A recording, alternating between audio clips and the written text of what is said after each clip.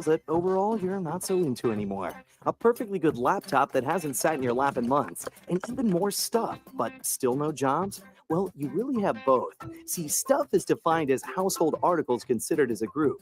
Sometimes this stuff is no longer needed. Wait, no longer needed? That can't be right. Because remember those jobs you were looking for? Those are really needed, and they're the stuff inside your stuff, even inside that winter coat that moved with you to Phoenix. Our job is to unlock those jobs, and it starts when you donate your stuff to your local Goodwill. Here's how we do it. When you donate to Goodwill, we sell your stuff to provide job training for people right here in your community.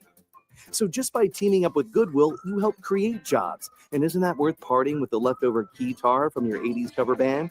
Goodwill. Donate stuff, create jobs. Find your nearest donation center at goodwill.org. A message from Goodwill and the Ad Council. Dear John, I was hoping it wouldn't come to this, but you've left me no choice. I'm leaving. Uncontrolled high blood pressure is really serious, and lately you seem to really not care. I've been there for you since day one, and I know you think I'm going to keep ticking. But no, my friend, I can quit whenever I want. Why can't we get back to the good times, when we were more active and ate more healthy foods, and you checked on me every once in a while? Is that too much to ask? I don't want to leave, but unless you stop ignoring me, what else am I supposed to do? Remember, when I quit, you quit. Sincerely, your heart. Listen to your heart. Don't let it quit on you. Doing the minimum to control your high blood pressure isn't doing enough. High blood pressure can lead to a stroke, heart attack, or death. Get your blood pressure to a healthy range before it's too late. Find out how at heart.org/blood pressure. Check, change, control. A message from the American Heart Association, the American Stroke Association, and the Ad Council. Hey, what's up, everybody? I'm Jason Derulo. I love that music connects to people all over the country. But unfortunately, so does something else. Childhood hunger. 15 million kids struggle with hunger right here in America. And yet, every year, billions of pounds of surplus food in the U.S. go to waste instead of going to the children in need. Feeding America is working to change this. The Feeding America nationwide network of food banks rescues this surplus of food to help provide meals to families in virtually every community in the United States, including yours. But they just can't do this alone. Join me in the fight against hunger in America. For more information on what you can do to get involved, visit feedingamerica.org. That's feedingamerica.org. Together we can solve hunger. Together, we're feeding America. A message from Feeding America and the Ad Council.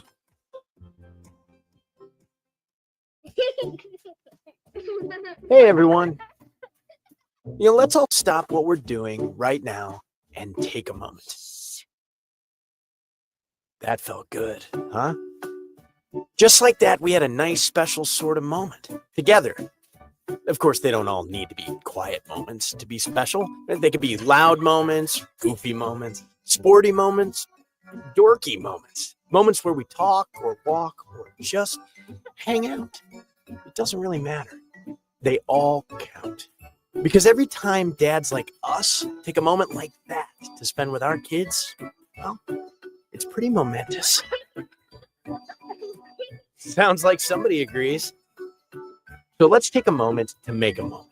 Today, call 877-4DAD-411 or visit fatherhood.gov. Brought to you by the U.S. Department of Health and Human Services and the Ad Council. Music is a bridge between the material and the spiritual. My name is Harvey Lauer, and I'm 82. As a blind person, you have to be aware that nobody can tell you what you can or can't do. You really have to try things. My folks got me a little radio in 1940, and that was the best Christmas present I ever got.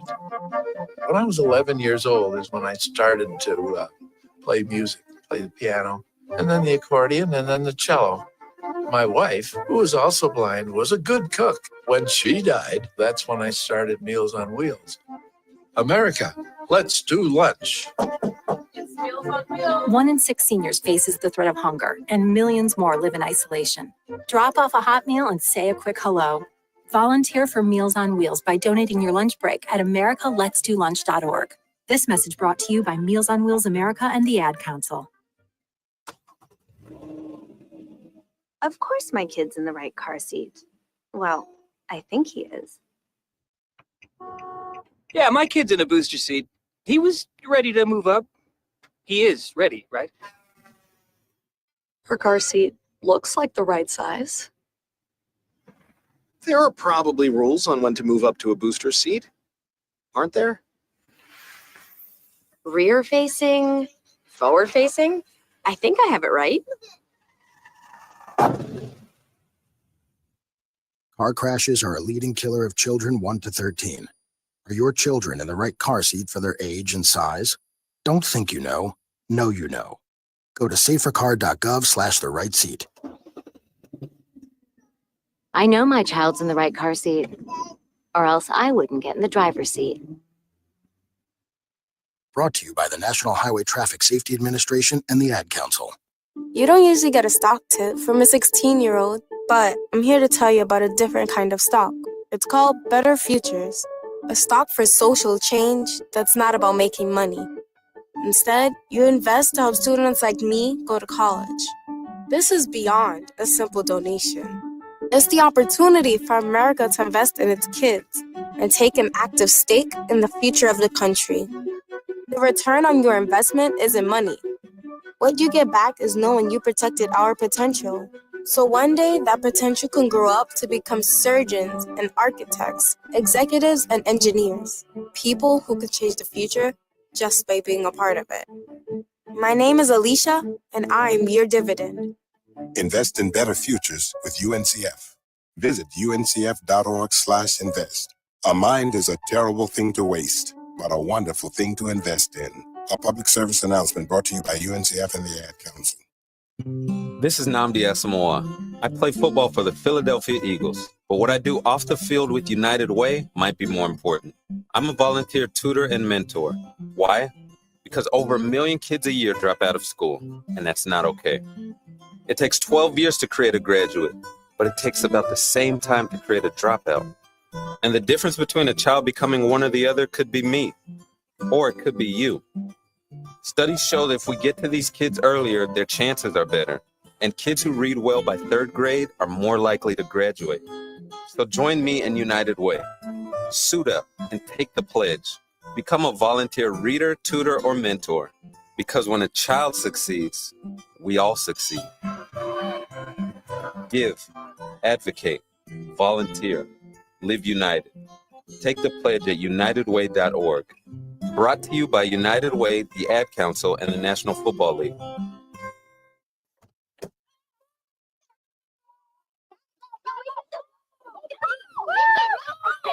They'll challenge your authority.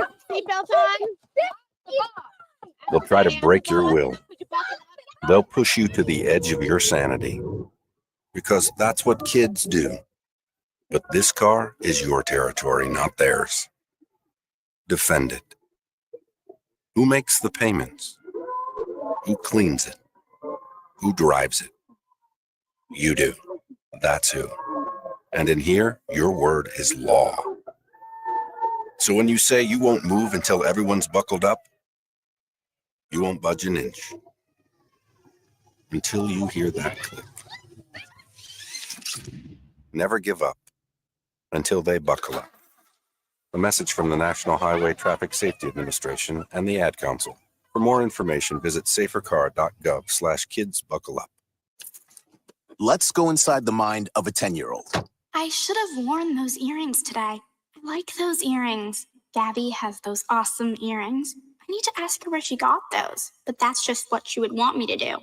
I'll have Michaela ask her for me. Buckle up, Sarah. Yeah, but then Michaela will be like, why don't you just ask her yourself? That's just like Michaela. Sarah, buckle up. Michaela's such a great name. I wish I was called Michaela. There's like a dozen Sarahs in my class. Hey, we're not hitting the road until you buckle up, honey. Oh yeah, seatbelt. I forget sometimes because my brain is like busy, you know? I wonder if there's pizza at school today. Sometimes it can be tough to get through to your kids, but it's not impossible. Always make sure they're wearing their seatbelts, even on short drives. Remember, you have the keys, you have the power. Never give up until they buckle up. A message from the National Highway Traffic Safety Administration and the Ad Council. Visit safercar.gov/kidsbuckleup for more information. It's the Worldwide Sports Radio Network. The Jets fire Joe Douglas. Tyrese Maxey takes shots at Joel Embiid. And Draymond Green says the NBA wants him to be suspended to create more buzz. And much, much more on a new episode of Job in the Mouth. The Nets are going to give him a significant one. They're going to have a ton of money to spend. Why not put it in one of the top 3 offensive players in the league?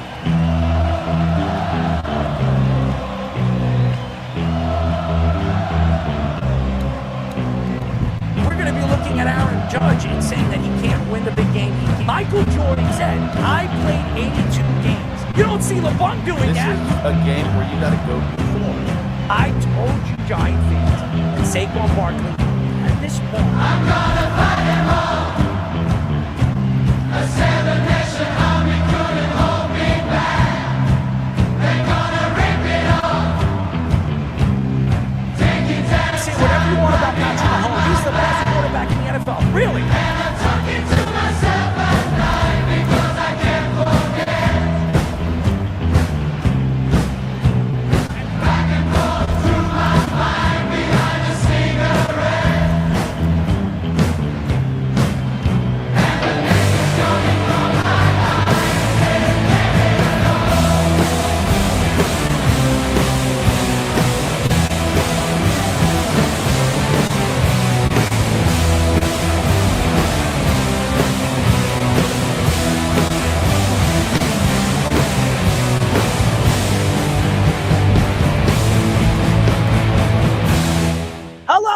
Hello. Welcome, everybody, to a new show of Jabba in the Mouth. I'm your host, Errol Marks. My co-host, Jabba Chamberlain, and the speedster, Speedy Petey, 631-672-3108 is the number to call. Our executive producer, Mr. Aaron Fishman, and the Tick is here, ladies and gentlemen. He will be doing Scoops' job tonight as he's producing something over there at Hofstra University.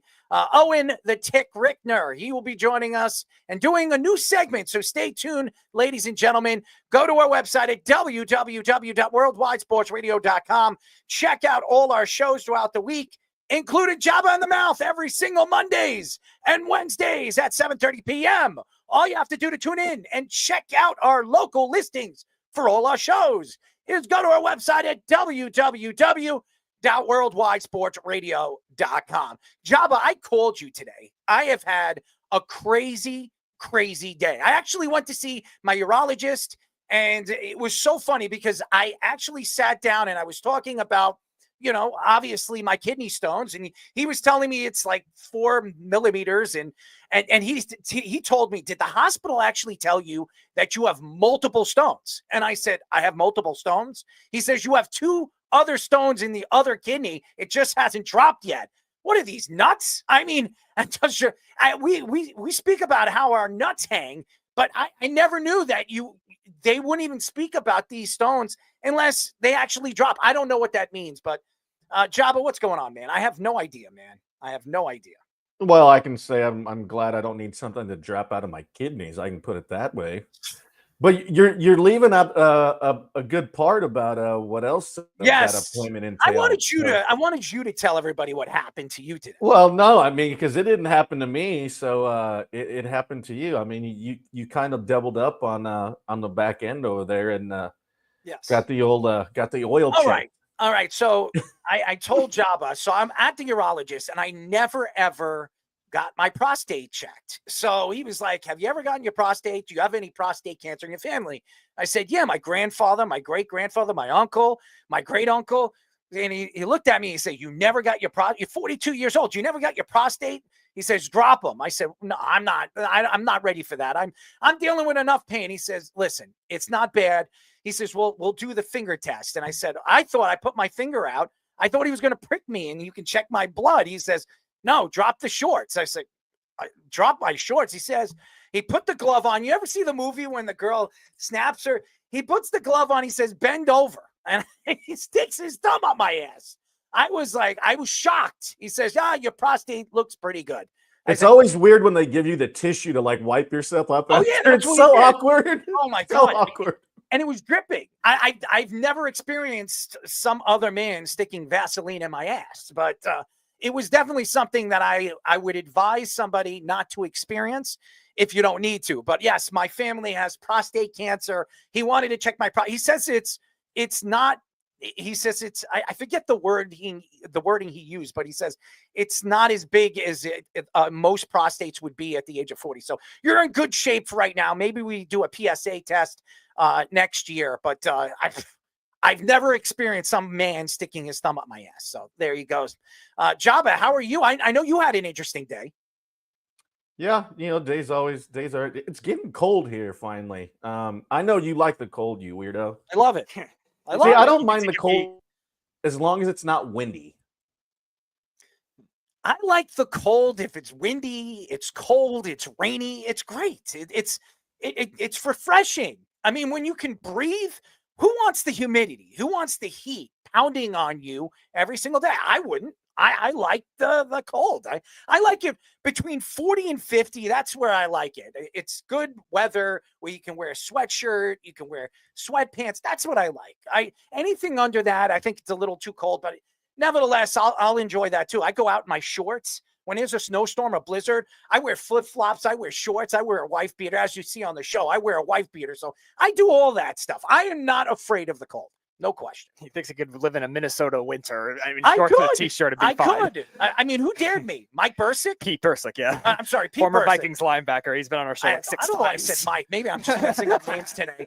I mean, I got a thumb up my ass, so maybe that's why I messed up his name. But, yeah. So it was definitely not a day that I want to remember. But guess what? He says that I don't need surgery right now. All I have to do is keep taking what I'm taking, drink a lot of water, and hopefully he says that if you get an x-ray, which I'm going for an x-ray tomorrow, we can find out where the other stones are and maybe I can zap them down. So, yeah. I mean, he tells me, well, the stones haven't dropped. I was like, my balls have. What does he mean by zap them? I don't know. He was telling me like there's some kind of procedure that he can zap. If he knows exactly where the stones are, he can zap them down. They can fall right down. So I told him I'll get the x-ray. I just didn't appreciate the thumb in my ass, okay? Just letting you know. I didn't appreciate it. What kind of man would like a thumb in his ass? I mean, Speedy might, but no. I mean, seriously. Well, I mean, sir, how about you, Jabba? Do you like thumbs in your ass? It's awkward. Like I said, the most awkward thing is like when they just give you the tissue and you're like wiping yourself. I'm like, I'm not in the comfort of my own bathroom where it's so weird. Like, oh, here, bend over, boom, here, then, and then here you go, clean yourself up, sweet. I'm like, golly, it's so awkward. It's definitely something that you definitely don't want to experience. But your car had some problems today. You called me. You texted me when I wanted to speak to you about something. You said, I'm dealing with some problems. What happened to your car today? It literally just closed the back door and just the window just went down, and thank goodness I got a good buddy. He came over and he fixed it and got it all. The whole contraption, I guess, in the actual door itself had like shorted and broke, and so yeah, it was windy today, so that didn't help. But we got her done. It's all good. Don't have to worry Car's about anything. Back to normal. The Jobomobile, the Jobster mobile. It's like it's definitely. What kind of truck do you own, by the way? Well, it's the first thing I ever bought. So it's 20 years old now. It was the first thing I bought when I got back from Hawaii. The old school Hummer truck. Oh, look at that! I love those. Those are gas guzzlers, by the way. Oh, I get a solid 6.5, baby. That's because you live in cow country. Oh man, yeah. It's something, I'll tell you. But yeah, it's always something. Like I didn't even do anything. I just shut the door and it just came off. But it's old. It's 20 years old. It's only got 50,000 miles on it. That's old. 50,000 miles. I mean, that's like a brand new engine. Yeah, it's 20 years old, but oh, stop it. Stop being a baby. It's the first thing I ever bought, so it means something to me. I got you. Speedy, how was your week so far? I mean, we've We haven't seen each other since Monday. How's everything been?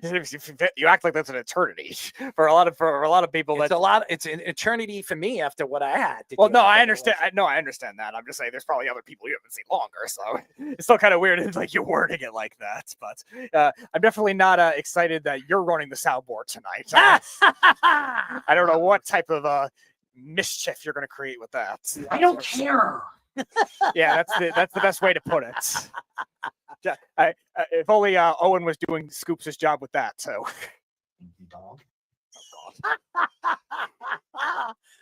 9 o'clock, we'll be talking to former Nationals, Angels, Rays, and Mariners second baseman Danny Espinosa will be joining us. So we're going to have some fun with Danny as we do with every single guest. And let's get into it because we got a lot to get into. We have a new segment called Speedy Tic-Tac-No. You're too slow, Speedy.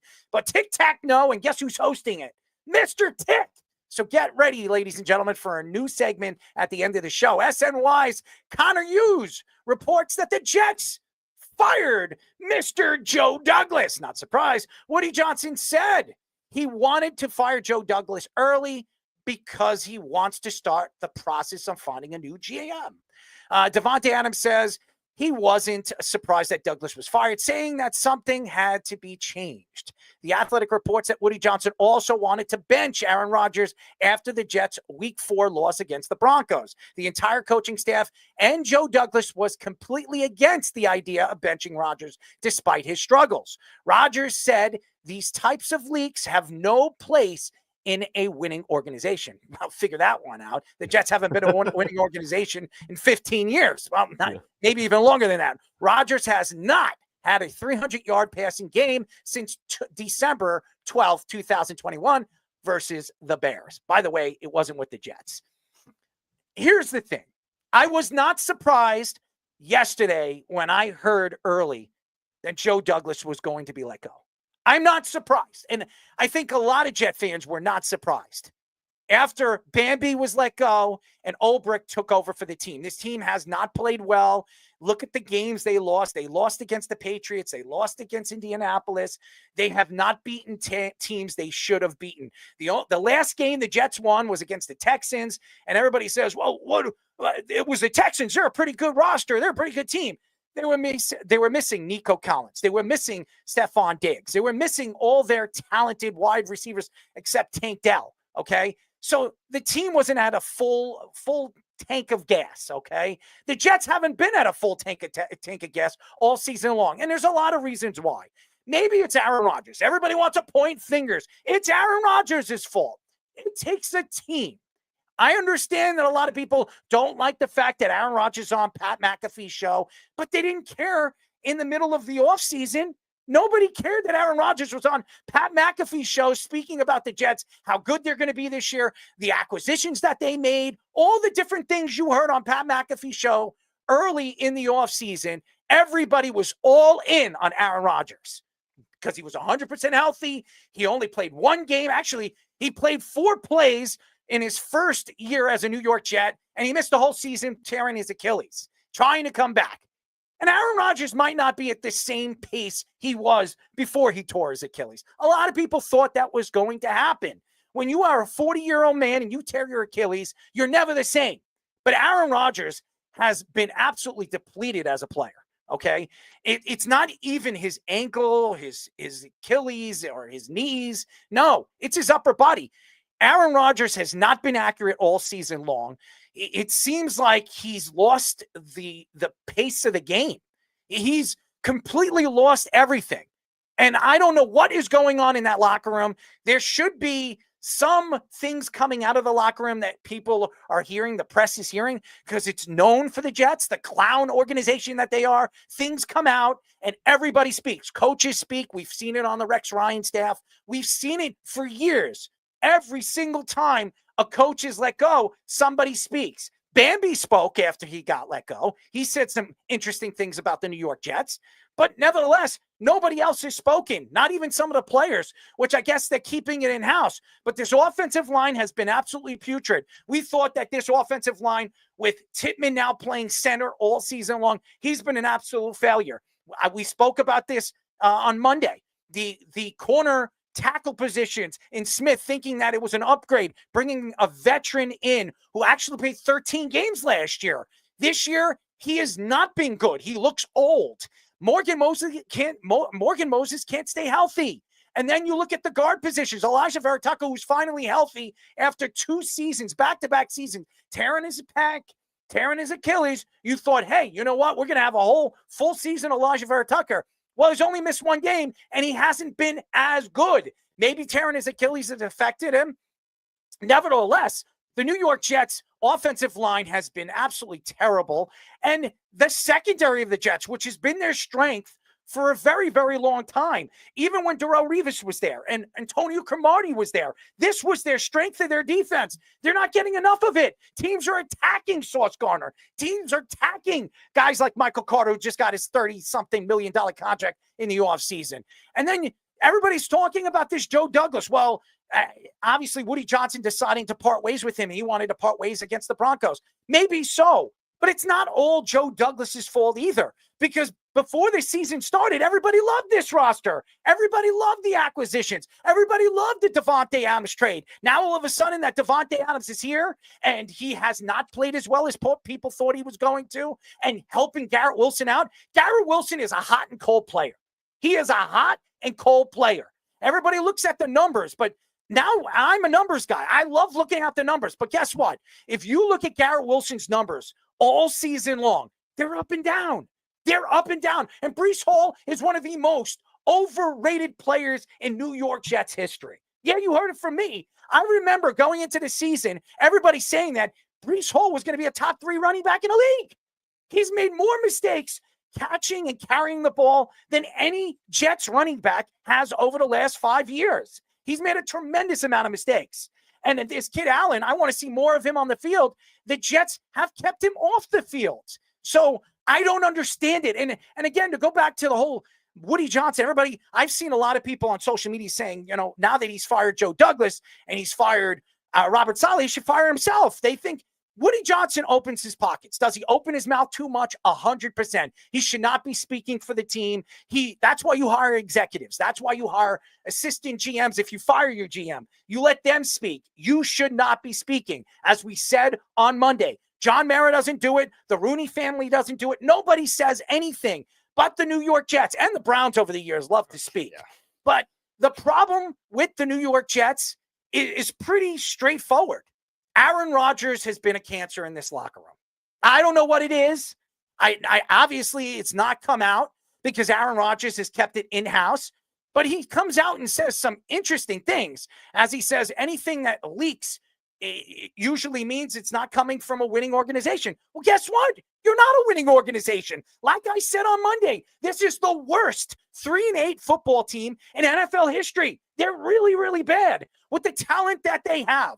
It's a tremendous amount of talent. Yes, they lost one of their best defensive players early in the season. McDonald looks like he's a player. And then you made a trade in the offseason to bring Hassan Reddick in. He's made the Jets an absolute mockery. He's still making the Jets an absolute mockery. He's not showing up to games. He looks like he doesn't even want to be on the field with this team. And then again, these overpaid players, Quentin Williams, you would expect Quentin Williams actually show up week by week. There are games that Quentin Williams looks good, and there are games that he absolutely disappears. And we bring up Dexter Lawrence because that, to me, says a lot about the position. 2 years ago, everybody was probably saying that Quentin Williams was better than Dexter Lawrence. I do not believe Quentin Williams is even in the same realm as Dexter Lawrence now. Dexter Lawrence is on a whole nother level. He just got paid. Quentin Williams got paid for in a year ago, and he's not producing. We've seen this with Jets defensive players. But the Joe Douglas thing has been something that everybody expected. There was no shocker here. The Jets were letting him go. We said it before the season started. This was a mistake, bringing this coaching staff back. I did not think Robert Saleh was the answer. I've been saying that for the last year and a half. And I knew after week 4, Robert Saleh was gone. And then you bring in Ulbrich, and I know you're not going to go after and bring a coach in the middle of the season. Nobody is going to take the job. I just don't think Ulbrich's the answer either. I never thought he was going to be the answer of this team or this organization, even if he won. Antonio Pierce won that job after having 8 games to really prove himself over there with the Raiders. Ulbrich could have won 8 or 9 games with the Jet team. He was never getting this job. Joe Douglas was never coming back. And Davante Adams coming out, and it seems like it's the old Packers. It seems like it's the Packers. Davante Adams says something. Aaron Rodgers says something. It seems like they're the ones speaking and nobody else is. And Sauce, for a guy that was all over social media all offseason, speaking so highly of this team, where are you right now on social media right now? Where are you? Because you have been beaten by teams and wide receivers you should not be beaten by. When you were playing against the Texans and when Tank Dell was running all over you. How about Indianapolis? How about Downs catching the ball the way he was doing, the way he was catching the ball against you? You looked horrible. You're an old pro ball player. You say you're the best of the best. You compare yourself to Darrelle Revis. You say you're going to go down as the greatest corner to ever play the game. If you're the greatest corner of all time, why are you playing like that? I've never seen Deion Sanders do that. I've never seen Darrelle Revis do that. I've never even seen Antonio Cromartie and his 12 kids. He needs to feed. You need to feed. You go out there and you play the game. This Jets team has been absolutely despicable. I can't stand watching them. I've said it on Monday and I'll say it again. All we do is talk about the Jets. All we do is speak about the Jets. You know why? Because it's a joke. They're clowns. I thought that the Giants were a clown organization for the last 2 years. After this year, with the talent that the Jets have, the Giants have no talent. They've got like 5 guys that most teams would take on their roster. The only clown thing they've done is they bring in Mr. Cutlets. That's the only clown thing, and it's not signing Saquon Barkley. But they're an organization that wasn't expected to win. The Jets, I thought the Jets were going to win 11 or 12 games, even with the bad coaching. And then after the first 4 games of the season, I knew the downfall was coming. This is very Jet-like. I don't know what's going on with this organization. I don't know what's going on with Aaron Rodgers in the locker room. But you can tell that a lot of the players are not very big fans of his. You can see it on the sideline. He's sitting there shaking his head when the defense out there. You think the defense doesn't notice that? You think the defense doesn't see him on the Jumbotron? Seeing him shake his head when the defense is giving 3rd and 11 plays out? What are you doing? What are you doing offensively? If you look at his numbers right now, and again, this is not Aaron Rodgers-esque. 2,442 yards. He's played in how many games? 11 games? 11 games. 17 touchdowns and 7 interceptions. That's more than any Jet quarterback has had in a long time. I'm not going to lie. To touchdown to interception ratio. There's no question. But this is a guy, career was 103 quarterback rating. Do you know what his quarterback rating is this year? 88.9. That's almost 14 points for what he has been his career. That is bad. Everything that we've seen with this team, leadership takes teams to the next level. C.J. Stroud, a rookie last year, took his team to another level because his team trusted him, believed in him. Even Joe Flacco, when he came in last year, was it with the Browns? What did he do with the Browns last year? The team trusted him. He was a leader. He's gone far in the playoffs. He's won a Super Bowl. They trusted him, and he took them all the way to the playoffs. Aaron Rodgers has won a Super Bowl. He speaks the game. He speaks it. The reason why Joe Douglas got fired was Aaron Rodgers. The reason why Bambi Salah got fired was Aaron Rodgers, because every single thing Aaron Rodgers wanted this year, he got. Every single thing. He wanted a veteran left tackle. He got one in Smith. He wanted a veteran wide receiver to come and play with him, one of his favorite players, Davante Adams. They made a trade and gave up a 3rd-round draft pick. He wanted another pass rusher in Hassan Reddick. He okayed it for the New York Jets. Every single player, every single piece the Jets brought in the offseason, off-season long, and throughout the season, it was all Aaron Rodgers-esque. They would have never done that if Aaron Rodgers wasn't there. It's just absolute. Joe Douglas don't give away draft picks. No. He don't give it away. Go look at that. Go look at the 5 years he's been here. Go look at it. The 5 years he's been here, he doesn't give away top 4-round draft picks in the middle of the season. He don't do it.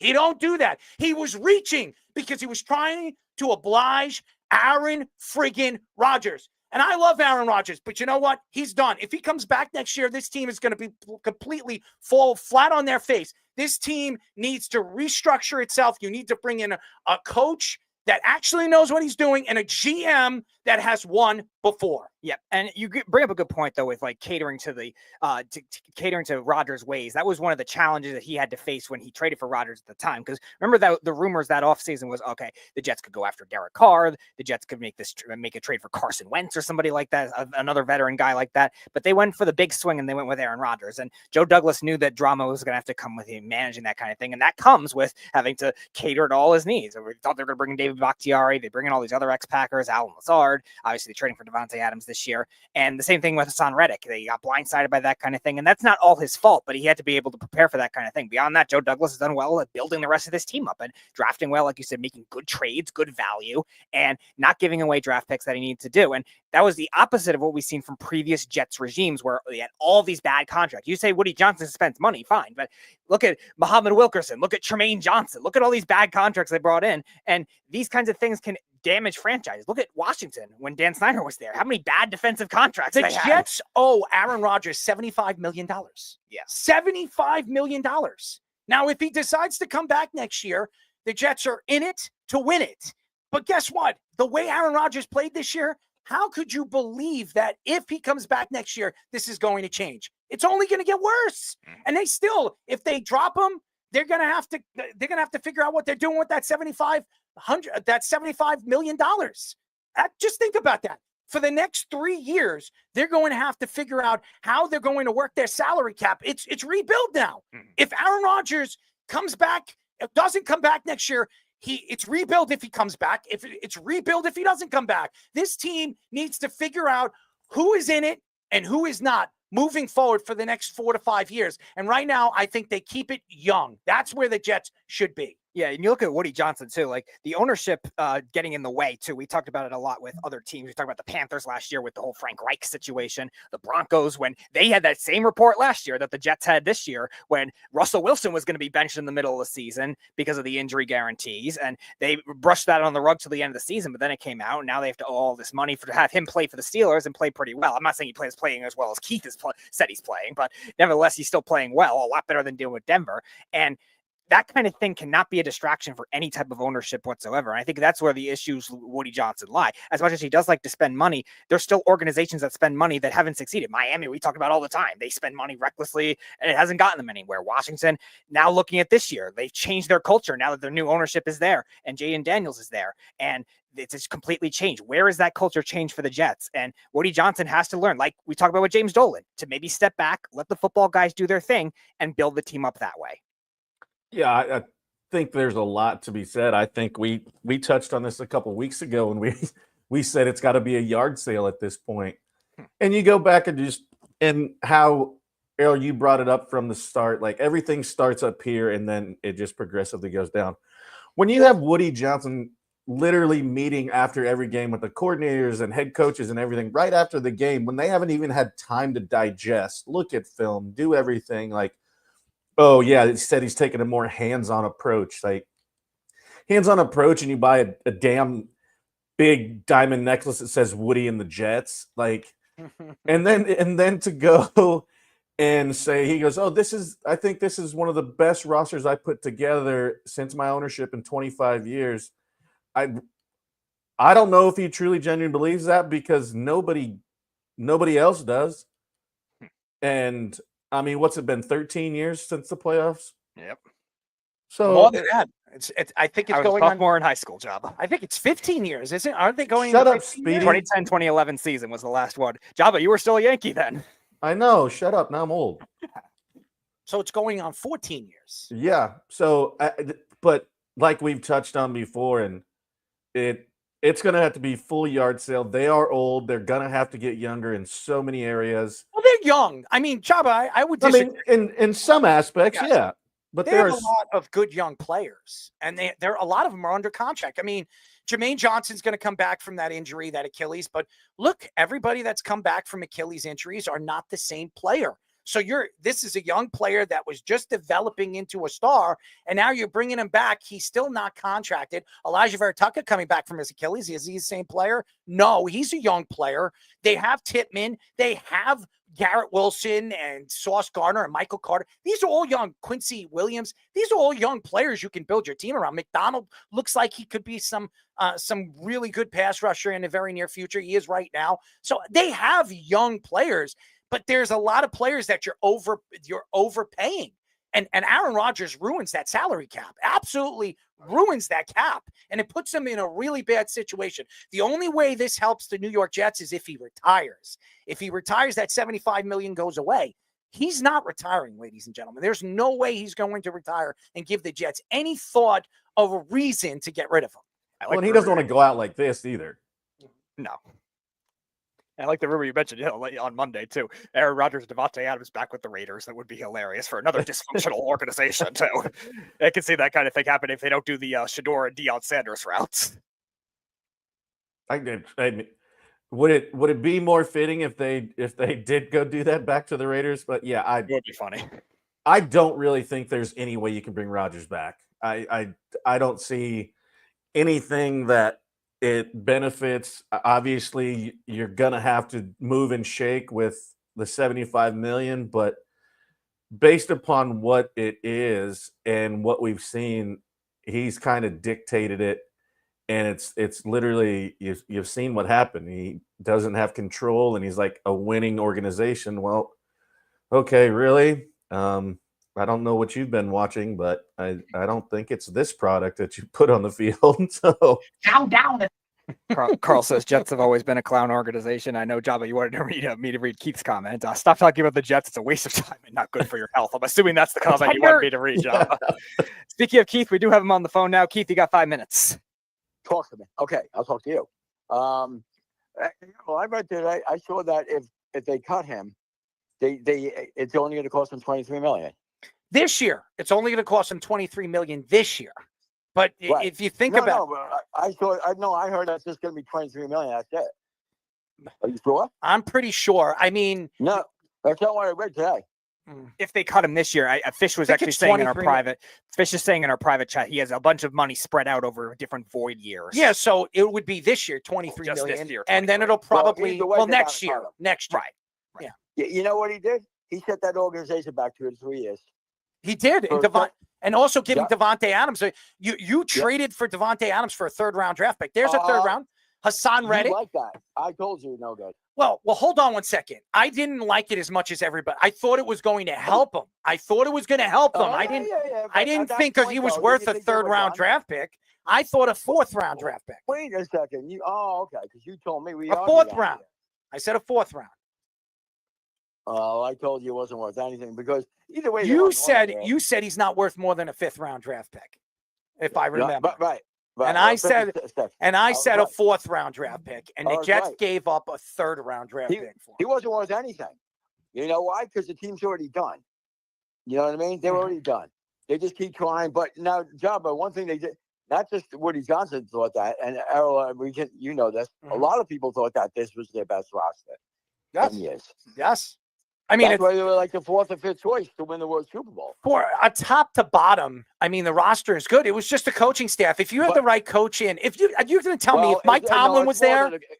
Well, definitely, yeah. It's more than a coaching staff, though, because it's definitely that's the most part of it. And, because the offensive line, the guys said, we're done. You know what I mean? They were done. So without a line, you don't win. And Breece Hall is good, you'll say. What were the better options for the offensive line, though, Keith? I didn't say there's better options. I said they were done. Here's the reason why I'm not a big fan of Breece Hall. I wasn't a big fan of him last year, even when he came back from his injury. The problem with him is he's demanding the ball. He wants the ball, and the guy cannot, and I'll say this, on the goal line, he cannot punch it in. He has had a problem since he's come into the league punching it in. You're right. And I don't know why they don't. They should be playing Allen out all the time just to see what they got. They're done. Play Allen. Do you know the Jets were the best defensive run team? The Jets were the best defensive red zone team last year, and they were one of the better. They were one of the top 5 red zone teams in the on the goal line all season last year. So they offensively and defensively, they were very, very good in that situation. You know, this year they're dead last in both defense and offense in the red That's zone. amazing. Could I you didn't think about they'd do that? this there defensively, you know, and Sauces just looks awful. Awful. And you're right about the whole thing. I never thought, you know, remember they were going to be a top 3 defense, and they're not even close. And that's not even. I mean, and they were much better with Salah. Once he left, forget it. They really went down. But either way, you know, let me ask you a question. What do you think about the guy in the? I would go for the Kansas City assistant GM who's been there for 16 years. Which one is that? I can't remember his damn name. I had it.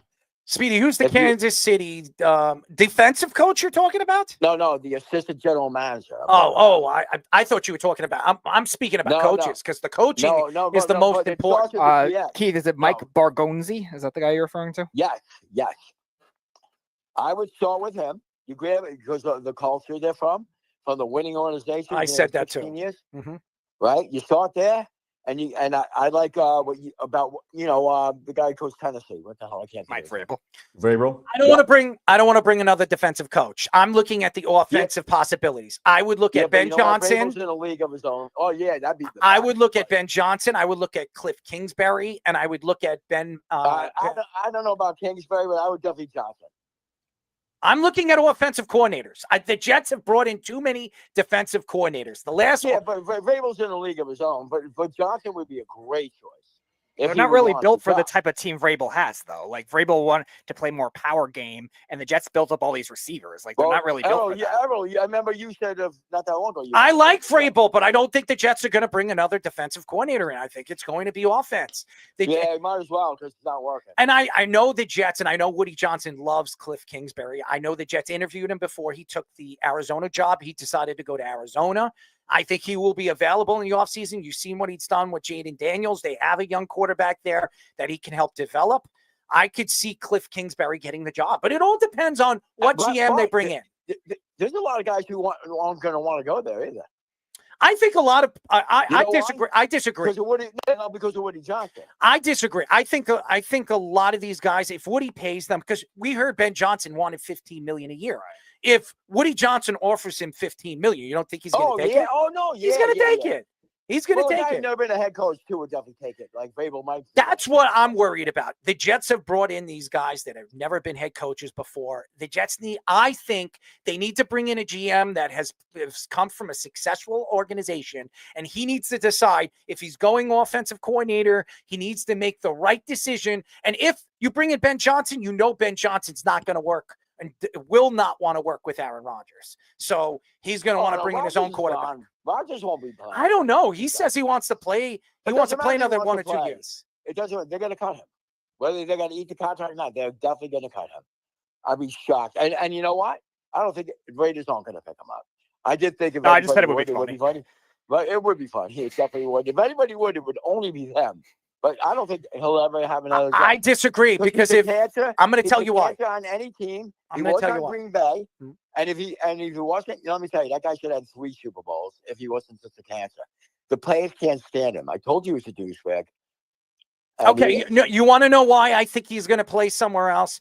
If Bill Belichick gets a job in the offseason, Bill would never want any. Really? Because Bill Belichick absolutely loves him. Bill Belichick. I disagree with you. It's going to take a 41-year-old quarterback. Why not? If he backs up, why not? Because he's not going to win, Errol. It doesn't matter. Right now, you're going to tell me if Bill Belichick takes the Jaguars job, Keith. If he takes the Jaguars and he's the why not? Why not right now? What are they doing? Who's their backup right now? Mac Jones? Mac Jones? You rather Mac Jones than Aaron Rodgers? Wait. No, I won't want Rodgers on my team at all. That's right. I would. Bill, if there's somebody that can deal with his personality, it's Bill Belichick. He has dealt with great and big personalities. Dude, Bill Belichick he will never ever want him on his team. I disagree. We'll see. I think he could work with him, and I think I don't think he'll ever get a job. I wouldn't take him on any team. He's done. Who needs him? He's a piece of shit. He throws his teammates under the bus. He's a scumbag, dude. He is. He's the cancer team. If he wasn't like that, Green Bay should have won at least 2 Super Bowls, not 1. Like the year the Giants beat them and then beat the Patriots. They were big favorites over the Giants. Well, we see what's going on right now with the Jets. The two guys that are opening their mouth more than anybody is Davante Adams and Aaron Rodgers. The two guys that are backing each other up. Davante Adams coming out and saying, I'm not surprised that Joe Douglas got fired. Why would you say that? I mean, you've been here for how many weeks? 4 weeks? Why are you opening your mouth? Yeah, you're right. When you said that, he said that, I'm like, you fucking kidding me? He thinks that, like, Douglas should have gone, who the hell are you? You know, you're right. Real quick to the NBA, I'll get off. What do you think about the Lakers and the Warriors right now, buddy? They're both, first of all, they're both playing well, but you know the regular season means absolutely nothing. No, wait. It doesn't. Now, listen. Of course, no, the regular season does mean something to get in the playoffs. Now, they might not keep it up all year. The Lakers, I mean about the coaching job. This is by far Kerr's best coaching job. By far. I mean, it's amazing what he's doing. He doesn't have that much. He has a bunch of young players, and he's finally playing the young players. But but they're not all that top. I'm saying he's got some good young players. You know what he's doing though? He's got to admit he's coaching. He's rotating 14 players. Right. Which he never did. Never did. So you have to admit that he's really come a long way. But just remember, it's only 13 games into the season. No, I know. But even what he's doing so far, the Lakers. The thing that I told you they'd be good, and Redick was a great choice for them, like I said. Even if they don't hold up, he's doing the best he can. And I'm glad now, son, you knew that Connect would be awesome, and he is. He had 37 last night, and now he's playing. But the only thing that'll hurt them in the long run is they're still weak on the bench. They're not deep. I don't know what Fish is. Fish, what are you doing over there? You're playing Davante Adams when we're talking about the Lakers. That's pretty funny, actually. But anyway, they are both. Redick is doing a great job. I know you didn't like it, but I think I was right on that one. Not to be right, but I do think. I think it's still early. I think it's early, but I'm saying for what so far they're both doing. They're playing well. They're all playing well. I'm going to tell you this right now. Denver is not the 5th best team right now in the Western Conference. They're going to jump, and so is Minnesota. And so is Minnesota. Minnesota, I don't think so because maybe they should. But Julius Randle, and he's playing pretty well, but he's the kind of guy he's never going to win a championship, man. I never said they're winning a championship. I think they're a lot better than their record shows. That's all I'm saying. He's got the most talent. I think the Knicks are a lot better than an 8-6 record. So. Oh yeah. Well, no, they're going to be okay. They'll be not. What are they? They're 8-6. They were 8-6, and they play Phoenix tonight. They're favorite of Phoenix because Durant's out. They'll be fine. But Cleveland, hey, our boy Kenny. I told you I love Kenny Atkinson. I want to think Knicks to bring him. Yes, I love him. We always did. Yeah, you're right. Long Island native. Yeah, he's a great coach, and he knows how to help point guards. Great coach. Yeah. And you know what he said? I read an article in Newsday about him. He gave Steve Kerr his props for being there. That was the best thing he did for his coaching career. Learn under Kerr, and because also of the winning. What's the word I'm looking for? Culture.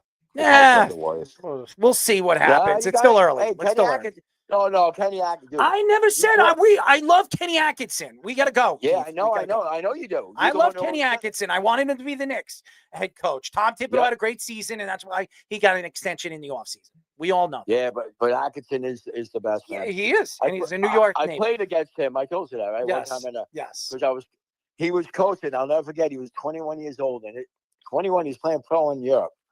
And he came in and he was doing like at a basketball camp, All-American basketball camp.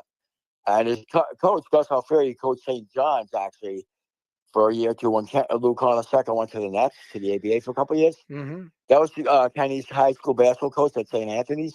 He was a great high school coach, this guy, right? He said, when Kenny was 21, he said, someday he'll be a great NBA coach, I swear. Keith, we got to go. All right, boys, have a good time. Thank you, Keith. And I love Kenny Atkinson. I think it was a great move for Cleveland to bring him in.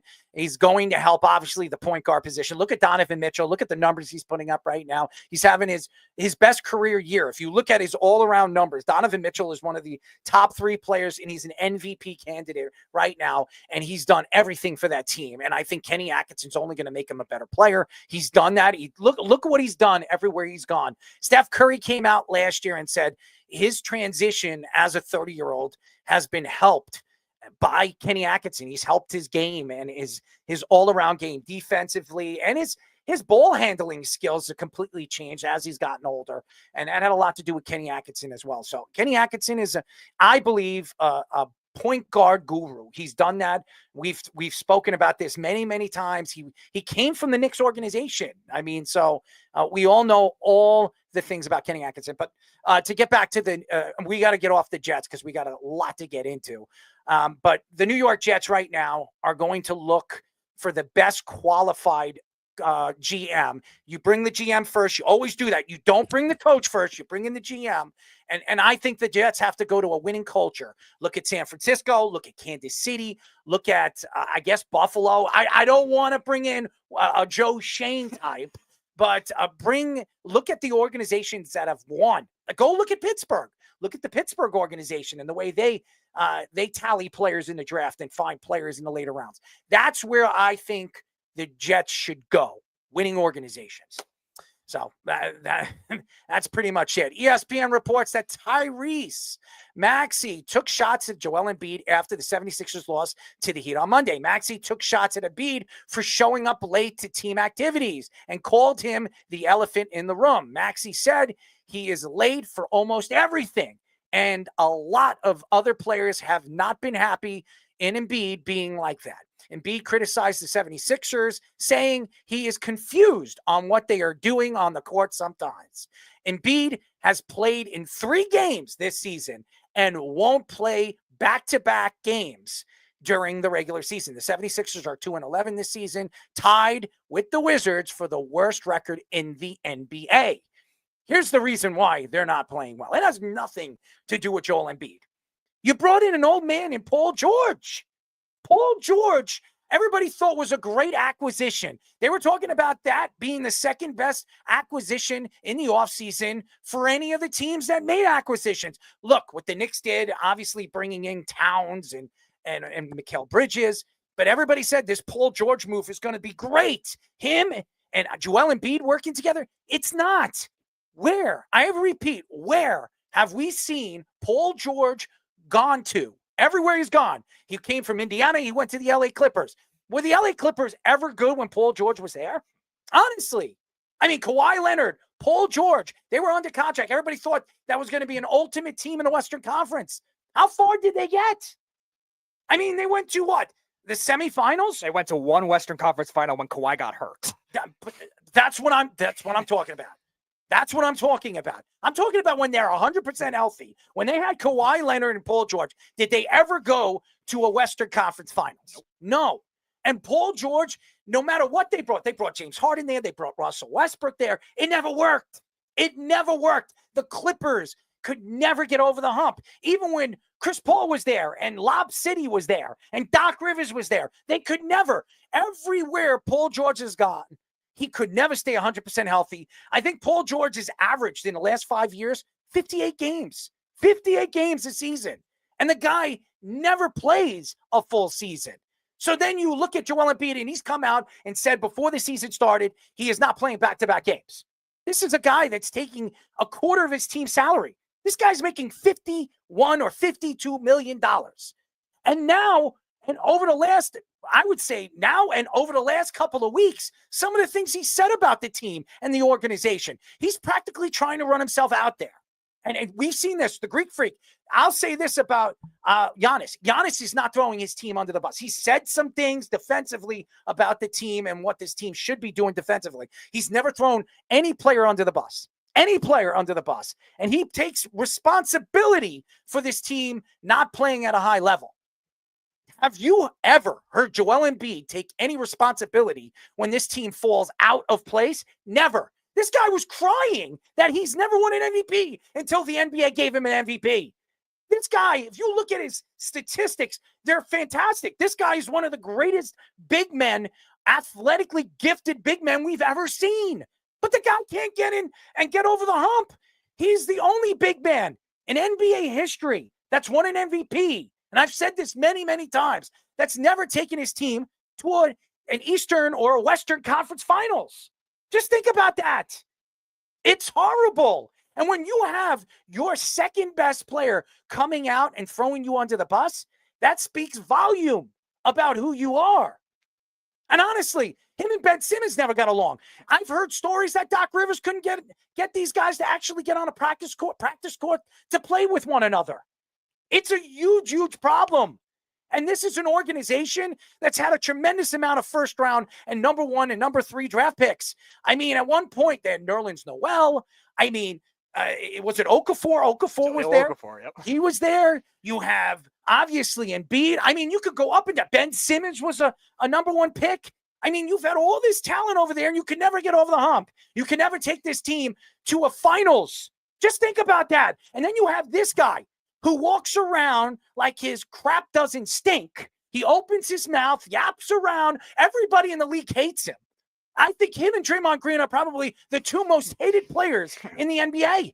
And they're both in different conferences. One's in the West and the other one's in the East. You ask anybody, who is the most hated player in the Eastern Conference? I guarantee you Joel Embiid's name would be popping up 9 out of 10. Okay? And we all know everybody hates Joel Embiid. I mean, Draymond Green and also Brooks. He's not a very likable person either. But right now, if you're looking at the big picture here, if I were the 76ers, if you can get rid of this contract, if you can somehow move it and get a tremendous amount of players back for him, I would do it. This guy's a cancer. He's come out and said he's not playing back-to-back. This guy's got knee problems. This guy, and you saw what he did with the Knicks in the playoffs last year. Look what he did. Look how many fights he started. DiVincenzo, look at the fights. Mitchell Robinson is out till February because of Embiid. It's not something that you haven't seen or not understand. He is an unlikable player. And I'm going to tell you this right now. The 76ers are an organization that makes a tremendous amount of mistakes. And if they hold on to this guy for any longer than they should, this is going to set this team back for at least another 5 to 6 years. Yeah, you also look at the fact that Maxey is the one trying to inflict the leadership as a younger player when Embiid has been the veteran superstar there for a while. And I think we talked about it a month ago. A lot of people were questioning Embiid's leadership as it was. And you even said when he has the reputation of being the most hated player in the league, both on and off the court. He claimed he was the self-proclaimed most hated player in the NBA back in July. And we talked about that. It was hilarious. And you also look at the fact that at this point, he has not played more than 3 games, and your team is 2-11. Like, at what point do you say, all right, I have to actually play to get this team to be relevant, to even make the playoffs? And at this point, like, you're trying to squeak in to be a play-in team at this point. You know what that means? You're going to have to be playing extra games. Like, why is that good for your workload either, Joel? So just see the big picture here. And why is Tyrese Maxey being the one that is the only one being a leader? You're right, Paul George really hasn't been much of a leader too. He's been barely on the court, and he's just been an ego ever since he's gotten there. Why is Tyrese Maxey the only one of these big-name players stepping up and being a leader for this team? It's a recipe for disaster, and you're right. Maybe they do have to look to move on finally from Embiid. No, I'm not embracing it. No, I mean, I think we touched on him, what was it, a couple weeks ago, and how he was calling Philly out for everything that he's done for them. What have you done? Are you talking community-wise? Are you talking about on the court? Are we talking about as a whole? I just think he's so much of a me guy that it's disgusting. And when you come out and say, I'm not playing back-to-back games, then you have your director of baseball ops guy coming out saying the same thing. I'm like, that could stay in-house. Why does that even need to be said? It's going to play itself out anyways. And we've just seen the type of person that he's become and whatever. I think it would be hard to move that contract, but if you could have somebody pull the trigger on something, I'd get him the hell out of there. Jabba, just look at this. If you look at his numbers right now, in the games that he's played this year in the regular season, he's played 30 minutes. He's averaging 14.7 points a game and 6.3 rebounds and 4 assists a game and about 1 block a game. Just think about that. This guy is making $50 million. He's not playing back-to-back games, and he's a shell of what he has done over the last couple of years. I mean, he's an average 30 points a game, and he's only averaging under 15 right now in the with the 76ers. It's a bad look right now, and the fact that he's not playing back-to-back games, he's not going to get any rhythm. Basketball is all about rhythm. You know this. Everybody knows this. How are you going to get rhythm or gain rhythm if you're not playing back-to-back games? And you're not traveling with the team. He's already come out and said that even some of the back-to-back games, he's not going to travel with the team. He's going to stay home and take, physical therapy for his knee. So it just shows it shows that he's not a team player, and it's a big, big problem.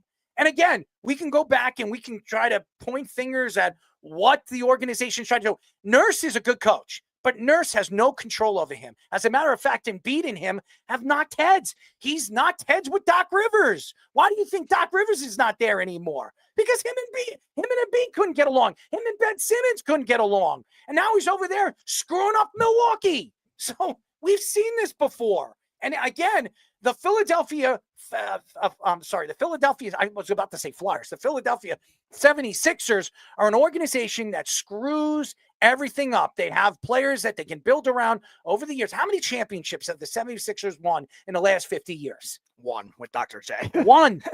Just think about that. Even the Knicks, the New York Knicks that haven't won a championship since the 70s, won 2 championships. Just think about that. It's bad. It's bad when you have a big city like this. The 76ers are so beloved over there. They pack out the arena, except when they play the Knicks. But nevertheless, I think the situation right now is how could we move this contract? Where could we move it? Who would be interested in taking Joel Embiid? It used to be the Knicks, but after what happened with Mitchell Robinson, there's no way they're taking that contract. So where do you send him? Maybe OKC. We've brought up Giannis. Maybe that's a place that you could send. You're not going to get a lot of first-round draft picks for Joel Embiid, especially he doesn't want to play back-to-back games. How about Houston, a team that has a bunch of young players, have some draft stock? Maybe the Nets. I mean, that would be funny. I'm just saying, maybe the Nets will be willing to take on a contract like that and move Ben Simmons if they could find a way to move him. That'd be funny. Let it beat it. Simmons rot with the Nets.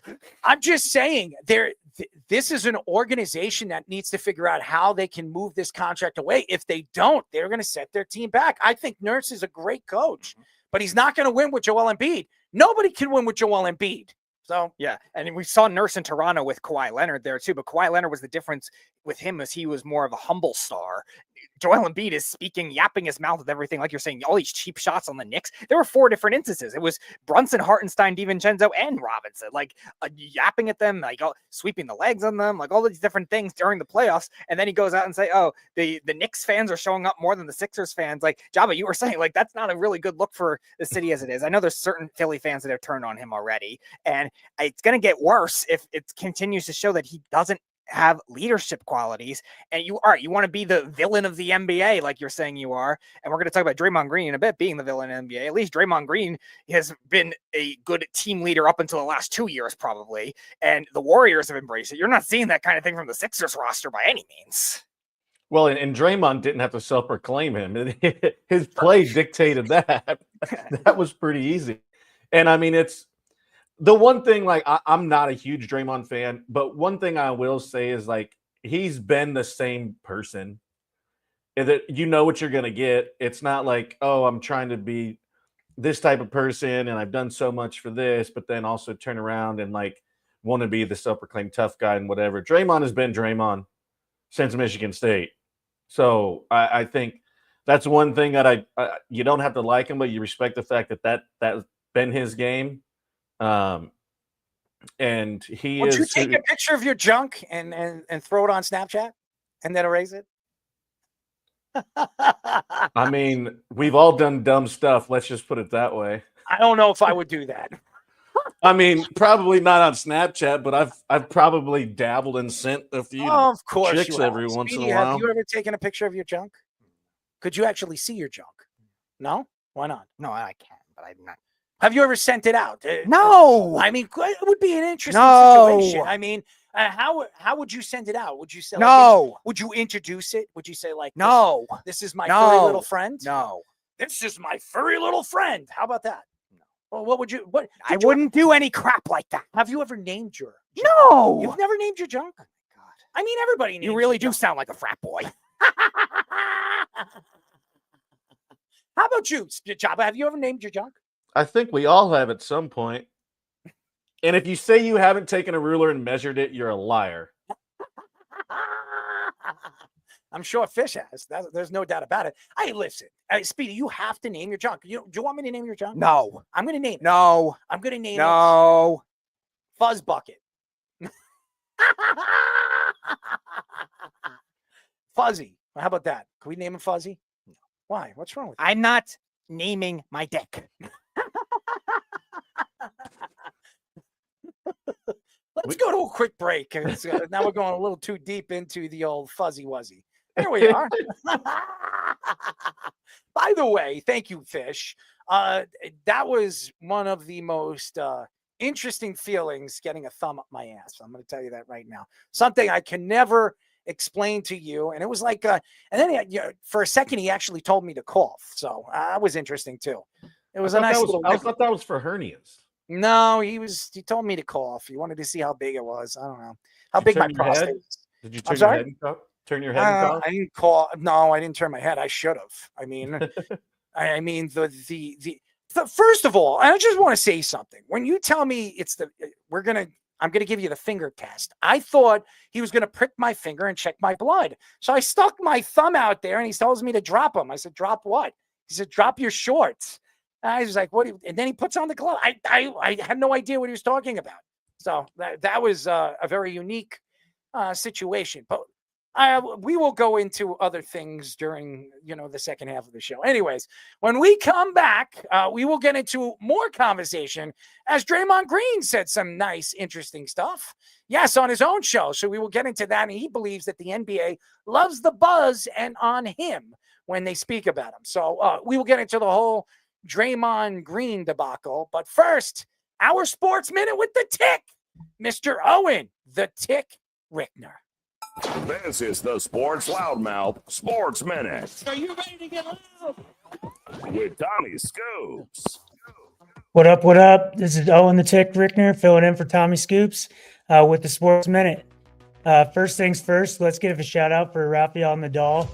He officially retired after losing the Davis Cup yesterday.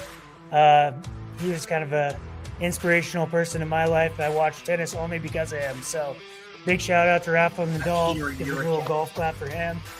Dalton Knecht goes off for 9 threes yesterday, 37 points. LeBron had some harsh words to say for other teams as 16 effing teams passed up on him, and they didn't know if they could. They don't know if they watch basketball or not because they got a steal there. Dion to Cowboys. Who knows? Michael Irving says that Dion is going there. Has sources that says they're going all in after him. As Dion says, he's got a kickstand down in Colorado, and it's beautiful there, and he loves it there. But everybody knows a kickstand's just easily kicked back up, and you can move wherever you want to go. Caitlin Clark says that she won't be playing in the 3-3 unrivaled league. So that's big news for WNBA. She's going to focus on the WNBA season and getting better. As for scores at college football, we got Buffalo beating EMU 17-0 at half. Ohio is down to Toledo 7-0 at half. We also got Chicago trailing the Bucks 67-53, and that game's almost at halftime. We also got Cleveland beating New Orleans 69-55, and that is at halftime. Houston is currently playing the Pacers, and they are up 29-23 with 7 seconds left in the first. As for now, I'll kick it back to the guys, and we'll get going on the Draymond Green topic, and go Warriors. Any questions? This is the Jabba and the Mouth Show. 631-672-3108 is the number to call. You're listening to Jabba in the Mouth. I'm your host, Errol Marks, my co-host, Jabba Chamberlain and Speedy Petey. Go to our website at www.worldwidesportsradio.com. Check out all our shows throughout the week, including Jabba in the Mouth every single Mondays and Wednesdays at 7:30 p.m. All you have to do to tune in and check out our local listings for all our shows is go to our website at www.worldwidesportsradio.com. Yes, if anybody's wondering where Scoops is right now at Hofstra University producing a show over there. So it is Mr. Tick filling in for him for our Sports Minute. So thank you, Mr. Tick. But I will say this. And we're going to get into the whole Draymond Green situation. I know everybody's sitting here and they want to say that, well, the Knicks aren't playing good basketball and the Knicks don't look good and they're not going to be a good team this year. You're adding pieces, new pieces to this roster. You lost Julius Randle. He goes over there to Minnesota. You lose Dante DiVincenzo, who is one of the better three-point shooters the Knicks have had since John Starks. Yes, John Starks. And he's over there. He's not having a good season over there with the Timberwolves. And then you bring in Mikal Bridges, who's starting to figure out how to play in this defense and play in this offense and be that third-tier guy in certain games, maybe even the second guy. And then obviously OG Anunoby playing 100% healthy this year. And you're figuring out where you're going to use him. You're going to use him as the 3 or the 2. So the Knicks are still trying to figure out how they're going to use their rotation and position their rotation moving forward. And remember, Mitchell Robinson is not back. How does this work when Mitch comes back?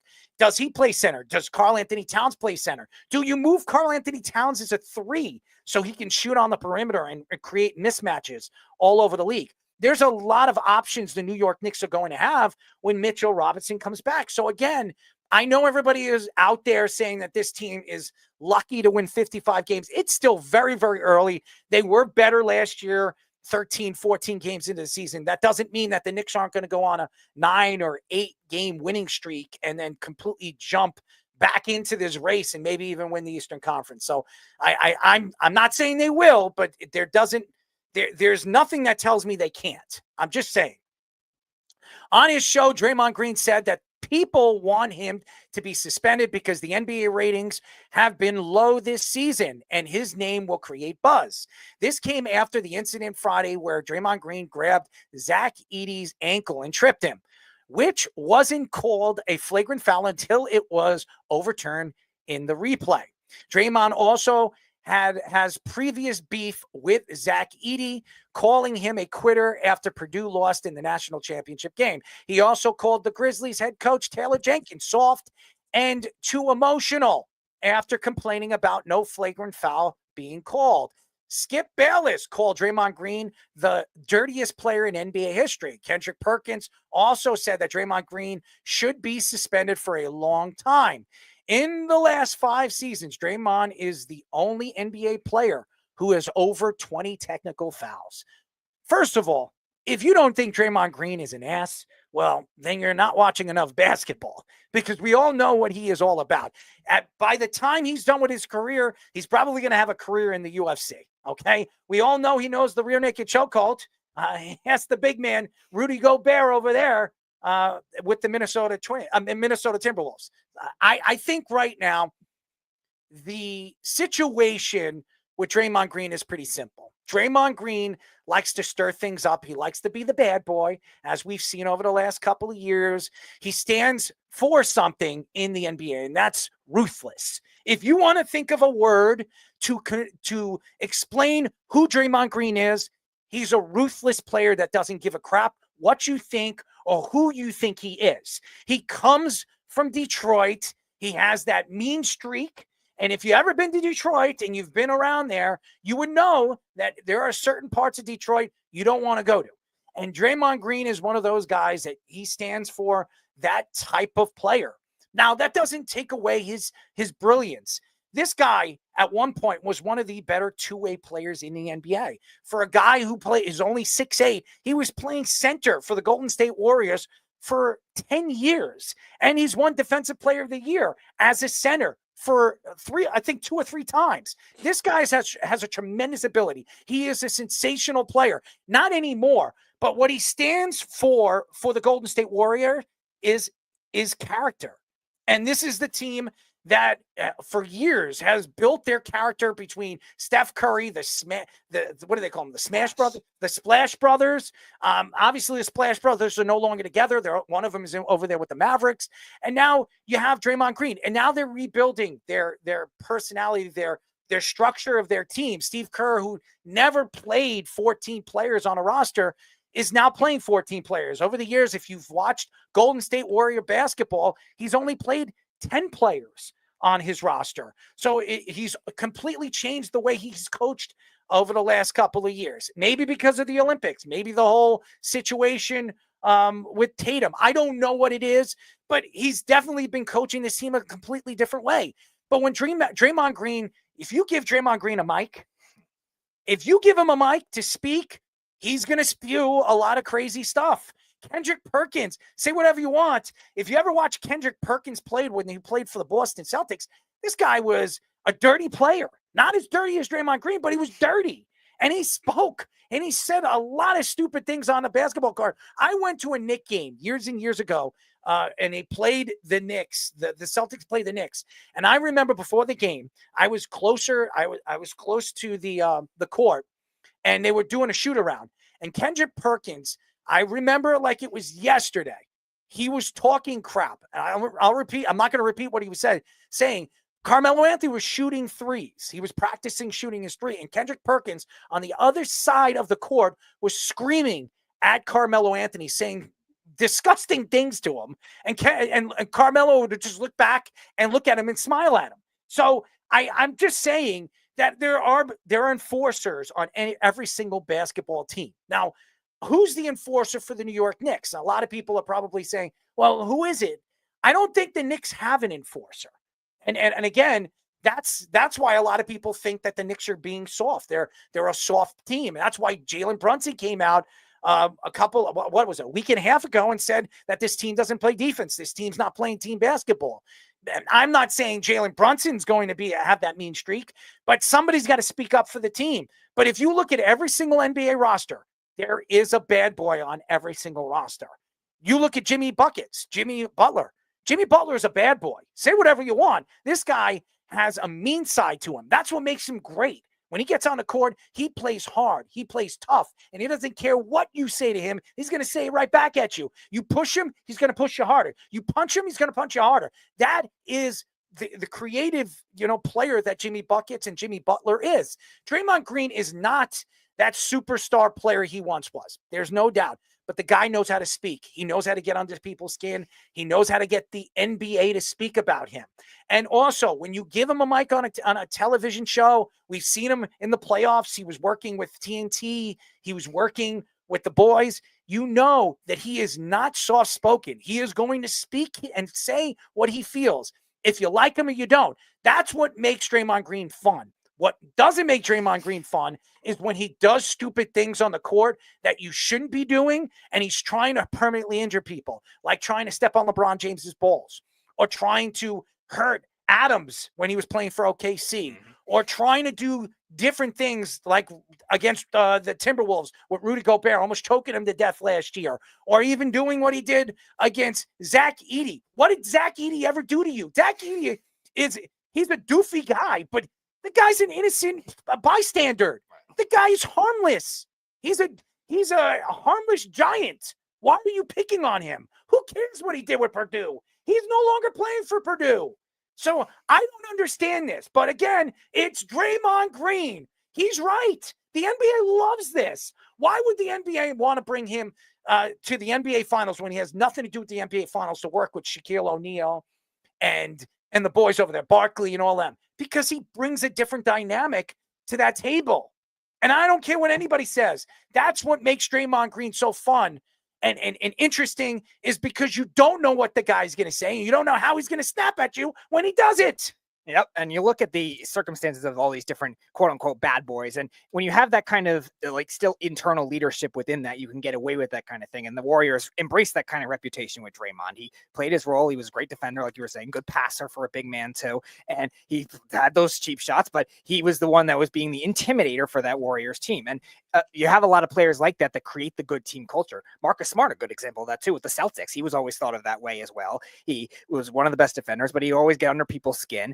They trade him eventually, but again, he still built the Celtics for what the culture is now in that way. And Jimmy Butler, like you're saying with Miami too, bringing that same kind of vibe. But then you have the opposite, like we were talking about with Embiid, where it kind of can ruin that team culture. And you're seeing it now with Draymond, with the story last year of the Warriors players turning on him, the Warriors fans turning on him. That kind of thing does not help either. Every team has a bad boy. I don't care. I'm not talking about beating somebody up like somebody like Draymond Green has done. But look, right. Boston, they have Jaylen Brown. He is a very hated player. I mean, Cleveland, if I'm not mistaken, they have Tristan Thompson. He's not a friendly player. He'll go out there and cause trouble. Every single team has one, except the only team that I can pinpoint is my team. The team that I root for is the Knicks. I'm still trying to figure out who the bad boy. Dante DiVincenzo was a bad boy for the New York Knicks last year. He would stick up for Mitchell Robinson. I'm not going to say Mitch because Mitch didn't even stick up for himself in the playoffs. I'm not even going to say it's Mitch. But the Knicks don't have a bad boy.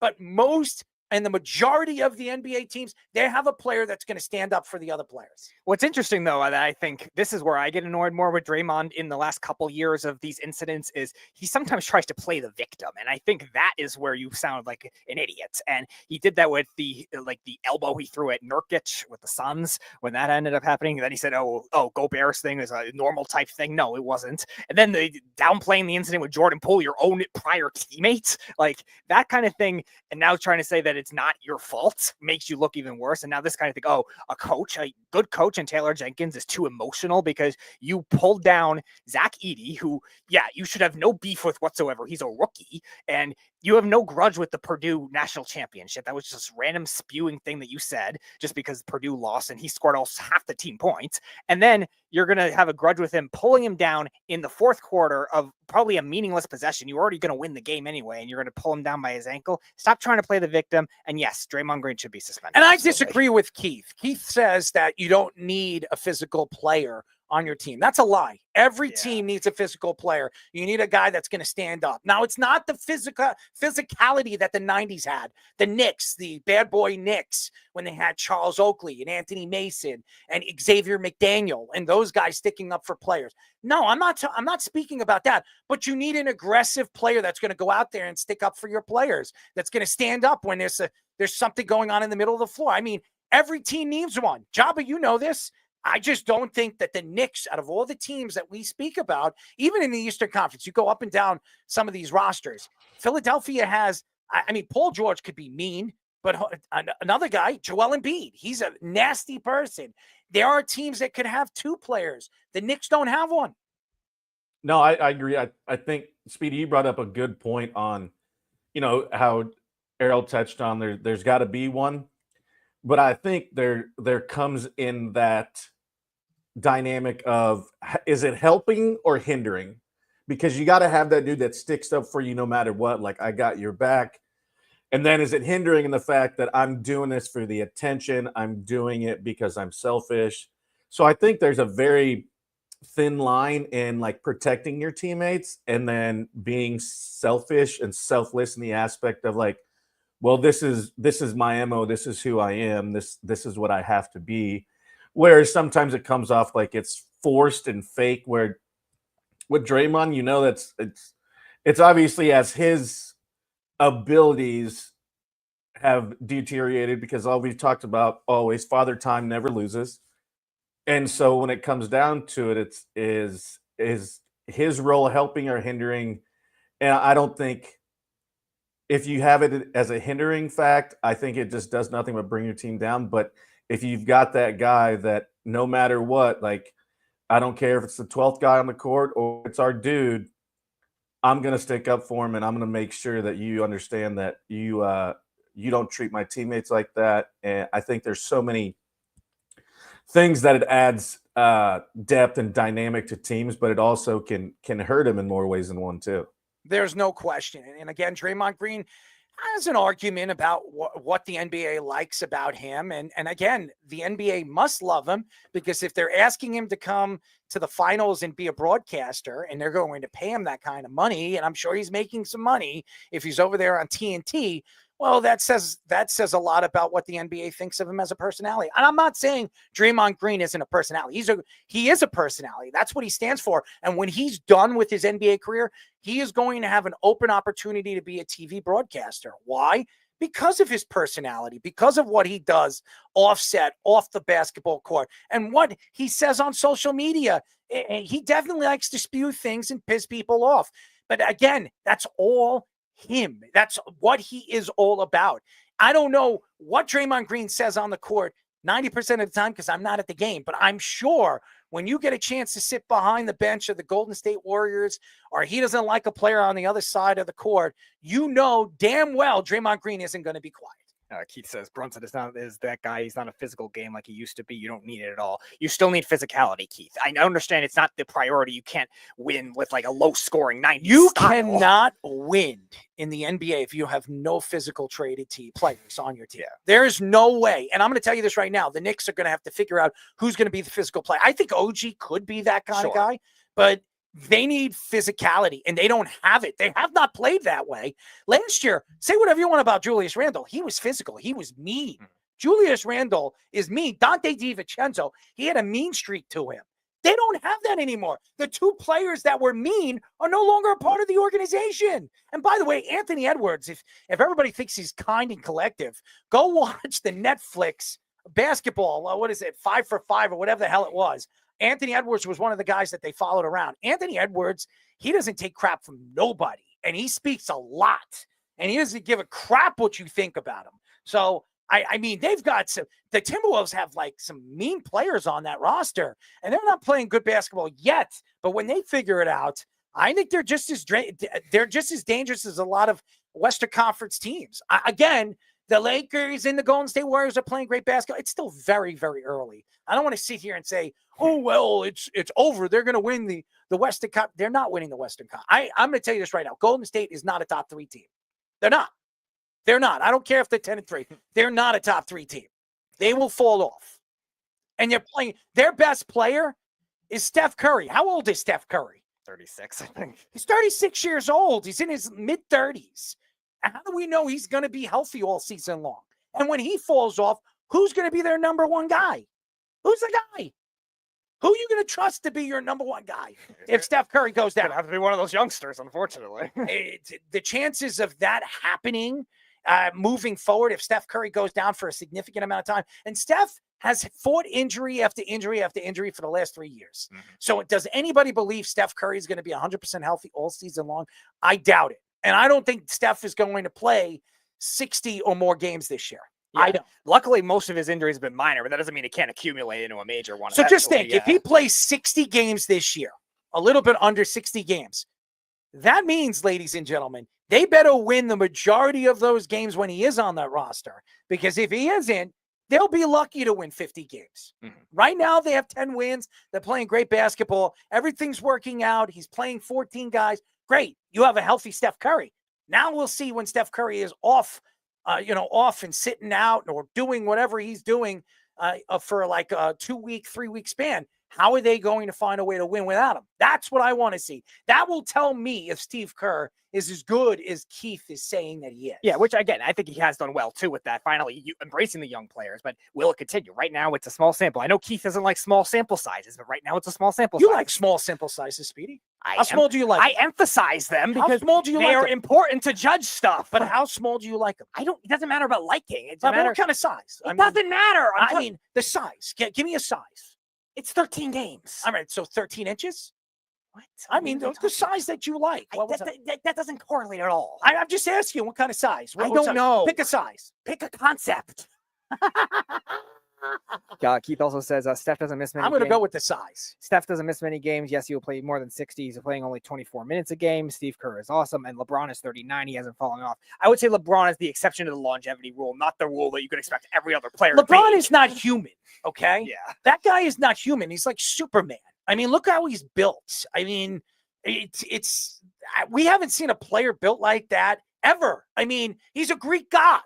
I mean, we're going to see a statue of LeBron James in Greece by the time he's done. I mean, it doesn't make any sense. I'm surprised he doesn't have that Zeus-like lightning bolt in his hands when he goes out there. He's not human. And anybody that thinks that he is, you don't know what you're watching. That, again, he's not Michael Jordan, and people got to keep that out of their mouth. And Steph Curry, anybody that's trying to compare Steph Curry and Michael Jordan, that's ridiculous too. There is no comparison between any one of those guys to Michael Jordan. I don't care who you think and what you think you know about basketball. Michael Jordan was insane. I think Michael Jordan is the greatest athlete I've ever seen in professional sports. And that goes along, and I fought with somebody over the weekend. I'm not going to mention who. He was telling me that Muhammad Ali is the greatest boxer of all time. I said, you're out of your damn mind. He's not. He says, well, why does everybody say that? Because they don't know what they're talking about. They don't know what they're talking about. I never watched Muhammad Ali. I watched a bunch of fights and classic television and all that other stuff. I saw a couple of fights. I saw him fight Joe Frazier. I saw a couple of fights with Muhammad Ali. But I'm going to tell you this right now. He is not the greatest boxer of all time. I saw a couple of old Joe Louis fights. Joe Louis used to fight 20 rounds, 24 rounds. I mean, Muhammad Ali never did that. And again, Muhammad Ali wasn't undefeated. So I know everybody's going to go back and forth. Well, he's not undefeated, but he missed 5 years because he decided to sit out because of the whole war, Vietnam. And that was his decision. That was Muhammad Ali's decision. I'm not taking shots at Muhammad Ali deciding to do that. But to say that, well, if Muhammad Ali he fought those 5 years, he would have gone down as the greatest. We don't know that. We don't know that. I will say this. Rocky Marciano was an undefeated fighter before he got into a plane accident. People forget that. And Rocky Marciano was a knockout puncher. He would be losing, and then in the 8th round, he'd knock somebody out with that right. Okay? Even now, Sugar Ray Leonard was a good fighter.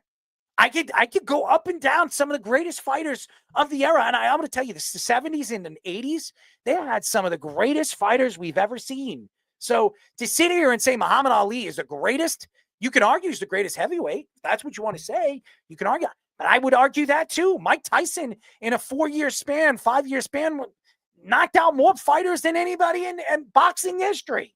So, I mean, so I could argue that too. So I'm just saying. Well, I will argue with you the fact that 13 of his 16 years, Steph has played over 50 games. So, okay, over 50 games. How many? So over 50 games, or I'm saying that he's playing between 58 under 60 games this year. If he plays under 60 games, yeah, that's probably closer to it because he's gone since all right. So 69, 63, 64, 74. All right, so I got a question for you. So let's say he plays 58 games. They've already played 13 games, and he's played in every single one of those games. Mm-hmm. All right, so they're 10-3. So he plays 58 games, and those other 20. More than likely, if he doesn't play in those games, they're going to lose the majority of those games. I would say they'll probably win 3 or 4 of them. Okay, so that's about 17 losses or 18 losses. All right, so add 18 losses right now to the record that they have right now. So they have 3 losses. So that's 21, 22, whatever, 21 losses. They're not going to win every single game that he is playing. So just think, they're probably going to win about 55 games. If you look at the number, it's probably around 55. So do you think winning 55 games is going to make them the number 1 seed? No. That's what I'm saying. So I don't think they're the best team in the Western Conference. I don't think the Lakers are the best team in the Western Conference. I think both teams are going to fall off. LeBron never. I don't remember the last time LeBron James played 60 games in a season. So, I mean, both guys they're going to have to play at a high rate. And again, both guys might fight injuries one way or another this year. So they're getting up there in age. LeBron's over 40 and Steph is over 36. So it's going to be very, very interesting moving forward. LeBron paid 71 in 2023-24. LeBron, what, 23-24? So he played 71. So, okay. So I don't have it in front of my face. When you have LeBron in the last 5 years, besides that season, how many games has he averaged out to play? About 55. Okay. So we're gonna probably make a crazy guess here. I'm going to say LeBron James plays 58 games this year. That's so you're giving both Steph and LeBron 58? Yes. I do believe Steph Curry is going to get hurt this year. He's been hurt every year for the last 3 years. Last year he missed what it was, over a month and a half. I mean, the year before that he missed a significant amount of time. Steph Curry doesn't stay healthy anymore. He's got ankle problems and he's got leg problems. And the way he plays the game, because it's ball handling and, crossover after this and after that, and he uses his speed and his agility, I think it's one way or another, he's going to miss a significant amount of games.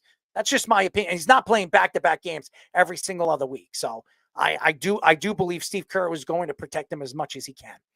When we come back, ladies and gentlemen, we will be talking to former Nationals, Angels, Rays, and Mariners second baseman Danny Espinosa. But our Sports Minute with the tick, ladies and gentlemen. As you know, I'm Owen the Tick Rickner.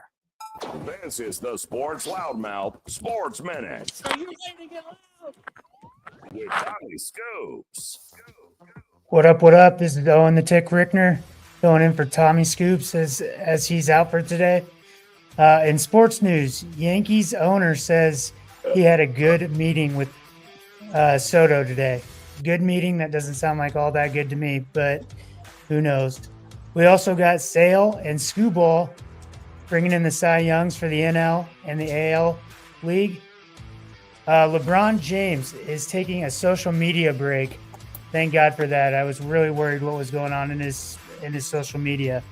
And just breaking news, Gino Auriemma sets NCAA all-time wins in both men's and women's in all divisions. He brought it in today. He broke Stanford's Tara Vanderveer's 1,217 wins today. So congrats to him. He's going to keep breaking that record as she retired just earlier last year.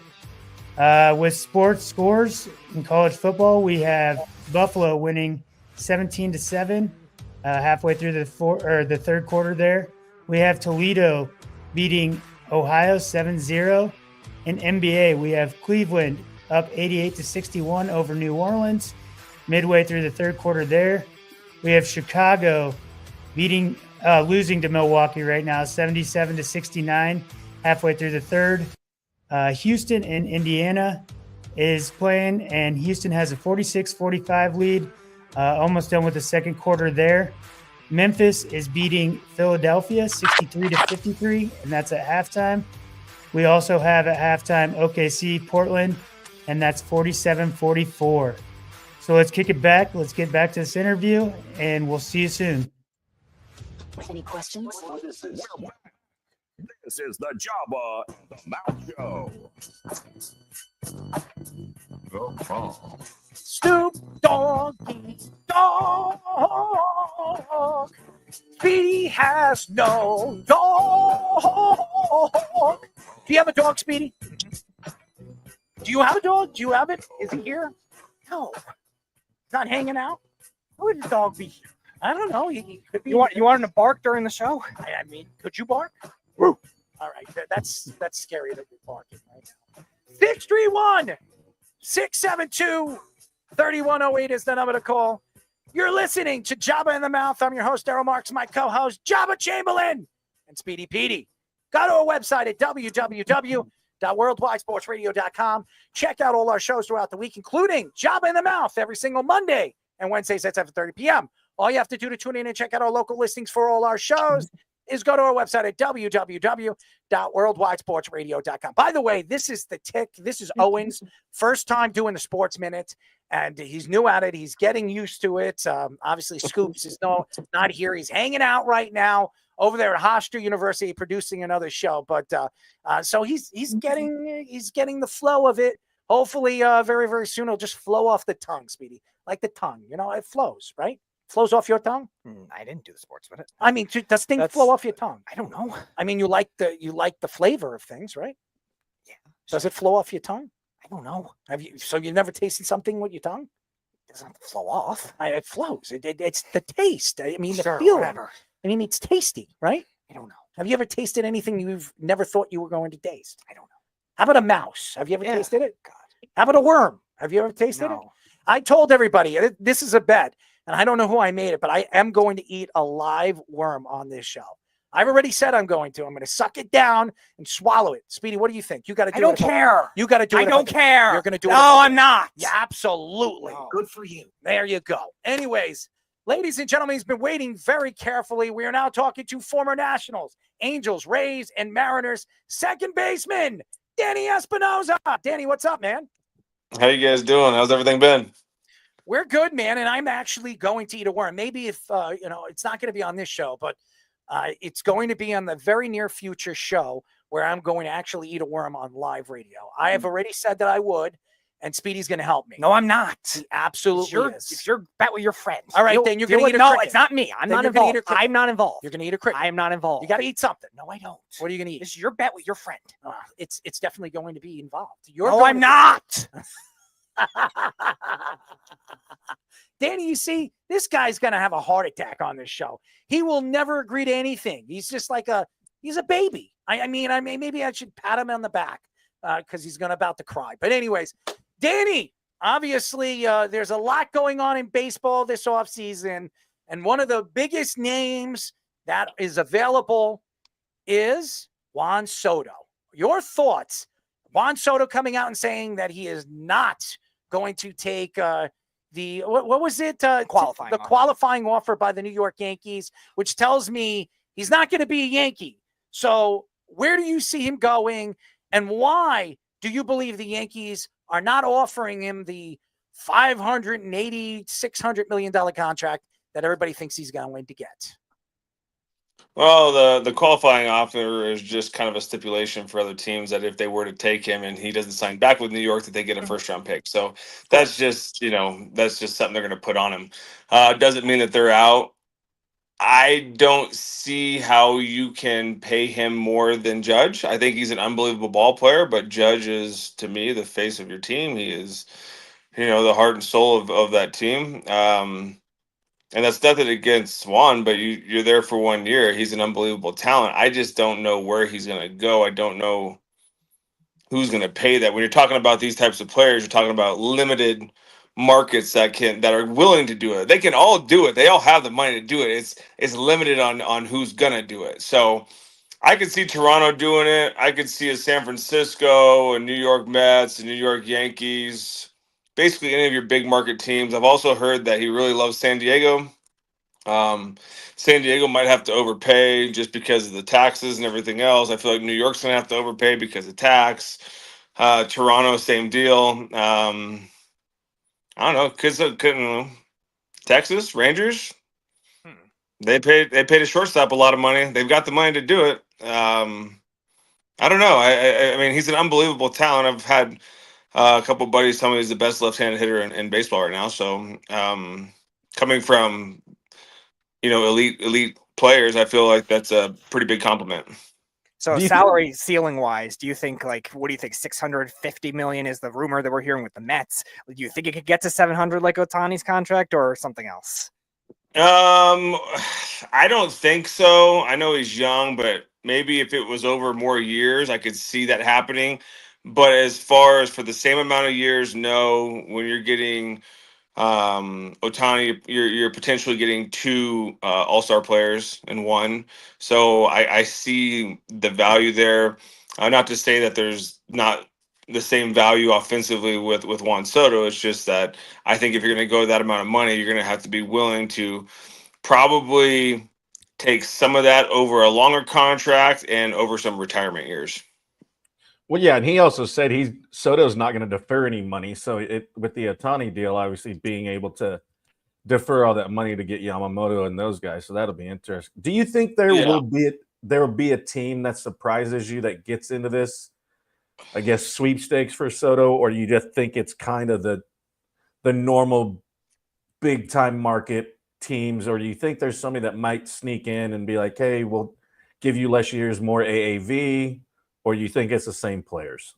I think there could be a surprise in there.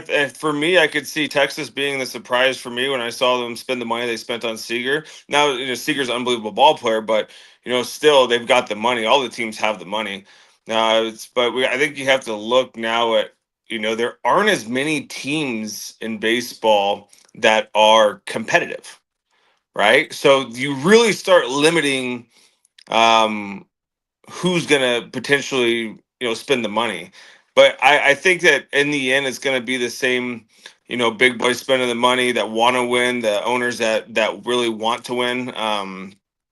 But I could see San Diego, Texas, potentially, San Francisco, maybe. I mean, they were willing to put it out for Correa, so if you're willing to put that type of money out for Correa, I mean, I could see it. And, I know Boris saying, oh, we're not going to take deferred money. He says that about everyone. Scherzer took deferred money. Other guys that he's had have taken deferred money. So, at the end of the day, if the player gets the contract he wants and wants to take some deferred money, it's the player's decision. As everybody knows, we are talking to former Nationals, Angels, and Rays Mariners, second baseman. Speedy, I don't know why you put his whole teams. Second baseman, Danny Espinosa. You put all his teams. I think everybody that knows Danny knows where he played, okay? I don't know why you do that. But anyways, Juan Soto, I think, is more than likely going to be a New York Met. I think the Mets have an owner that is willing to overspend for a player. He didn't spend any money last year. I wouldn't even be surprised, being that David Stearns is there, that they could obviously go after Soto, give Pete Alonso the money, and then pay Corbin Burns. What are your thoughts to that? Well, I mean, good luck staying under the salary cap. He already said he doesn't care about that. Yeah, I mean, they don't until they do, right? Until all of a sudden it becomes real and there's a real tax to it and they're losing money that they shouldn't lose. So, everyone can say that, but I don't know. At the end of the day, I don't know a lot of billionaires in the business of losing money. So, I don't know. I think you could sign one or two of them. I don't think you're signing all three of them. Danny, how many billionaires made $1.5 billion last year? That's a good question. I don't know. Exactly. That's a good question. I mean, this guy owns, he's a hedge fund owner. We need Elon Musk to buy a team for baseball so he can just blow everybody out of the water. Right now, he's working with Donald Trump, so I don't think he's going to do that. Love it. Yeah, I love it. He can have a baseball team in space. Maybe that'll be his next mission. So he takes the spaceship 4 years ago. He's going to first anti-gravity baseball, make that kind of thing work. I mean, with the way these MLB rule changes are at this point. Yeah, with the amount of rules they've added in, you might as well throw something else in there, right? He's got the first nitrogen car. What is it, a nitrogen car or something like that? It's pretty crazy. And then it's so funny. Donald Trump came out there, and he's working with Donald Trump. He's bringing that up. He's making fun of the whole, it could blow up and everything. And his buddy over there is the first one to put a car like that out there. So, hey, you know what? I guess, a sale is a sale. So there you go. Yep. Nitrogen cars, instead of running the bases naturally, everyone can use nitrogen cars. So even David Ortiz can run the bases now. It'd be perfect. They'll take away the base running altogether like they want to do. Very true. So I wanted to ask about the new rules. It's like, obviously you're an infielder. The shift banning was one of the new ones this year, and the pitch clock obviously has been a big one of controversy. And also, you being a guy that's worked with a lot of these youth players too. There was a lot of players blaming the way youth development works and a lot of these new rules for the injuries. What are your thoughts to that?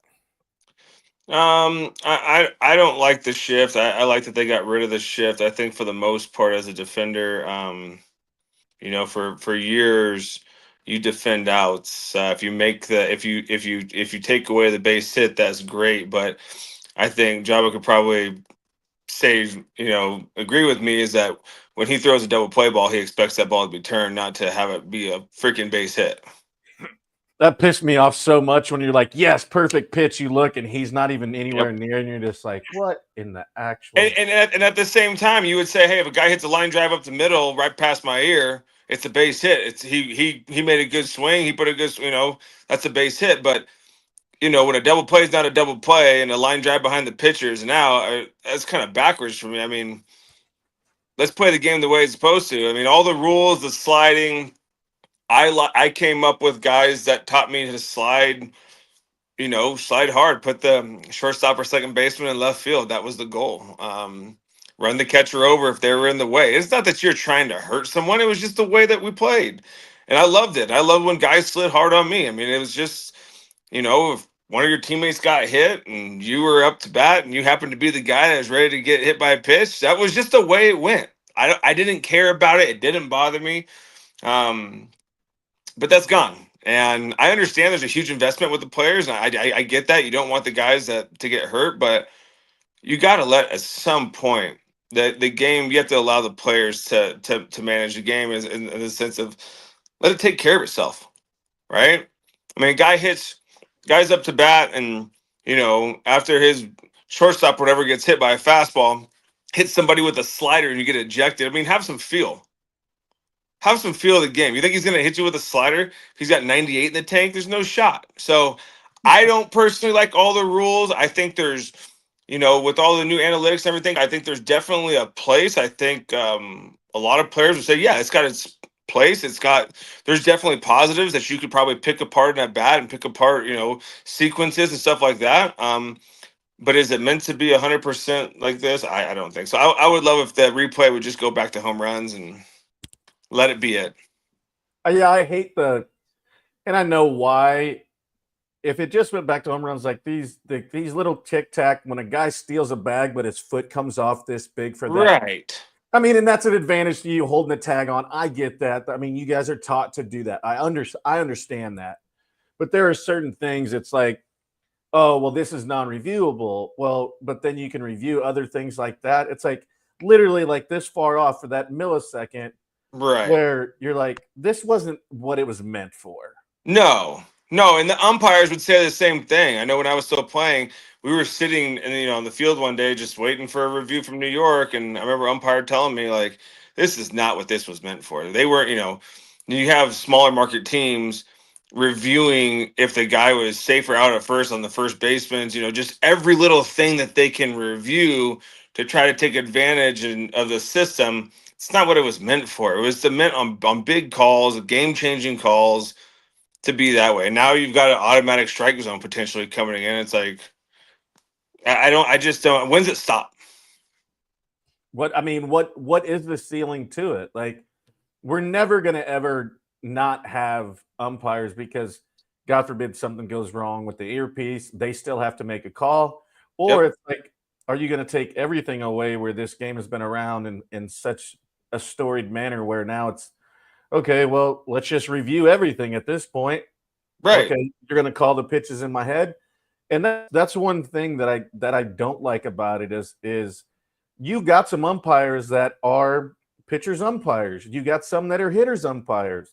And it's the chess match of getting on their side and, maybe getting that little extra outer third. Maybe. Yeah. And I love that little chess match of it. And now you're starting to take it away.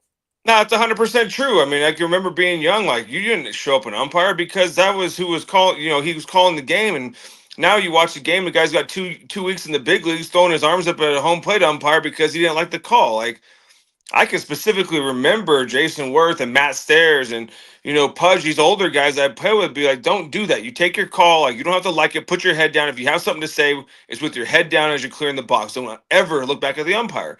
Like, I knew I had to earn the respect of those umpires and hopefully one day that I would get a better zone. Right? Like, you knew when I was going to face Roy Halladay, like then those guys that when Philly, like I knew that I knew it was going to be 3 inches off the plate. Like, that's just what it was. You had to deal with it, and you knew you had to earn your stripes. Like I'll never forget. It was probably my 4th or 5th year, and so you kind of got that rapport. The greatest advice I got when I first got to the big league was from Roger Clemens, and he was like, dude, get the umpire's book so you know their first name, so you don't have to say, hey, yep. You know their name, you know if they have kids. And I was with the Yankees, we were playing the Tigers, and this umpire, I won't say any names, but it wasn't Angel or Joe West. We'll just put that out there. Thank God. And by the way, I've been thrown out 2 times in the big leagues, one by each of them. Is that surprising? And so I'm getting crushed. He's not giving me the inner third. He's not giving me the outer third. And I think Miggy hit a foul ball straight back. And I walked up to him and I go, you got to be shitting me. These guys are too good. I got to have one or the other. Like, I've got to have one of these. Like, they are too good to not give me something. He goes, don't show me up and I'll give it to you. And I go, all right, if I keep going there, am I going to get it? And he's like, don't show me up. And I got it for the rest of the game. Yeah. Yeah, I mean, that's how it used to work. I mean, you earned your stripes, right? You had to earn your stripes. And, it's the way baseball was. And now it's sickening to see these young guys turn around and say something and throw their hands up and argue. And it's like, and now they're going to potentially give them the right to contest their calls on a, ball and strike. They do it in the minors already. Yeah, they're doing it. It's the tap of the head, right? Yeah, were they doing it in the fall league or something like where they can challenge and stuff? It's like, you got to be kidding. Like, all right, they didn't take the umpires off the fields. They did. You know what else they did in fall league? check swings now. Oh, how do you? They showed like the angle. There's like some. It blew my mind. I was like, what are we doing here? And to your point, like where's the end? Like where does this stop? it won't. think it Elon does. Musk's baseball league. No, Right. when Rob Manfred decides to retire, that's where it's going to stop. I mean, Rob Manfred's ruined the game. He hasn't helped it any bit. Bud Selig leaves. He takes no responsibility for the steroid era, and he goes to the Hall of Fame.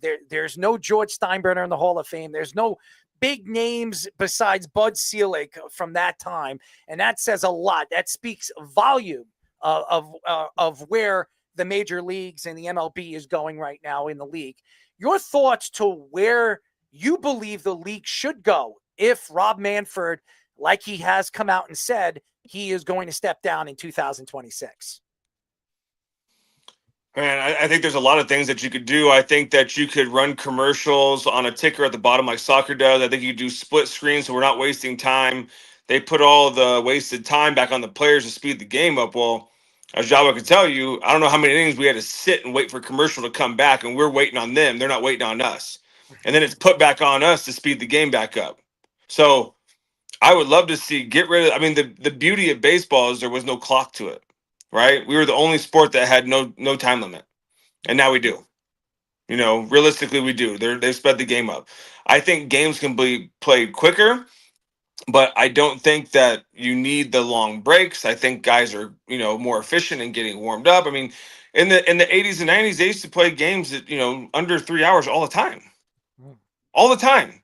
So until all the big money came in from the marketing and things slowed down, and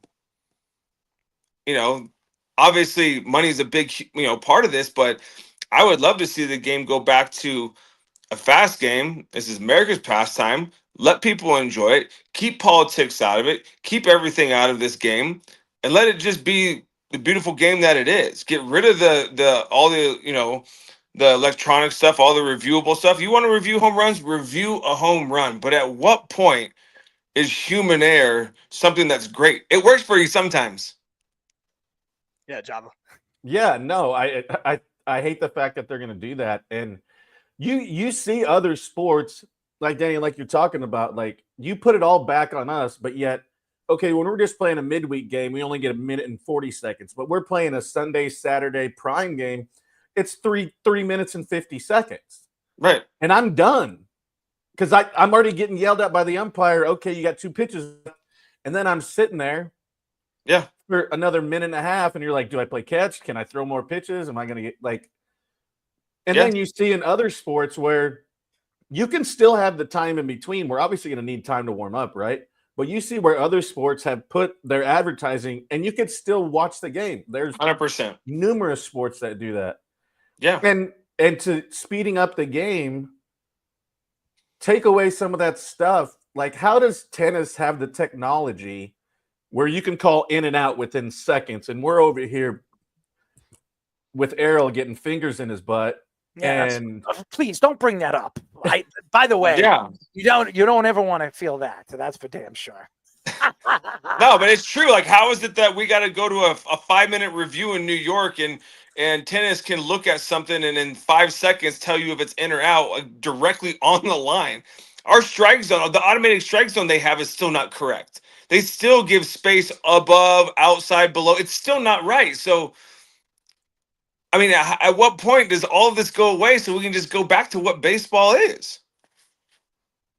I don't know if it ever will. No, I think we're at a point where they've gone too far forward on this, where I don't think go backwards. I think that baseball, I still love watching baseball, but I just think the way that it's being the tempo is being forced, and I mean, they know that time's important, so much so to where there was no clock in the playoffs.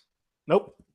Oh, you didn't want to make a crazy call with the bases loaded and have someone step out and strike. Oh, you didn't want to do that, but it's okay for the end season?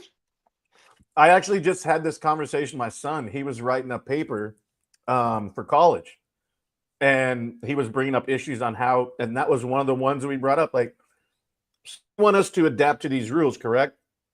So why don't we have them all the time? Okay, now regular season, you want to speed up the game, right?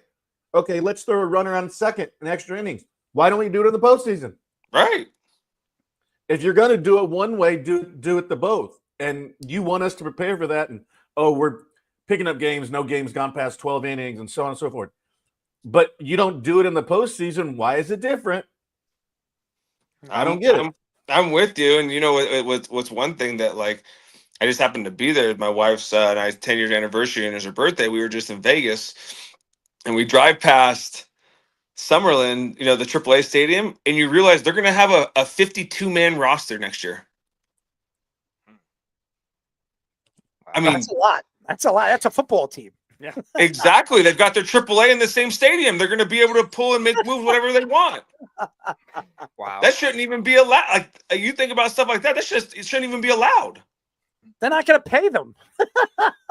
What is a minor league player play?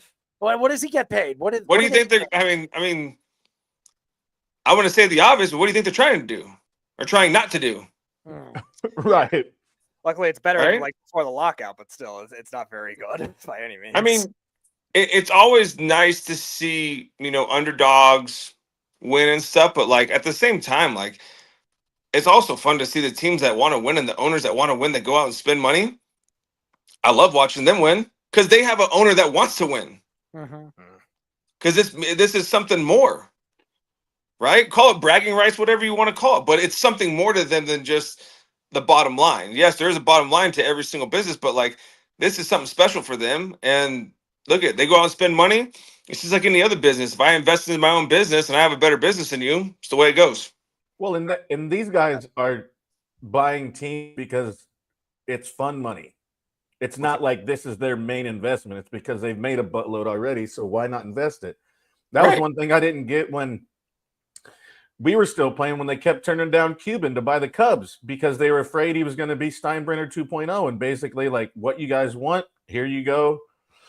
And then literally you 100%. sell it to a family. Guess where they're from, Errol? Their new record, Java. You went over 2 hours. I know. I didn't have any segues for my Nebraska drop in yet.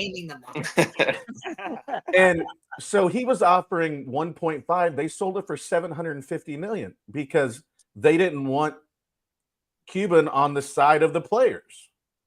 Because that everybody that I've known that's played for him when he owned Dallas, they were like, you remember when those DVD players came out for the first time and they were like crazy?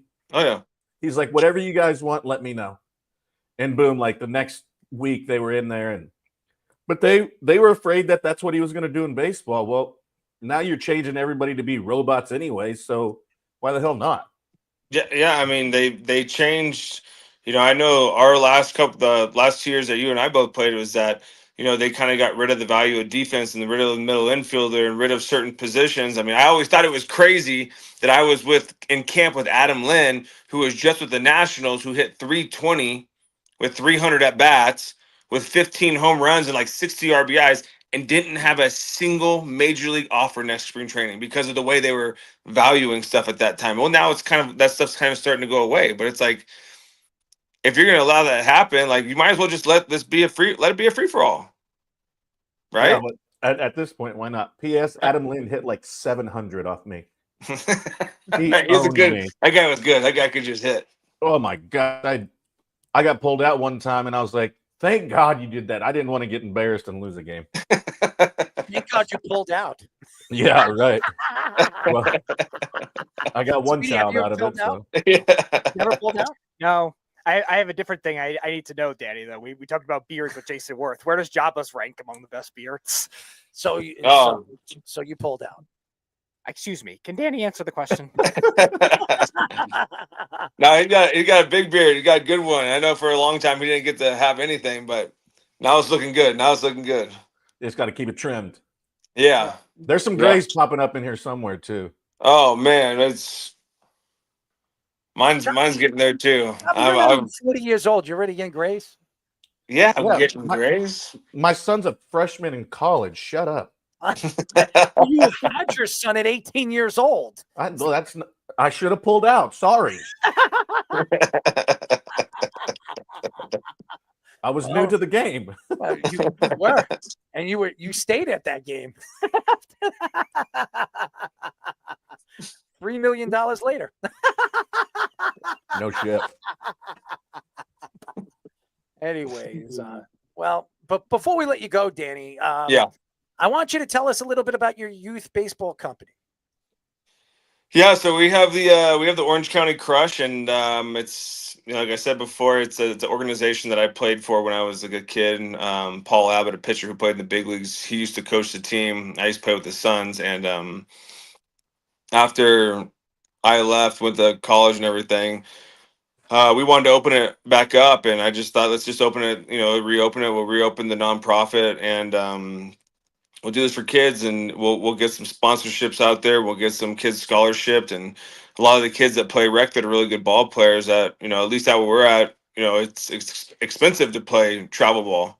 You're talking about dues and talking about tournament costs. You're talking about, anywhere from $500 to $600 a month, probably for most of these families. And, we try to help out as much as we can. Right now, we do scholarship a very large amount, but we've done very well success-wise as far as winning big tournaments. We only carry 11 kids per team, so all the kids always hit for every game. We practice 2 to 3 times a week. We do our normal stuff. I just try to take control of the developmental work with the kids, just because it started because I got sick of watching all this shit online. Right. I can't watch one more damn hitting lesson or fielding lesson or pitching lesson about some bullshit some guy turned a computer on and put it in slow-mo. It's like, I could teach that. You're like, fuck. Like, I don't want to hear it anymore. And so in my opinion, I'm watching these kids, I'm going, God, these families are just being misled into thousands of dollars of lessons. How can we make a difference? How can we step in here and guide these kids to hopefully, be a successful high school baseball player? That's my goal, is to get these kids to high school, so where they can really be a centerpiece for their high school team. From there, there's no controlling what goes on from there, but hopefully I can get the kids to high school to have success and contribute to their high school teams is my goal. But the kids are doing well. They've been very successful. We have some very successful teams, and we're fortunate to have good people around, good families, and we'll just keep moving forward. We started with 4 teams, and now we're at 14 teams, and we just opened a line of softball. A friend of mine I went to college with, who was a shortstop, now opened the softball line, and she does all the college recruiting for all the older girls. So, we're just moving along and trying to make an impact in, the sport that gave me so much. So that's kind of the goal. How what age gaps from what? To We start as young as my son's team, which is 8U.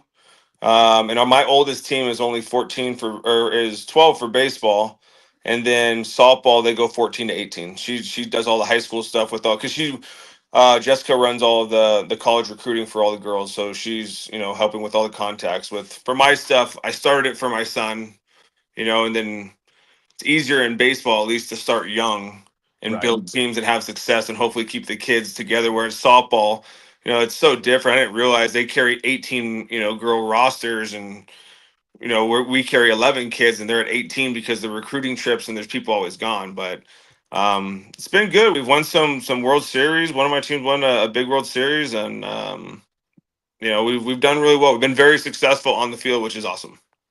I just want to let you know, Jabba is opening up a mud wrestling organization, and he needs some partners. So if you want to get involved with it, just reach out to Jabba. He needs some. I thought it was Jello wrestling. Well, I don't know. I thought it was mud wrestling. Now it's Jello wrestling. Yeah, I think that's a little bit more expensive. I mean, at least in Nebraska, you have a lot of dirt, so you can make a lot of mud. It's pretty easier to do that instead of going out there and dipping into your pocket, getting Jello. I mean, Speedy would like it, right? Jello or mud wrestling? What would you like to do? Jello. Why Jello? It smells better. Thanks, Speedy. I could see Speedy like Jello wrestling, and all he'd be doing when he's in the Jello is opening his mouth and all I can think of is "You're my boy, Blue."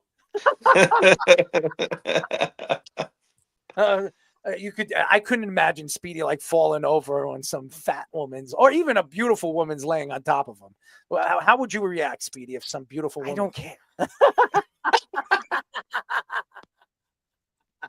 Anyways, Danny, we really appreciate the time. Keep up the good work. Thank you, guys. I appreciate it. And we'll definitely get you on soon. All right, guys. Thank you guys for having me again. Appreciate it. Nice seeing you guys. Same here. See you, Dan. All righty. Danny Espinosa. And by the way, he's doing great things right now with the Orange County Crush. I mean, it's unbelievable what he's doing. It's great. It's great to see when they walk away from the game, they're trying to help other kids. They're trying to help the youth, get to their place. If they want to play professional baseball, you got to start somewhere. And Danny is finding ways to help these kids instead of parents dipping into their pockets. They can't afford it. And they're paying these, I don't know what you call them, these fake teachers, how to pitch, how to throw, how to hit, and they're really not getting enough out of it. So Danny is actually, trying to find ways to raise money and help some of these kids develop a lot faster and the right way. So that's very noble for a guy that was very successful in the majors. He had a significant amount of time in the major leagues, in the big leagues, and he played for the Nationals, the Angels, the Rays, the Mariners. I mean, he had a great, sensational career. And he's been a good Samaritan for baseball. And you heard what he said, Jabba. He thinks baseball should go back to the old times, stop with these new rules and trying to hurt the game. I agree with him 1,000%. So, I'd like to hear that take, because you get some of these guys, and we kind of played in kind of the same era. He was a little bit after me, but I think it shows that there are still baseball purists out there, and there is some space for it in the game. I just don't know, as we touched on, it's like where does it stop? Because it's going to keep going. Obviously, we've seen it. So, but yeah, Danny's doing great stuff. Check out his website, OC Crush Baseball, if you guys, would be look at donation or just look at how he's running everything. But yeah, that's super cool. And that's 9 times out of 10. That's usually what happens is like, oh, we started it because our kids. And I was fortunate enough. Carter played on the same team throughout his entire travel baseball career. And I think they ended up with like 8 of the same guys that they started with when they were 8 years old. So it's super cool. That's definitely cool, and it's great that he's trying to help kids. But he's not lying. That shit is expensive. Yeah, I played travel ice hockey, so I know. Yeah, that trust me. I'm glad Carter picked basketball instead of hockey. I know how that goes. Especially when they're that young, they grow so fast, and how they smell that bad when they're that young blows my mind. I hate it. You know what I used to do when I was getting ready for the games? I would go into the bathroom. So there was the locker room, and then there was the bathroom. I would be sitting in the bathroom because I didn't want to smell what the locker room smelled like. It smelled. It's a terrible smell. And then my father, he doesn't know anything about sports. So what he would try to do is he would Lysol my pads and everything. That made it worse. It made it worse. And I told him, I said, I gotta play with these, Dad. So he had no idea. He knew nothing. So he would spray him with Lysol, and it gave this funky smell that even when I was on the ice, when I was skating, I was doing a skate around. Smell it. Yeah, the referees would come up to me and say, "What is that smell? It smells like piss." So it gave like a piss smell to it. It was horrible. Playing with it and then re-sweating, and it was just horrible smell. We're not going to go to a break. We're going to go right into Let's Parlay. These guys have been waiting. Wes has been waiting. As we do this every single week, we call this Let's Parlay.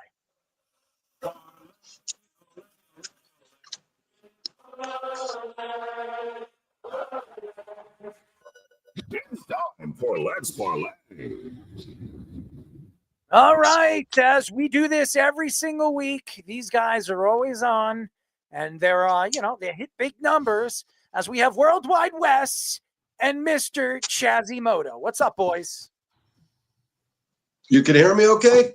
We hear you. You're fine. And That Wes, phone was acting up. how you sound over there? You tell me how I sound. You sound, I don't know. You didn't say anything, but I know that's not the background on your house. I mean, that is a sexy house. You play the piano? How do you know it's not my house? I know it's not your house, but could you imagine it was? I'd be doing a show playing the piano. I'm actually not very good with the piano. So, but No, nevertheless. I'm just happy I figured out the background. That way you guys don't have to watch my kid with Minions in the background. That's true. I mean, the Minions, I like the Minions. I as a, you know what, my nieces and my nephews, they love it. So when I actually go over the house, that's what I watch. They like those Minion things, weird little things. Anyways. Let me tell you right now, the right Are you a edible, Minion? and those, you could watch every Minion movie in a row with the right edibles. I think you can watch a lot of things with the right edibles. That's very good point. Very good point. You know what it is I'd rather not even do the edibles. I'd rather just smoke it and enjoy it. So that's just me. Anyways, as everybody knows, the rules of Let's Parlay, it's very simple. They make their 3 top picks, and then they give you their 4th pick, which is their parlay. It's very, very simple. We'll go with Wes first and then Chaz all the way through. You guys ready? Yeah. All right, Wes, give us your number 1. I'm gonna do mostly college this week, which I think last week we did mostly NFL. We touched CFL a little bit, but I'm gonna go to Nebraska first. Nebraska's at home. What did I say? Jabba loves it. Nebraska's getting some love. Well, I like Nebraska this week. Raiola is coming off a really rough game. I watched that game last week, and it is really weird how Mahomes he looks. Mahomes does this weird limp butt out walk thing, stick up the butt thing, that it's just a weird, and Raiola does the same thing, but he's coming off a rough game that was at USC. Wisconsin hosted Oregon, and I just think that game was just way too big for them to have to turn around and go on the road. Half that stadium at USC was empty. So it wasn't like Nebraska was in a hostile environment. It wasn't like they played against a huge team, and they were in that game all the way until the end. Raiola didn't have a great game, and he's kind of one on, one off with his performance. But Nebraska is a tough place to play for a Wisconsin team that does not have a very good offense. And a lot of the public is on the Wisconsin side of things because of their performance against Oregon. I'm on the other side of it. I'm going to lay the 2.5. That actually feels like an insult to Nebraska, because if the standard is 3, you're getting a 0.5 point extra, which means 3 wins, not pushes. I like Nebraska in a low-scoring game. I think both of these teams could be in the teens in their scoring performance, but I think Nebraska is going to win by probably 6. All right, Chaz, give us your number 1. Yeah, I'm all NFL this week. First, these are just kind of in order. The first one is Tampa Bay. Tampa Bay is 11-2 on the road. Listen to this. Wes and I, we bet things that some people don't bet. So Tampa Bay on the road in the first half, 10-3 against the spread. Second half on the road, 9-3-1 against the spread. Game on the road, 11-2 against the spread. So Wes, if I called you up and said I'm in Vegas with John from JMF Sports and we're on a 38-1 run, how drunk do you think we'd be? You guys would probably be rolling. 38-1. So yeah, I like to find the team and bet them again, just like they do in Chicago. Vote early, vote often. So I got Tampa Bay, and they are giving 5. All right, we got Reno Johnny. He's reappeared. We didn't know he was going to be on. So Johnny, give us your number 1. Okay, yeah, number 1, quick and easy. We're gonna take you guys hanging out in the same house. We're gonna take the Cleveland Browns. Neighbors. We're gonna take the Cleveland Browns at plus 3.5. This is a game that basically reeks what shouldn't happen, what should happen. The Steelers are off a monster win at home versus a division rival. They go on the road against a team that's reeling, backup quarterback. Nobody should be on the Cleveland Browns. John Marino's in the Cleveland Browns plus 3.5. I did get the hook. I think Cleveland could win the game outright in a big letdown spot for the Steelers. All right, Wes, give us your number 2. Johnny, I thought you were going to grab me a beer while you were up. I got to find out that story of how that happened. Well, I'm not making anyone. if you're using the StreamYard backgrounds, you only have a couple choices unless you have a full screen of your own. Yeah. So, all right, I'm gonna go with one that's gonna surprise everybody here, just because everybody knows my personality and the trash that I like to talk. But I'm laying 7 points and taking LSU. They're on a 3-game losing streak. Within that was Bama, Texas A&M, and a road trip to the Swamp. That's a hard 3 games in a row. I do not think anything of Brian Kelly, but when you look at Vanderbilt, I believe that the only reason that this point spread is in the single digits is because of some of the wild wins that Vandy pulled off this year. But they do not have a very high performing offense from a yardage standpoint. You got a pissed off LSU team that should be able to handle business against Vandy at home, at night, coming back from a loss. The LSU roster has no business losing these games. So this is a really hard team for me to cheer for because Brian Kelly has burned me many times taking knees when he could kick a field goal or pull away. It just I believe that he's going to find his way out of the SEC and back to like the American Athletic where he belongs. But in this spot, I am laying 7.5 points on LSU. Chaz, give us your number 2. Detroit. I had them last week. They were my big play. My wife was going up to LA, so I'm at the train station. There was a bar across the street, and there's some guys betting there, and it was just so sweet because they just kept scoring, and I had team totals, and it was just a beautiful day. They are allowing 94.8 rushing yards per game. I like Detroit. All right, Give me Johnny, give us 7.5. your number 2. I'm going to do something I don't typically do, which is lay big spreads in college football with teams that I just, in big conferences. I look at smaller conferences. I'm going to take Texas to lay the 20.5. I think partly because I expect Quinn Ewers to really ball out. It's kind of wild how the conversation has not quieted. They've lost one game against Georgia. The one game I thought he really, really struggled. They brought in Arch Manning, yada, yada, yada.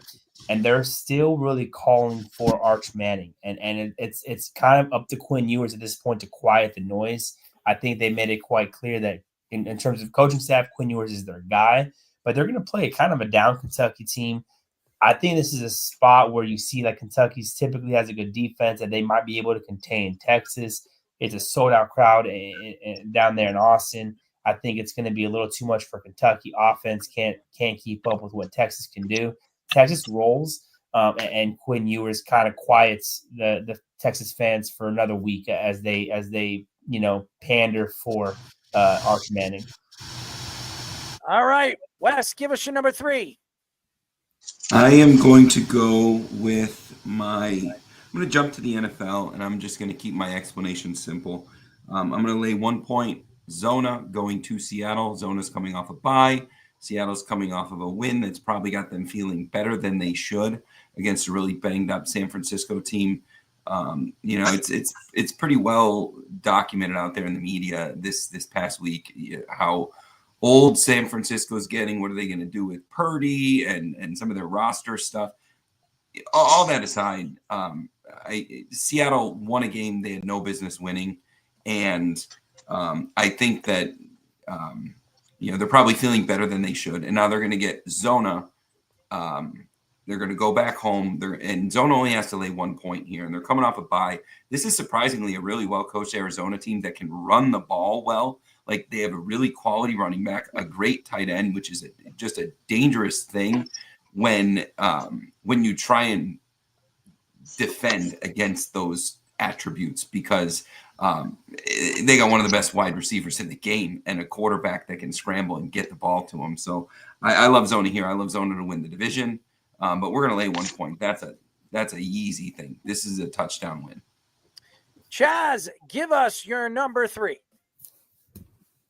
I have under in the Minnesota-Chicago Bears game. It's 39. Chicago is on an 8-1 against the spread home streak, but in their last 12 games at home, which goes back to last year, they have not allowed 21 points to anybody. So Minnesota allows 74.5 yards per game. That's not a lot of yards. I think that might be the lowest, actually, that I saw this week in looking. So I got the under 39. It's a low under, but guess what? The lowest unders are low because you can't go much lower and get no action. Johnny, give us your number 3. I'm actually going to do something. This is a weird week for me. I think there's trying to find good spots.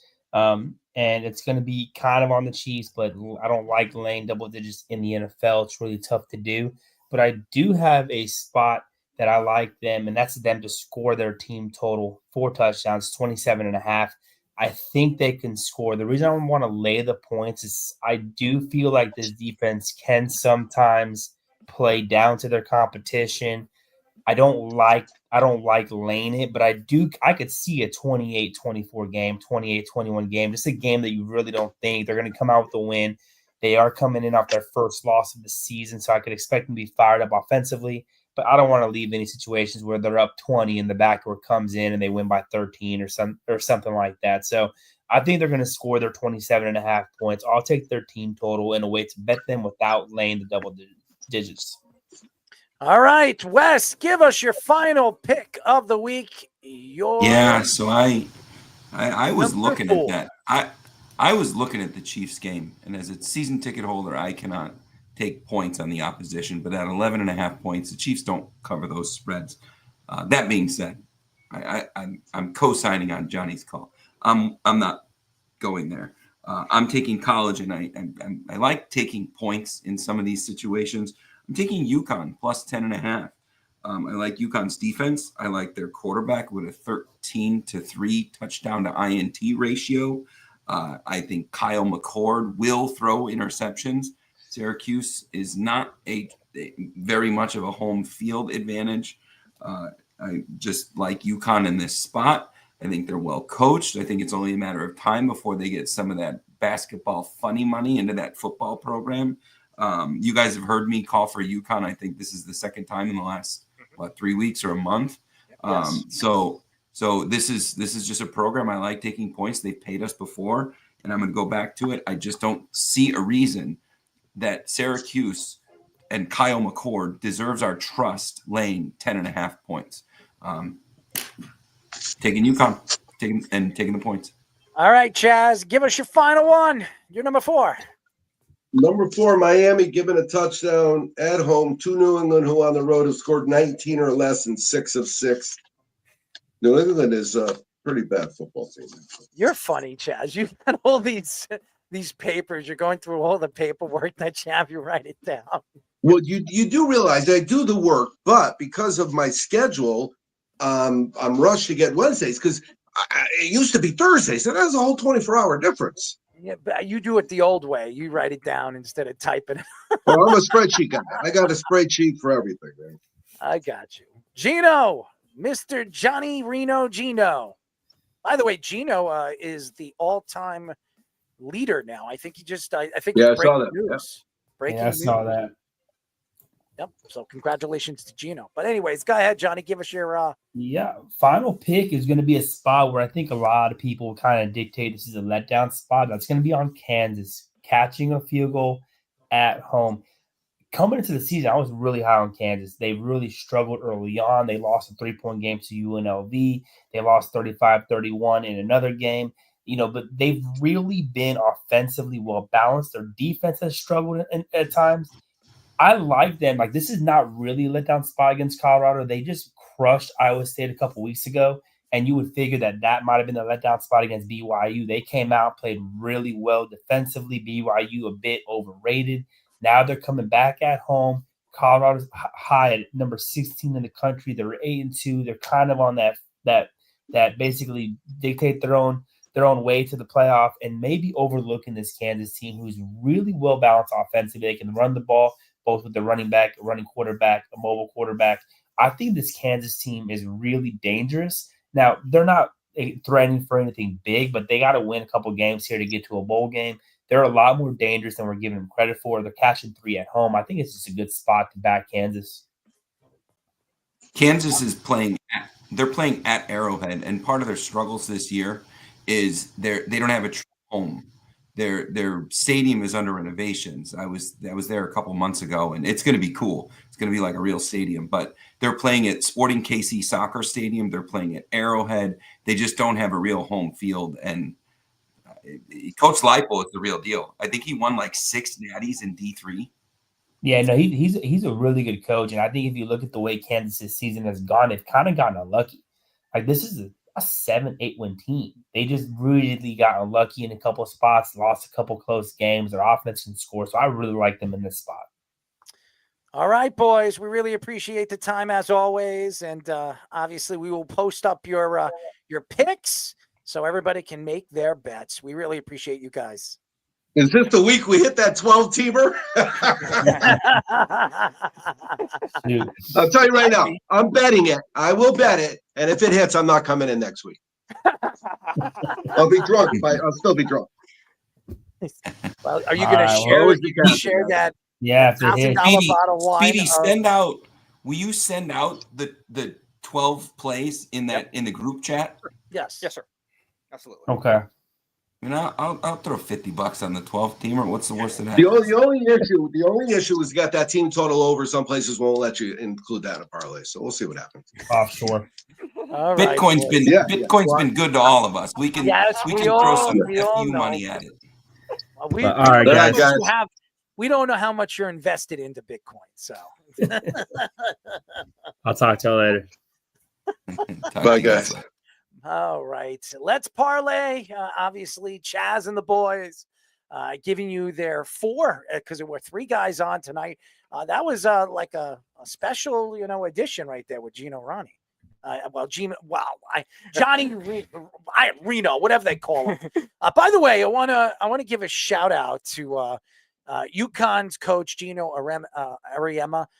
Breaks the NCAA all-time wins record. So congratulations to him.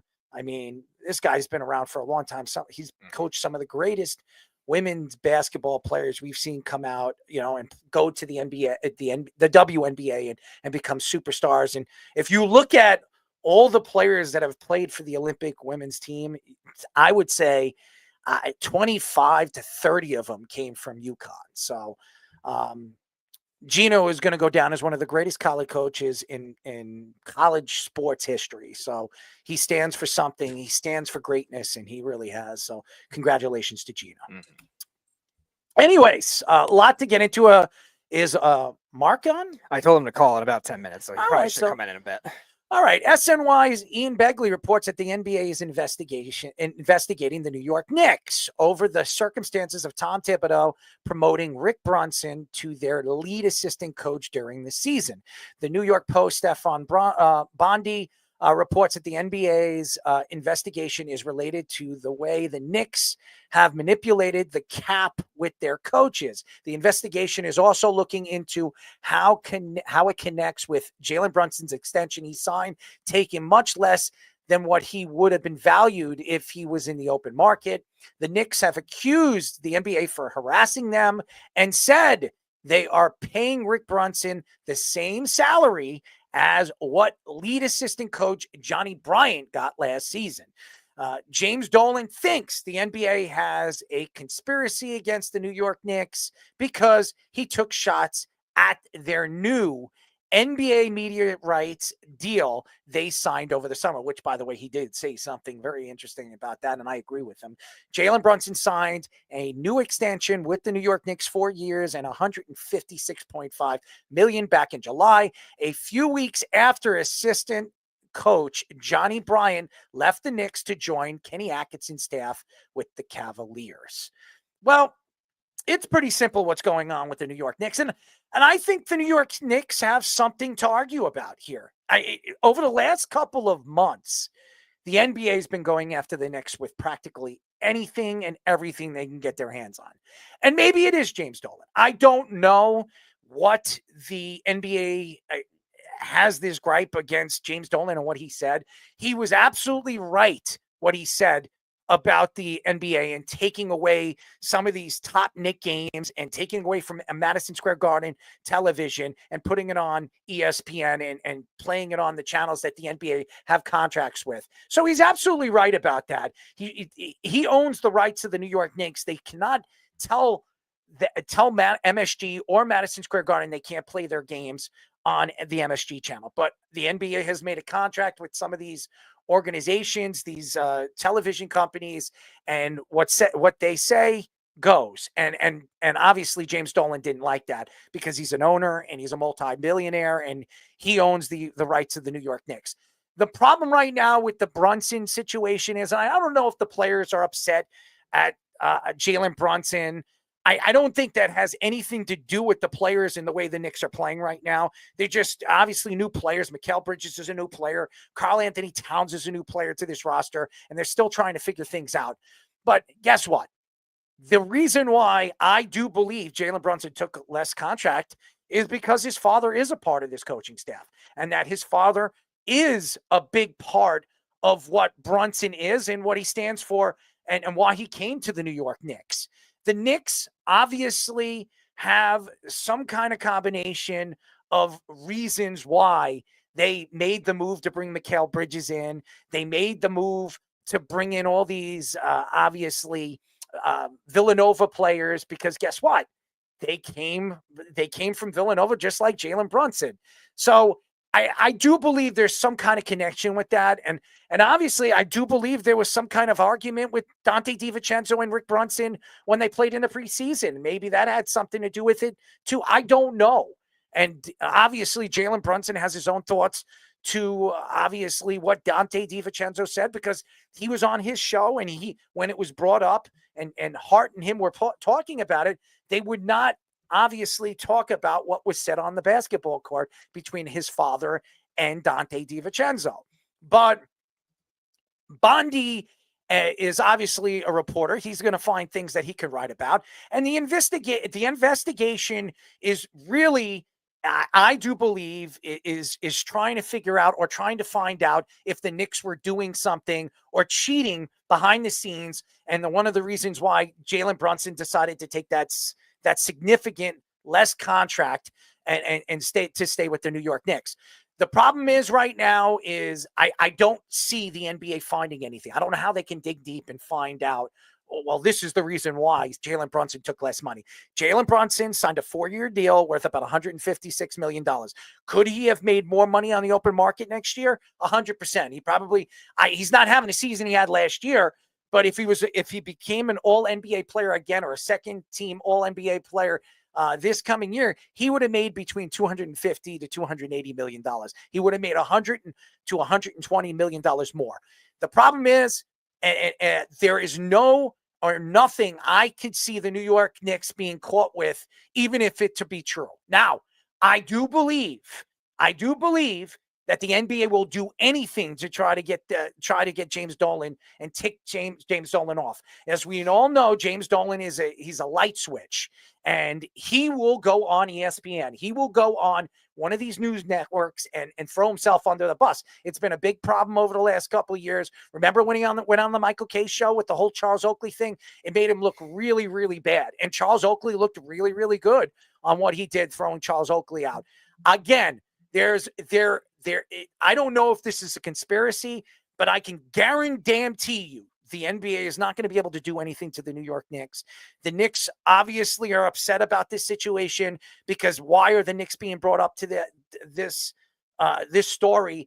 It doesn't matter who Tom Thibodeau picks as his assistant coach on the bench. He is the head coach. And unless Tom Thibodeau gets thrown out, that's the only way Rick Brunson or Tom Thibodeau gets hurt, like Denver's coach gets knocked out and it tears his ACL and he can't coach, he can't stand up. That's the only way Rick Brunson will be taking over for Tom Thibodeau, or he has a heart attack, a massive heart attack on the sidelines. That's not going to happen, ladies and gentlemen. And by the way, the Knicks actually prove how much Mr. Brunson's getting. Okay, so I don't know what is the big deal here if Rick Brunson's on the bench. And I don't think the players give a crap if Rick Brunson's on the bench. He's been there since Tom Thibodeau got that job. Right. Tom Thibodeau and him are really good friends. The fact that Jalen Brunson is there playing for the New York Knicks, yeah, it might have something to do with it. Who cares? The fact is, the Knicks have Jalen Brunson. What is the complaint here? The Knicks finally have a player, have a star that's helping the Knicks get to the top. And by the way, the NBA is better when the Knicks are on the top. So why is there so many complaints? Who is complaining besides the NBA here? Yeah, it's weird because the Knicks were also investigated for tampering with the Raptor scout. Did they get in reports. trouble? No, they didn't get in trouble. No. About, I think, 3 months later or so, they make the trade with Barrett and OG Anunoby and Quigley and all those guys. And that kind of thing, I think it's just the NBA wanting to just go after James Dolan. I think that's more of the grudge here. Like, I don't know how an assistant salary cap is going to affect the contract of a player. Like, they're not on the same spree. Like, coaches and players are not held to the same luxury tax thresholds in the NBA. Yes, Jalen Brunson taking less money might have been a little suspicious considering the timing. Okay, but I think he was going to take less money anyway, either whether he signed in July or he signed in August. I don't really think they're going to find anything here. The timing of it does seem weird. Obviously, James Dolan has had his backlash with Adam Silver in the past too, but I don't know what you're going to get. There's no correlation. What does it matter? Honestly, what does it matter if Rick Brunson's making $20,000 more than Johnny Bryant is making? Johnny Bryant is right now the assistant coach for the Brooklyn Nets. Nobody's talking about Johnny Bryant taking off and leaving the Knicks to go and work with Kenny Atkinson. Nobody's talking about that. But because it's the New York Knicks and because Rick Brunson is the father of Jalen Brunson, that's the reason why Jalen Brunson took a less contract. How does this affect anything? Jalen Brunson took less money because maybe his father is the coach on the side, on the bench. It's Jalen Brunson's decision if he wanted to take less money. I mean, why would he take $100 million less? The only reason why is his family likes it here in New York and he wants to raise his kids here. Just got married. He just got settled in here in New York, and this is where he wants to raise his children. All right, Java, we have Mark Kelly on the phone, but what do you got for this? No, I think it's just more of an attack on Dolan and how he's always pushed back. If you have an opportunity to play at the highest level for your dad, and let's not get this out of context, he's still making $150 million. Yeah. Like, yes, could he have got more? But to be at the highest level, the pinnacle, he's called his dad his biggest basketball influence in his life, and he gets to coach him and be with him every day. Yes, sign me up, and twice on Sunday. Like, I don't see what you could even say how it would be. And I understand, and Fish chiming in, and he's right, where now you have these teams that own their own networks. Well, now you have all these other streaming. So I think it's also a revenue deal from all aspects and not just contractually with players and coaches. But if you look at it, he is losing a significant amount of money when the Knicks aren't playing on MSG. Right. And he has a big gripe on that. There are stories coming out that James Dolan is planning to sell the organization, sell the Knicks. He's not selling Madison Square Garden or MSG Network. So if he doesn't own the rights to the New York Knicks anymore and he's still making money on MSG, don't you think he wants the Knicks to be played on MSG Network? He's losing out on a significant amount of money. Yes, they're obviously the contract that they have with those TV deals, everybody's making money. But if the Knicks are good, don't you think fans if they can't go to the games, their eyes are going to be locked in on watching the New York Knicks? AKA right now, the Knicks are on TNT. They're not on MSG right now. They're on, ESPN right now. Why? Because ESPN has a contract with the NBA. So if I were James Dolan, I wouldn't be happy about that too. So there you go. All right, let's bring Mark on. Mark is on the phone. ESPN Emmy Award winner formerly. Mark, how you doing, man? Always nice to have that introduction, Speedy. Always nice. How you guys? We're good, man. How's Alabama? Right now it's wet. It's wet. It's raining. It's disgusting. Yeah, it's raining. It's getting a little cold, but yeah, it's like New York in November. I guess. Yeah, well, it's not New York because New York right now today was at its highs of 63. So it really wasn't that cold. It hasn't been that cold here. I have the windows open in the studio right now, and it's probably around it's about 56 degrees. It is not cold over here. This is global warming. Well, I don't like this. I don't like 56 is cold. it for is Alabama. not. Well, maybe for you, okay? For Alabama, and not for me, but for Alabama. I mean, you weigh like 130 pounds soaking wet. I mean, Come on, I got like 150 now. Oh, good. Well, that's good. That means you're getting healthier. Good for you. Yeah. Good for you. So, what are the Jets the biggest mess of a franchise you've ever seen? Mark, if you listen to my take, and I've been saying it over and over again, I think this is the worst 3-8 team I've ever seen in NFL history. Not just that, but the dysfunction. Like, I mean, nobody knows who's in charge. You have the guy who's, was over in Europe for a couple of years, comes back, and then he starts barking orders. Johnson was never really that hands-on before this. Like, I mean, from what I hear, that's like, people have reported it, but I still hear that that's not necessarily true, that he asked for Aaron Rodgers to be benched. I do know that he put a lot of pressure on the GM, on Douglas, and Douglas felt like he had no say in any of the transactions going into the last year, which again, for me, is like, is this guy getting like Jerry Jones? I mean, who the hell is he to think he knows what he's doing in football? The team hasn't won or been in a playoff game since 2010. It's hard to believe the last playoff game they won was against the Patriots, when everyone thought, oh, wow, we've arrived. And little did we know how bad it was going to get after that.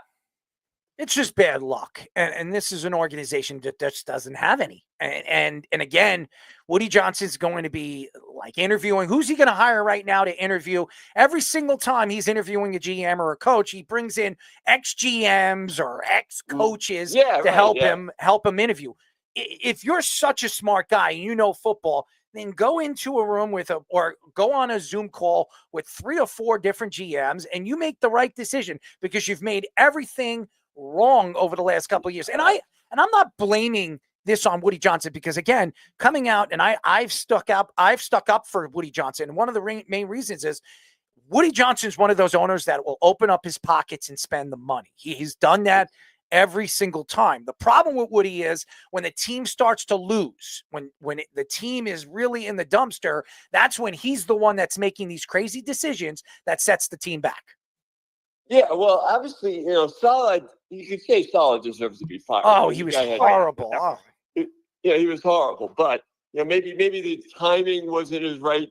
And then bringing in Ulrich, who's now supposed to be a defensive coordinator, and both. And then, but you know what? You're right. The players, there was a loss of responsibility or accountability with the players because you're like, who's going to step up and lead, especially on defense? You would expect with all the veterans, they're young in some spots too, but they should be able to step up and say, hey, we played together 3-4 years now. These guys, like, we shouldn't, this is what is expected of us, and not get run all over by everybody. And the effort, especially in games like against the Cardinals, that effort was just horrible. And then the Steeler game, at halftime, they look like they're going in with a 15-6 lead. Aaron throws a pick, and then everything falls apart. Well, hold on. Garrett Wilson, for some reason, didn't see the ball. It hit off his chest or the back of his head, and that's why the interception happened. It's not all Aaron Rodgers. It was to me, the interception wasn't a big deal. The big deal was the fact that the way the team collapsed. The team has always been known to collapse, and anybody can sit there. We have all these analysts. All these analysts go on social media, and they speak so high in the beginning of the season, the preseason. You know who I'm speaking about, and they go out there and they brag about what they know and what they think. And then all of a sudden, the Jets start to lose, and then everything starts to fall apart. And then all of these guys, they jump on the bandwagon. They stink. They're this. Aaron Rodgers, terrible. Meanwhile, those are the same guys 2 weeks before the season saying that Aaron Rodgers is going to take this team to the promised land. So it's just a joke. Yeah. Well, I think they just don't know. They don't know of the bad karma that it has. Now, when you say bad luck, like, I could agree with some of that, but look, they're just bad decision makers, okay? You don't miss the postseason 15 straight years without being totally stupid. And some of the moves they've made have been moronic. I mean, starting, bringing in someone like Idzik and, McCagnon, and some of the moves the coaching moves they've made. I mean, just horrible. They never repeated what was successful for them the first time, which is going after a guy like Parcells.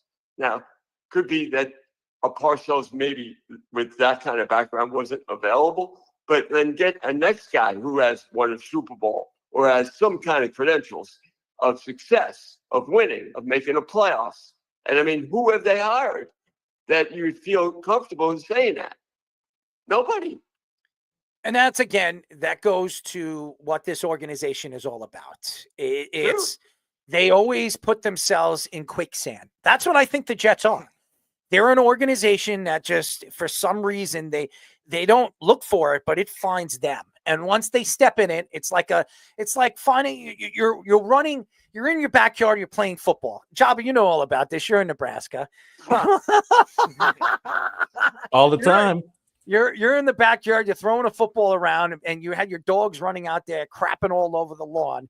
And you're like, and you're just, hey, you know what? I'm in my bare feet. I'm throwing a ball with my son. And then all of a sudden you step in a bunch of dog crap. Okay. That's the Jets. They are an organization that no matter what they do and how they clean up, they always find the dog crap. That's the Jets. They always find it, or it finds them. Okay. The dog crap that's definitely supposed to eat. It finds them. That's the New York Jets. I like that. It's the New York Jets. They're a bunch of dog crap. That's what it is. And the smell is just so disgusting and rotten. Okay. And it's just, to me, I mean, has anybody gone and did anybody play a practical joke on you? Another thing that Jabba probably knows a little bit about because he lives in Nebraska. I'm bringing that whole Nebraska analogy for you, Jabba. And there's a lot of fishing out there. There's a little bit man-made rivers out there. And somebody takes a fish and throws a dead fish in your car and lets it sit for 24 hours. Do you know what that smell does to your car? It'll completely stick to the car. And no matter if you take it out, you practically should throw the car away. There's no way that smell is ever going to get out of your car. Okay. That's the Jets. The Jets are a stinker. I mean, it's like making, if you have really bad farts, I mean, somebody letting go of a fart in a locker room and it just sticks to the walls. That's the New York Jets. The fart, the crap, everything. That's the organization as a whole. I'm tired of them. I am just tired of watching this garbage of a team. I know everybody's going to tell me, well, you're a Jet fan. You stick up for them. Yeah, I'm not going to stick up for them when I watch bad football. This has been probably, I don't care if they're 3-8. It's not the worst season I've seen when it comes to their record. And they probably win 7 games before the season's end. This is the worst talented team I've ever seen in NFL history. This is so bad right now. Just think about it. Devontae Adams is a Hall of Famer. Aaron Rodgers is a Hall of Famer. Smith is a Hall of Famer. I mean, just go up and down that roster. You might have 6 or 7 future Hall of Famers on that roster, and they can't win a close football game against the New England Patriots. Just think about that. Oh, God. The New England Patriots. In the last minute. Them and the Titans. The Titans go right down the field. The New England Patriots. That New England Patriot team. The Colts. Titans almost beat them too. But Richardson was supposed to have problems with consistency, wasn't he? Yeah. 2 times he took them to the field in the fourth quarter. I guess it's a great defense. Well, I mean, they're not great, but that type of thing shouldn't have happened. It shouldn't happen against New England. Shouldn't happen against Indianapolis. They shouldn't. So that to me is the bigger part, because when you start to expect, and then you look at the defense they had last year. Now I know that minus a couple of guys. Johnson getting hurt early didn't help, but it wouldn't have mattered. It wouldn't have mattered. Yeah, it wouldn't have mattered. You're right. And if Johnson was still playing, we might not even know who McDonald is, because McDonald was only going to play on 3rd downs. Now he's playing in every down. He's an every down defensive lineman. So now we know that McDonald could play. So we might not know if McDonald's as good as he is right now. So there's a lot of good from it. But again, sitting here today, look at Kansas City. Jabba, you watch football. Look at Kansas City. The Kansas City Chiefs no matter how bad Patrick Mahomes looked in certain games, they find a way to win games. It doesn't matter how bad they look and how undynamic this team has been over the past 2 years. They still are 9-1. They still won 9 games with the team all in a state of flux. You don't know who their number one guy is. You don't know who their offensive. They're shifting their offensive line. There's no guarantees where this team. They don't even have a. Pacheco's been out for almost the whole season. They're back and forth. They bring Kareem Hunt, who's sitting on his mom's sofa, and he's running the ball, getting you freaking 2 touchdowns a game. It's ridiculous, and the Jets can't find a way to do that. And the Jets are in a division where, besides Buffalo, it stinks. It's a horrible division. No idea what that's like to win games consistently. No idea. I do. And before we let you go, Mark, because we got a couple of stories, and keep listening to the show. Mark, we love you, man. And it's a shame we can't get you on more often, but I hope you're listening to us, because we all know that a lot of these Alabama people, every time they come on our show or listen to our show, they love it and they're entertained by us. But everybody loves you. Everybody loves you, Errol. Thank you, man. Same with you, Speedy.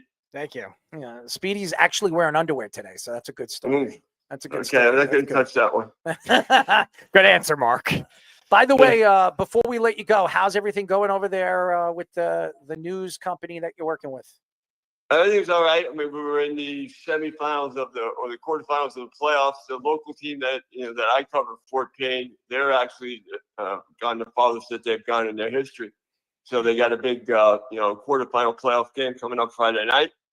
And then we have, another county school that's really good for the classification that they're in. They're playing a football game on Friday night for the playoffs as well.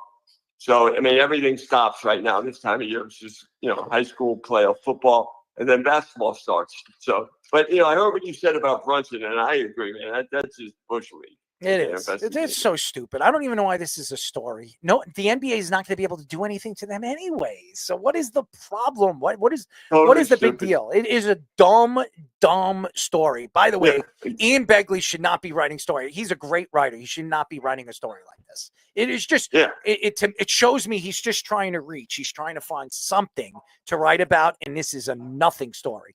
And he was assistant with Thibodeau when he was with the Bulls, I believe.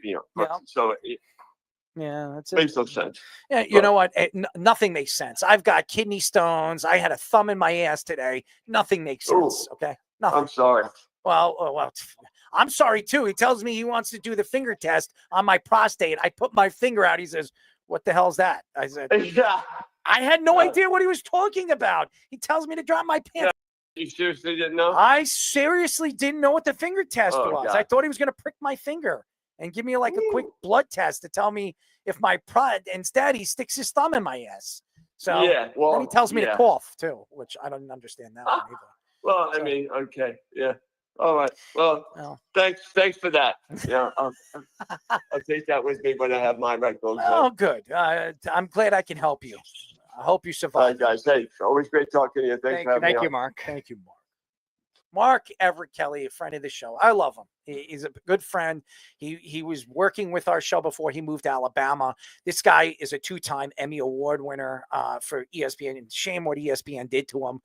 Pretty much threw him to the wolves after he got sick. He wrote a book about his cancer and how he survived it, and then Crohn's disease. Could you imagine having cancer and then getting Crohn's disease? And he had a cancer where it was a blood cancer, and those are the worst. And you had to find the right blood donor and all the other stuff that he had to deal with. It was just horrible. And this guy is still ticking. So we love everything Mark Everett Kelly stands for, and I love him as a brother. And I'm so happy he's getting back into the sports world. I think the sports world doesn't realize how great of a writer and how great of a person this guy really has been for the game and the world of sports.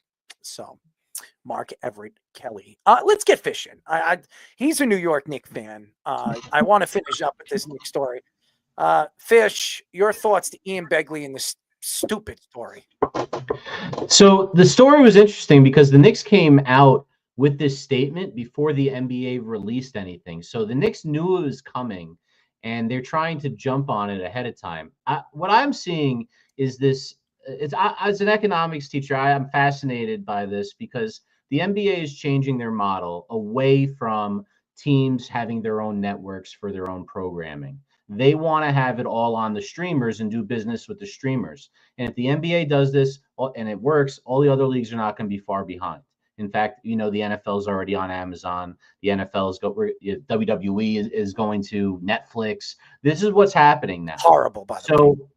Well, regardless if it's horrible or not, that's what's happening. Did you watch the Jake Paul? How are they going to put a live wrestling event on Netflix? It's going to be fringed and all that other stuff. It's going to be terrible. It's not going to work.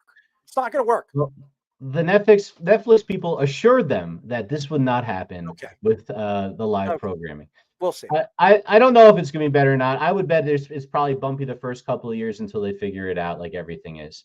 But what I do know is that teams like the Knicks are being penalized for having these networks. Their owners are at least being penalized, not the team.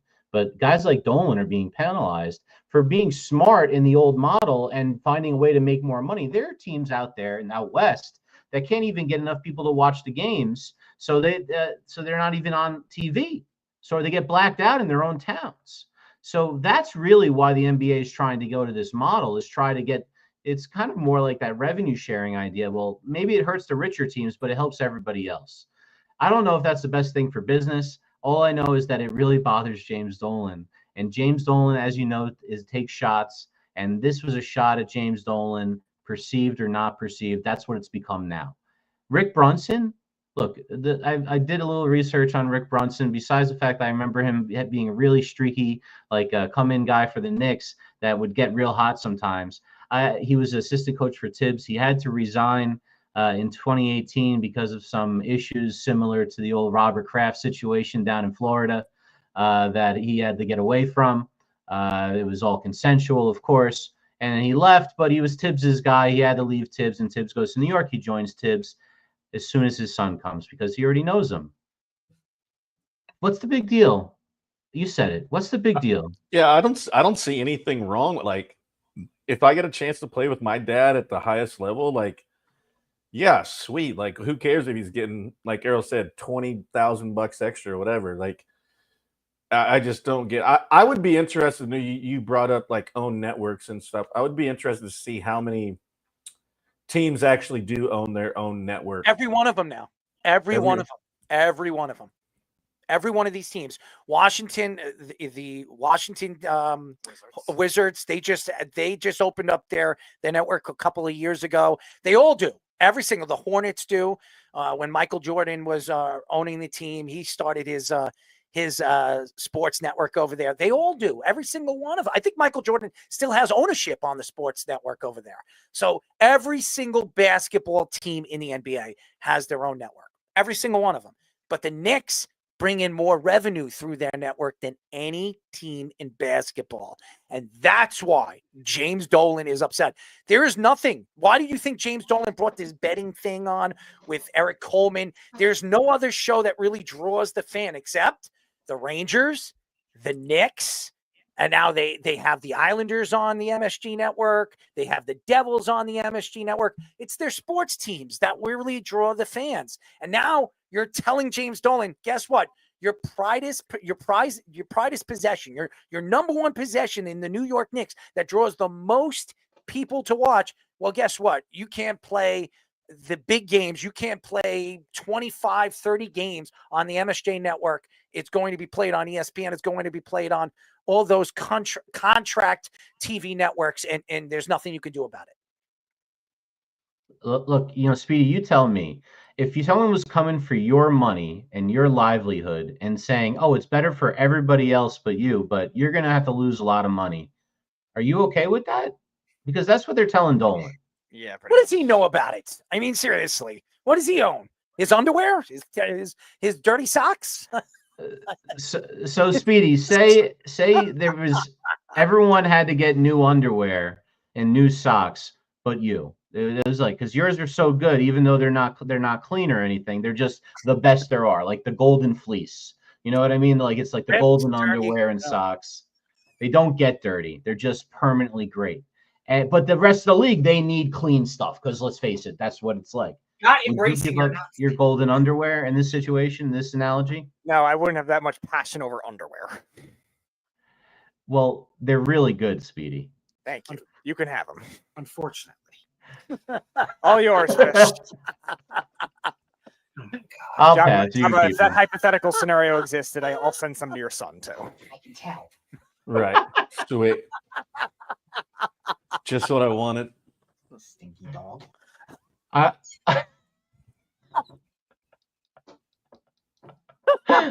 Kevin Durant had a tweet recently that compared NBA players to service employees, saying fans and owners don't show any gratitude to them. He mentioned that fans and owners gloat when their teams win and point fingers at players all the time when the teams lose. Durant tweeted this in his response to a fan arguing with his new partnership with FanDuel. He says where he is giving out NFL bets. Durant also mentioned that fans have sent him disrespectful messages over both basketball and with betting this season. One fan called Durant for promoting sports betting when he was passionate against the previous years. Durant has missed the Suns' last 6 games with a calf injury. Okay, so these stories with Kevin Durant and these tweets and Kevin Durant, we all know Kevin Durant has this like love fest for Twitter. X. Remember that whole story with the 7, Twitter accounts that he had, and he claimed it had nothing to do with him, but it did, and he knew exactly what was going on. So obviously, Kevin Durant, saying and obviously tweeting recently, and I'll read it again. He says fans and owners don't show any gratitude to them. I disagree. Okay, when you're getting paid millions and millions of dollars, okay, just so you know, how do you get that money? You get that money from the owners, and you get that money from the fans. Who is filling those stadiums? Who's buying hot dogs? Who's buying jerseys? Who's buying hats, Kevin? Honestly, I'm just asking you. I mean, you're not here, but if you were on the show, I would ask you. You're all these things that you get, all these big contracts, you're making what? 50 million a year, 48 million a year, whatever you're making. How do these teams pay you? That's what I want to know. Because for you to come out there on Twitter and obviously say that fans and owners don't show any gratitude to them says to me, you obviously know nothing about professional sports. The owners are paying you, they're the billionaires, and the fans are going there and paying your salary because the owners are selling out stadiums and selling all these different things in the stadiums that are putting money in their pockets. So you are a complete moron. You absolutely know nothing about endorsing a product and the players that you're putting on the court. How do you pay? Now I'm asking you a question, Kevin. This is a great question because you're getting all these shoe deals and you have all these different things you do off the court. If you weren't an NBA player and nobody came to see you and nobody knew who you were, would you be getting these endorsements? That's my question for you. Because the answer would be no, they wouldn't. So the fact that these fans are coming to watch you play and they're actually paying to wear your jersey, that says a lot to me. It says that you're a complete moron. And the fact that you're sitting there and now attacking fans about the fans attacking about FanDuel and you're attacking them because of the fact that they're not betting on you or whatever. Who the hell cares? Go out there. You're getting a contract. How much money are you making from that deal? Are you making millions and millions of dollars? So what are you gloating about it for? Why are you crying about it? It is the most ridiculous back and forth banter on social media. You sound like an idiot. You really look stupid. This is Jabba. You're on Twitter all the time, okay? Fans reach out to you and they go back and forth when you post something and you like to have fun with the fans. You want to be interactive and sometimes you throw them money. I will tell you this. Go on Kevin Durant's Twitter page. I'm going to tell you this right now. Fans will reach out to him and reach him back and forth. You will never see Kevin Durant respond to any of the fans. And the only time he does respond to the fans is when they're attacking him and he can't handle the attacks. When a fan goes, "Oh, I love you," he won't answer. He won't like it. But when they're attacking him, he's over there gloating and all that other stuff. Or crying, or it's horrible. He is not a good Samaritan. I don't like Kevin Durant. He is LeBron James-esque. These two idiots have stuck by Kyrie Irving when Kyrie Irving said those anti-Semitic, stupid stuff that he was on social media telling people to watch some freaking video of saying that there was no Holocaust and that 33 million people never died in the Holocaust. And then he said that the Israelis are not even real Jews. I mean, it was just hilarious. And then they come out and say, well, he has a right to say whatever he wants. Really? You have a right to say whatever you want. You're using a platform that the fans are paying you to use. The owners are paying you to use. And you're using that platform to say stupid things like the earth is flat or we never stepped on the moon. What are you, idiots? You guys, basketball players must be the dumbest people. I've never heard a football player say that. They're dumb. They're dumb as whatever you want to say it. I mean, but I've never seen a football player say something like this. But all the crazy stuff, all these takes that everybody makes fun of, comes from the NBA. Yeah.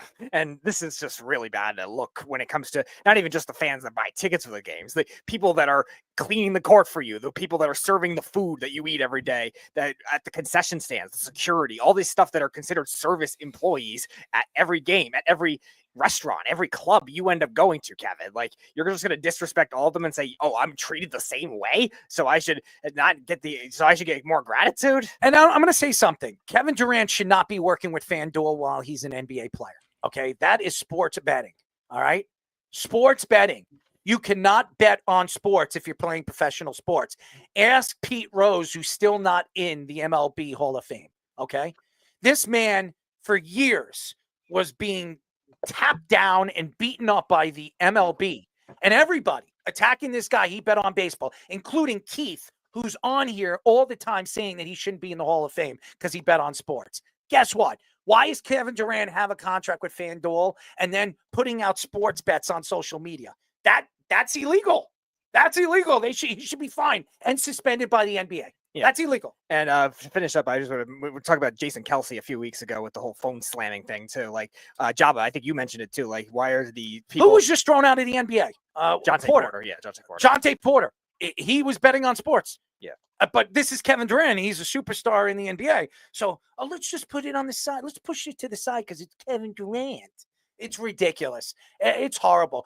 Adam Silver, retire. Go work for Disney. Go do something. You are a LeBron James piece of garbage. That's what you are. Go get on your hands and knees and suck off LeBron James. Yeah, referencing the Jason Kelsey thing, and Java, you mentioned it as well. Like, these celebrities, like they don't have to be, they have to be the bigger person sometimes. Don't have to go after the fans. Like, it's unnecessary too. And we talked about Stephon Diggs too. Like, Stephon Diggs is, oh, I'm never the bigger person. Well, Kevin Durant's never been the bigger person for the last 8 years of all the burner accounts.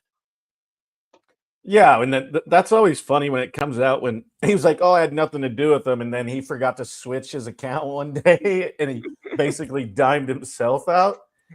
But yeah, how can you even begin to say workers like myself, I'm sick of it, no gratitude?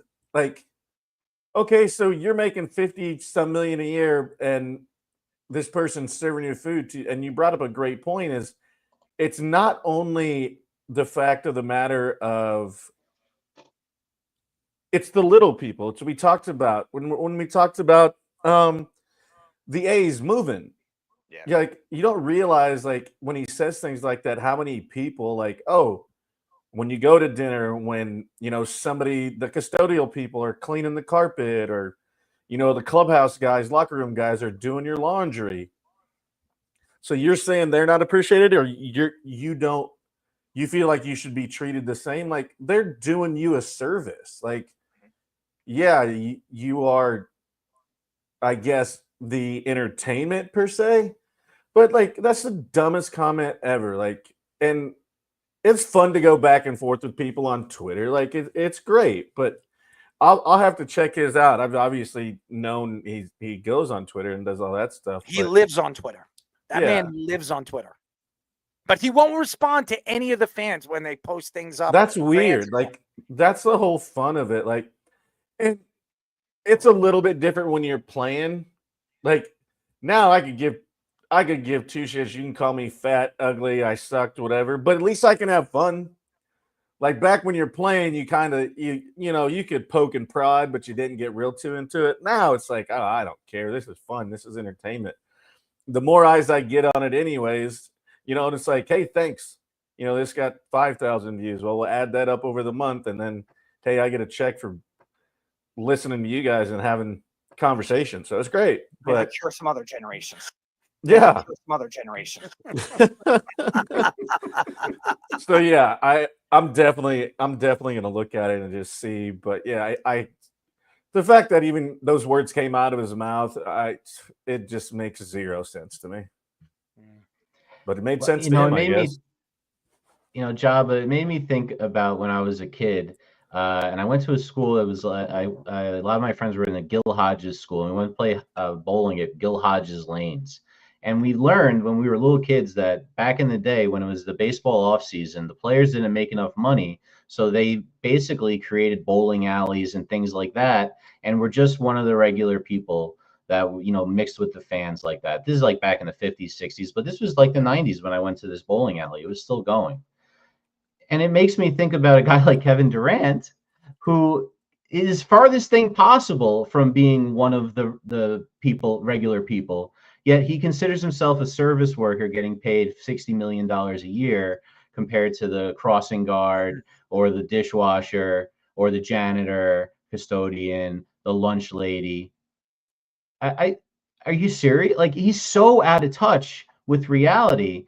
And I guess it's hard to sometimes relate with the fans, except for, in baseball now, you got to pay $3,000 for World Series tickets. So I guess they have to be super rich too. But in general, most fans aren't super wealthy that love the teams. And it's got to be very strange trying to navigate that as somebody that makes just like a normal salary in professional sports, let alone the super max like Kevin Durant's been getting his entire career. That guy's so out of touch. He's got such thin skin for being out of touch, Errol. Can you imagine? Like, what do you have to be pissed about? You're making $55 million a year. Exactly. That's just on the NBA court. Yeah. His endorsements, his sneaker deals. Michael Jordan made sure that these guys are taken care of for the rest of their lives. Seriously, Michael Jordan, with the contract that he solved with Nike, he's making $38 million to the day he dies from Nike every single year. This guy is a multi-billionaire, and now all these guys are going to become billionaires. Kevin Durant will be a billionaire before the day he dies. All right. So all of them. LeBron James is already a billionaire. You're everybody complains about Jalen Brunson. He's playing in New York. If he brings a championship home, the guy's going to be a billionaire. So it's ridiculous. I'm done even speaking about this guy. Adam Schefter, we have two things. We're going to be doing our new segment, Tic Tac No, with the tick after this, and we have this. Adam Schefter said that on the Pat McAfee show that he expects at least 7 teams to have openings as a head coach vacancy after the season. He said the realistic range he expects 7 to 9 teams with openings and wouldn't be surprised if it's more. Besides the Saints, the Jets that already fired their coaches, he thinks that the Jaguars and Cowboys are almost guarantees to fire their coaches. Other teams listed, including the Browns, the Raiders, the Bears, the Giants. The Athletic, Diane Rossini, reports that Bill Belichick will have his eye on the Jaguars coaching job. I've been saying this, so now she's saying it. So I should get a pat on my back, Diane. Both Des Bryant and Michael Irvin believe that Deion Sanders will take the Cowboys job if they draft Shedeur Sanders in the first round. Schefter listed Bill Belichick, Mike Vrabel, both Lions coordinators, Brian Flores, and Broncos defensive coordinator Vance Joseph as very likely head coaching candidates. Well, it's pretty simple, and we don't even really have to get too deep into it because we are going to talk about this probably in the next couple of months. The fact is, there are quite a few teams that are going to be looking for coaching jobs. The Cowboys are an interesting one. The Jets, not really. The Jaguars are an interesting one because if Bill Belichick takes that job, the only reason why he's taking that job is because he gets to be the GM and the coach. That's why I said he would take that job. He'll be there for 3 years as a head coach, and then he'll do exactly what Tom Coughlin did.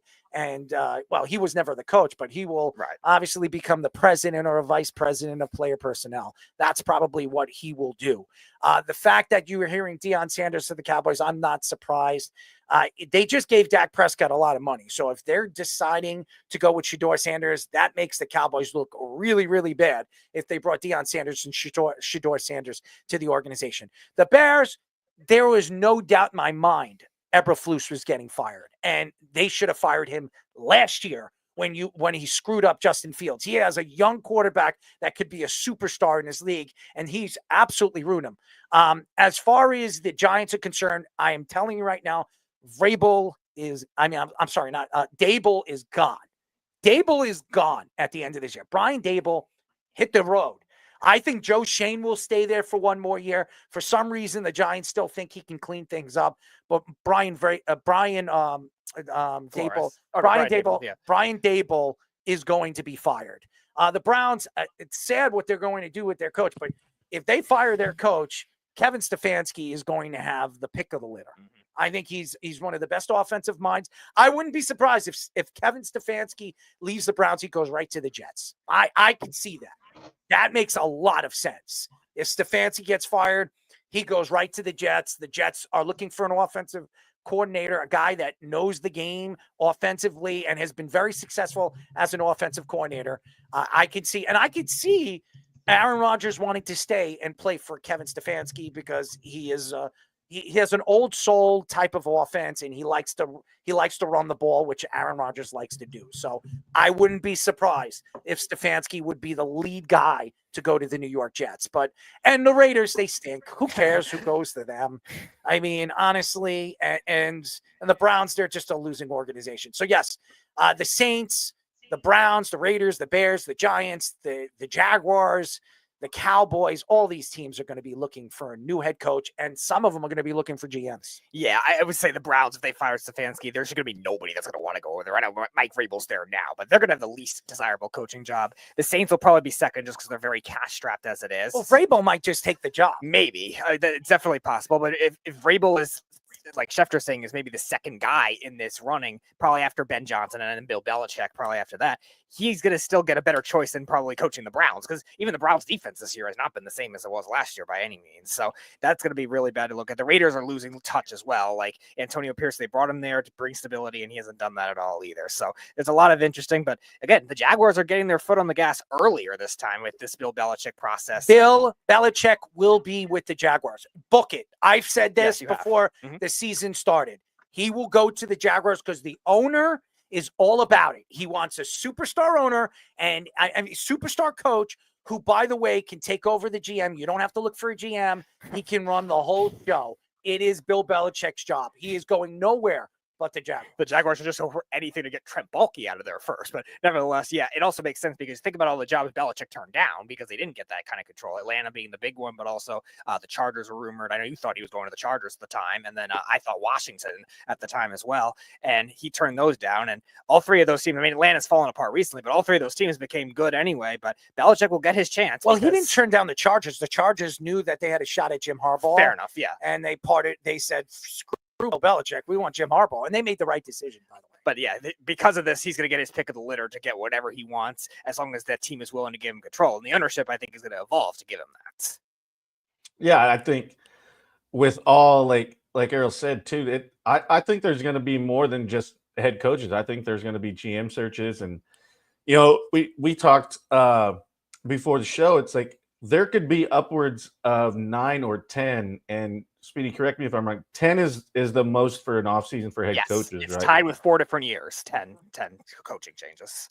And so you just look at the moving and shaking in so many ways. I think what's going to make it so interesting too, as far as who fits in as the head coach, is what's going to make the draft really interesting to see how they put those two intertwined, and kind of what it'll kind of tell us what they're thinking without us coming out and saying what it is by the way they draft. So that's what I'm really looking forward to. Obviously, the seeing who lands where, but then how they navigate the draft, in what direction they see the organization going. So that I mean, that's two things that I'm super excited, because I think the draft will tell us a lot about what they're going to do. There's a team right now, I think, and don't be surprised if they fire their coach in the offseason, and that's the Dolphins. And I know I like Mike McDaniel, but the Dolphins have had such a bad season, and this whole Tua thing, I have a feeling they're going to just absolutely just wash away whatever's right now as their executive and coach. This is everything's falling flat on their face. And I wouldn't be surprised if the Dolphins or another organization and another team firing the coach and GM in the offseason. You never know what that I think they'll make the playoffs, though. I think the Dolphins are only a game out right now. They're not making the playoffs. Trust me. They're not making the playoffs. Well, look, we'll see. We'll see. I'll tell you right now, there's two guys, if they get let go, immediately get another job. And McDaniel's one of them, and the other is Stefanski. Stefanski immediately is the number one person that every team wants to hire. Two-time coach of the year in the last 4 years. Book it. He's going to let the him Jets. go? Book it. If he leaves the Browns, I'll put all them. A matter of fact, if there's a bet on right now, I'll bet that. If Stefanski gets fired from the Browns, what is it? 15-1, 2,000-1. Book it. Anybody put $10 on it. You're going to make yourself a lot of money. Do you think that guy wants to go from this disaster in Cleveland to yet 100%. another disaster with the Jets when he has to pick up the litter? If he can fix the Jets, he'd look like a god. And that's something that's just. Why do you think Stefanski took the Browns job? Because he wanted to take something on, a challenge on. Yeah, going from that to the Jets, you might have more talent. The Jets have but you might have to call him off a bridge. He might be on the Tappan Zee. Right. He's going to develop like cirrhosis of the liver by mid-season if he has to do that back-to-back years. That's a tough call, man. I don't honestly, with the Woody Johnson interfering and meddling with Joe Douglas reports that we saw today, I don't know who is going to go over there willingly and say the Jets are going to be my first pick. I want to coach that team, or I want to be the GM of that team. There's a lot of warts over there in the front office and leadership. And I think they're going to end up with I think they're more likely to end up with Rex Ryan than Stefanski. It's talent. Joe can go get his wish. Look, they have talent, but it's old. There's some young talent, and they're unhappy. Why does everybody keep saying that? It is not. Where is the old? Michael Carter, young. Okay, DJ Reed's gone. You have Sauce Gardner. He's had a bad year. He's young. Breece Hall, young. Garrett Wilson, young. I mean, we go up and down their offense. They just they signed, they drafted Olu Fashanu, young. Titman, young. I mean, you go to their defense. McDonald, he looks like a star. Young. Jermaine Johnson, young. Quincy Williams, young. Quentin Williams, young. Where are you guys saying they're old? Adams, their safety, young. What are you guys talking about? They're not old. They're young. Old and young. They're Mosley. young. They're one of the youngest going into the season. Besides the three or four big names that they brought in the offseason, they were considered a young team. Now all of a sudden they're old. Come on, guys. What the hell is it? I've been taking shots at the Jets. They're not old. They're younger than the Giants. So stop it. This is ridiculous. They're old at quarterback, left tackle, and X receiver. And they're gone. They're gone. So what? That's a problem. They don't have those guys. Old is ridiculous. That's a terrible statement. They're not old. And right tackle. But anyway, we don't have to argue about it. The Jets are a disaster. I think the one that I really think that no one's talked about, the Bears have to fire Eberflus. We've talked about it all season. Errol, he's number one guy on your hit list. Horrible. And you're absolutely right. He's terrible.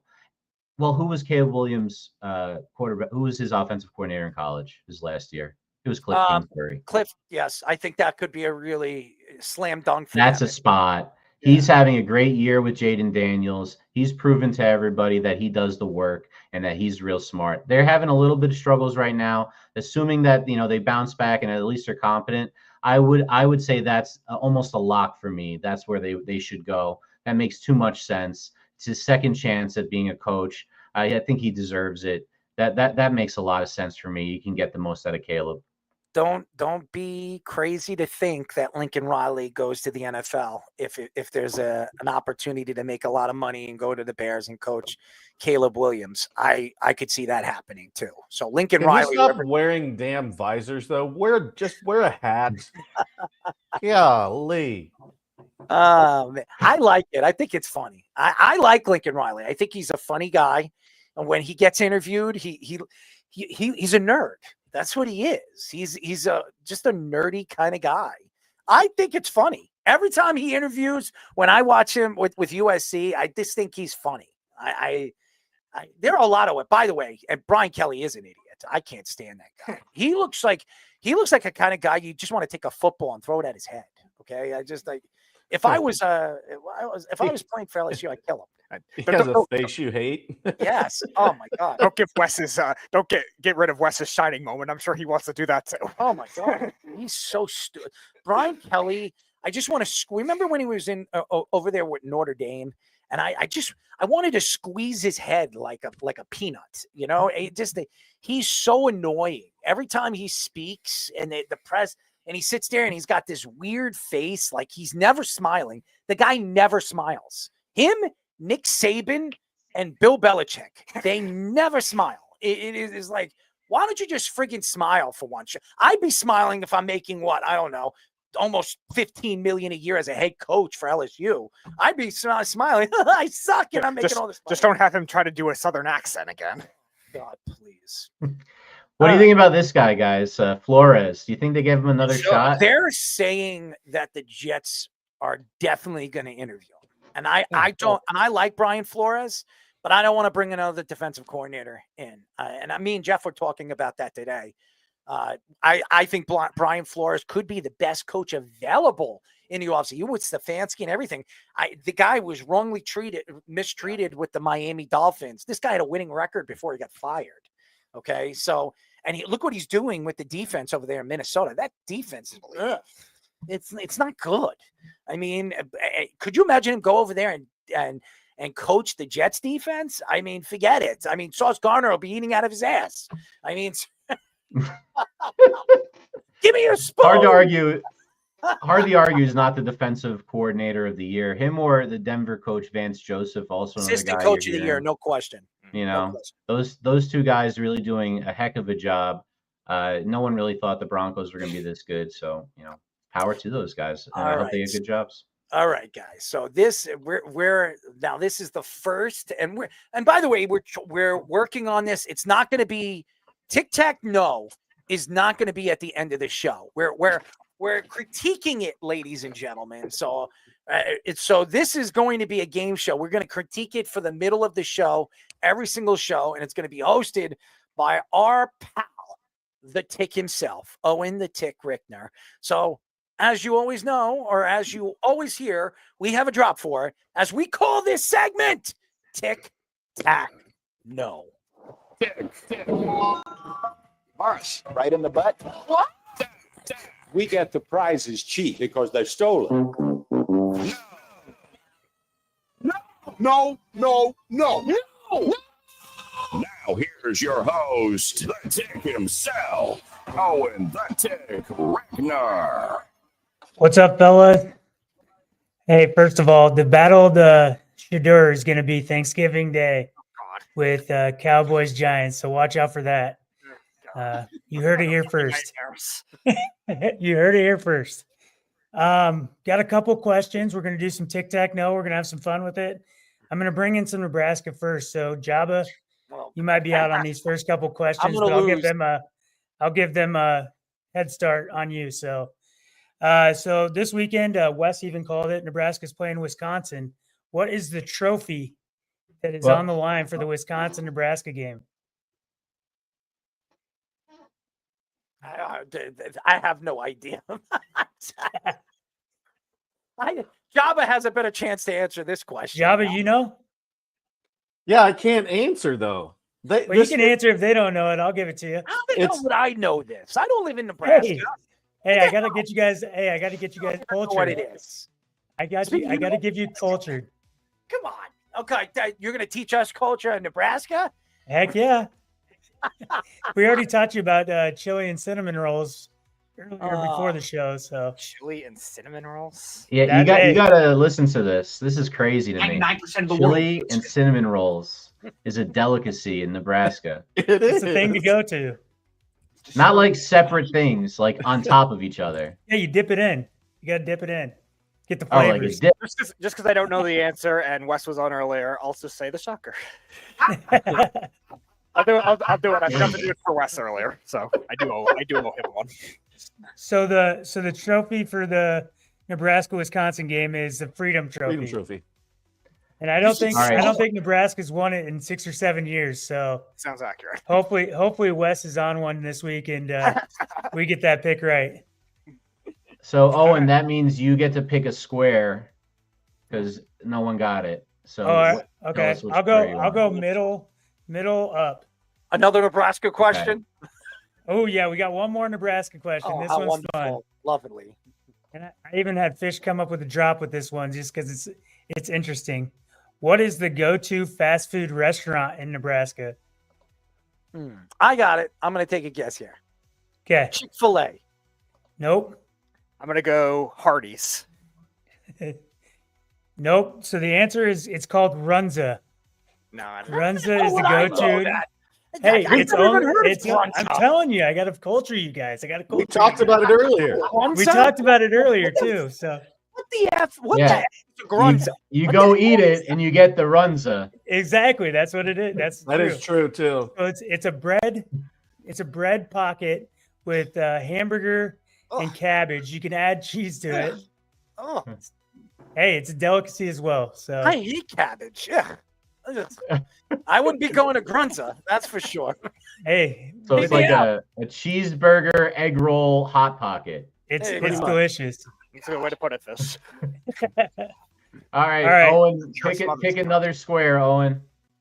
Well, I got to go 3 in a row, so let's go the middle one. Middle. All right, guys, we'll do something that's sports here. Since we just got off the Tyson and the Jones Bones fight, what is an illegal punch to the back of the head called? Oh my God, that's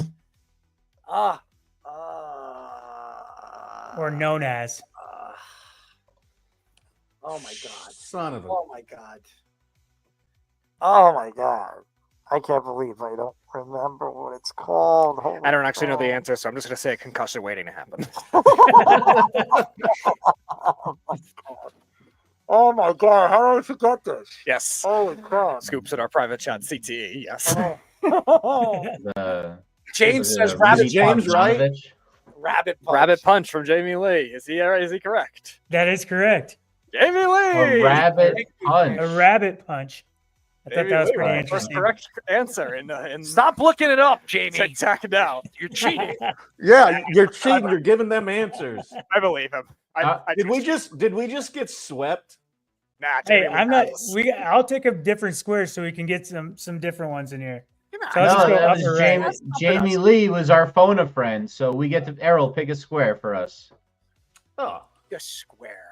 Where am I going to pick a square? How do I pick a square here? You just got to block him, so you got to Yeah, pick so- the one down middle. All right. on the I'm trying to runza. find a square. I don't see any. middle squares. bottom. Okay, middle bottom. All right, middle bottom. There we go. Middle bottom. All right, middle bottom. I see the square. I see. You got to make it darker so I can tell what it is. There it is. Since Or you've been just make the logos a little bigger. Yeah, there you go. All right, here we go. here we go. James Since we've been said tearing oops. up the Jets today, how many Jets coaches have there been since Parcells in '99, and who had the longest stint as a coach? Rex Ryan had the longest stint. And how many coaches? Since who? What did you say? Since Bill Parcells in '99. That's come on. I gotta go like through that. 7. You got 7, Speedy? 7. All right. Speedy's got 7. It is Rex Ryan though. I'll give you a hint. That's wrong. Speedy's wrong. since Bill Parcells. It's got to be more than that. I'm going to say 9. I'll give you a credit for that because if you put Bill Belichick saying yes, that makes it 9. There you go. That's a good trick. Yeah, that was good. That was good. But it's 8 actual All right. coaches. Hey, Bill that's Belichick good. was the coach That's for 24 hours. Look at that face. All right, so Errol, now pick another square. All right. I'm going to take bottom right. Yes, the All right, bottom right. All right, guys. This one makes me want to eat tuna fish salad, and it's kind of been the I don't know what you call it, the toss of the nation right now. So 2 ingredients in Matthew McConaughey's tuna salad, the weird ones. What are 2 weird ingredients that Matthew McConaughey puts in his? How the hell Is it one wasabi? Yep, one's wasabi. There's probably 3 of them that are a little weird, but I wouldn't eat it.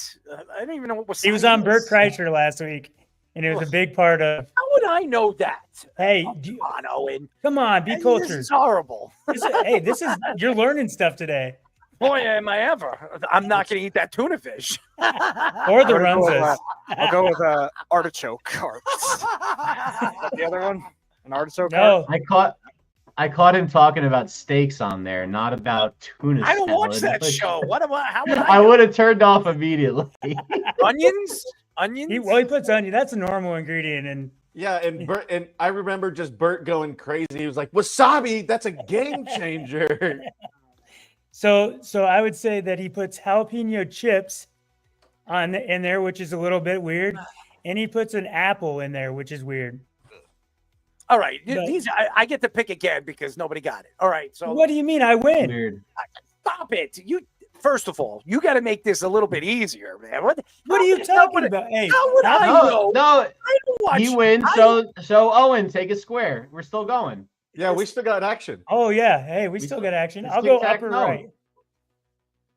Are you sure?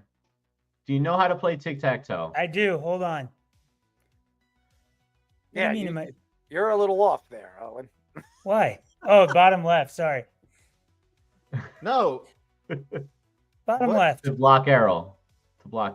Yeah, I was like, I didn't even know why he Well, went there. I because was the like, one tick is a little bit to the right, so I thought I had a diagonal. You gotta block me. Come on, let's go. Let's go. I'm All right. about to win. Oh, Give me something good. I'll make him All right, in a here we row. go. It's gotta Here's be a a base- sports. Stop with Here's this. here's a baseball one. Here's a baseball one. Top 5 strikeout leaders since 2000. Top Who are 5 they? strikeout leaders since 2000. Max Scherzer, Scherzer, Garrett Verlander. Cole, Verlander. Garrett Cole, right? No, all right. So Scherzer. He hasn't played long enough. Okay. So all the way to 2000. That's what you Yeah, said. from 2000 Okay. to now. Okay. Scherzer, Verlander, Kershaw. Yeah, I would say that. Yeah. God, there's got to be one. You've got how 3. How many are there? How many are there? 5. 5. Five. Yeah, 2 I more. said top 5. Top 5. Oh, hold on. And that's just from 2000 on, not like if they retired Yeah, in from like 2000 2004. to present day. 2000 to present day. And if you can't tell, this is a fish question, so he helped me out with this question. Are they all It's a good still in one. the league? Are they all still in the league? No. No. Okay. Cliff Lee. Not Cliff Lee.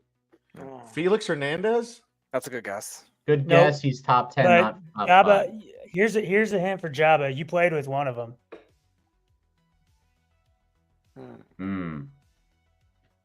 Not David Price. I was thinking that too. He was a reliever for a little bit there. It was just an 08 when he came up. At the end, too. Oh, yeah. Sabathia? CC Sabathia? Yep. CC. So we got You one. And we you got one more. This one's probably the hardest one.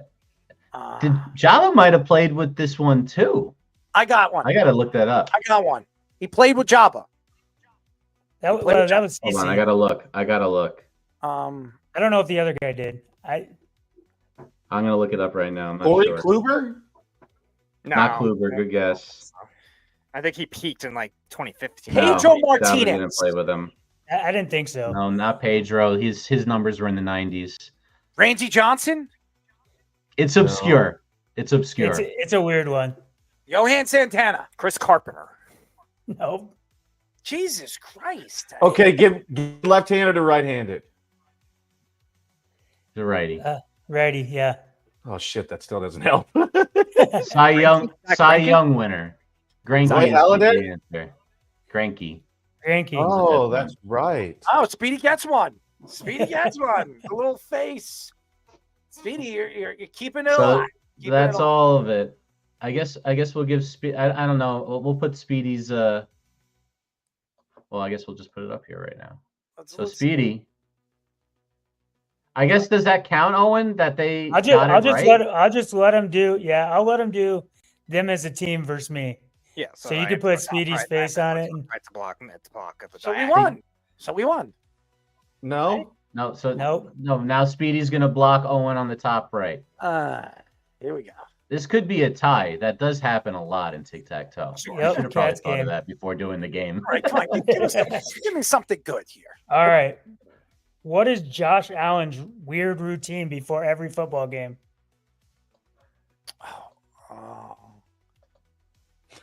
Doesn't he jump? Doesn't he jump over lines? What does he do? Doesn't he jump over lines? Pretend he's in Hawkeye with his girlfriend. Wow. He eats a hot dog and shoves it up his ass. I don't know. Anybody? No, I have no idea. His routine. Speedy? Scoop What says is he very- knows. Well, You guys it's something that's very Wyoming-esque. He's looking it up, Scoops. He's cheating. Did he just put in there too? He goes, I didn't look it up. I have no idea. Maybe he eats Matthew McConaughey's wasabi. Oh, yeah. dude, that just gives me diarrhea just thinking about it. Jabba, you got anything? I want to say I actually had a teammate that did this too. I don't remember if he just talked about this or if doesn't he throw up? Yeah, he throws up before every single game. Ooh. Yoenis Cespedes did that. Oh, really? That's the only, he actually was late to the field because he threw up before every game. And that's when you said that I was like, I'm pretty sure I played and Sesame threw up before every game. I'd rather throw up than piss in my hands like Jorge. Okay. That's true. And then pisses on his hands. since you guys won, I go take a piss.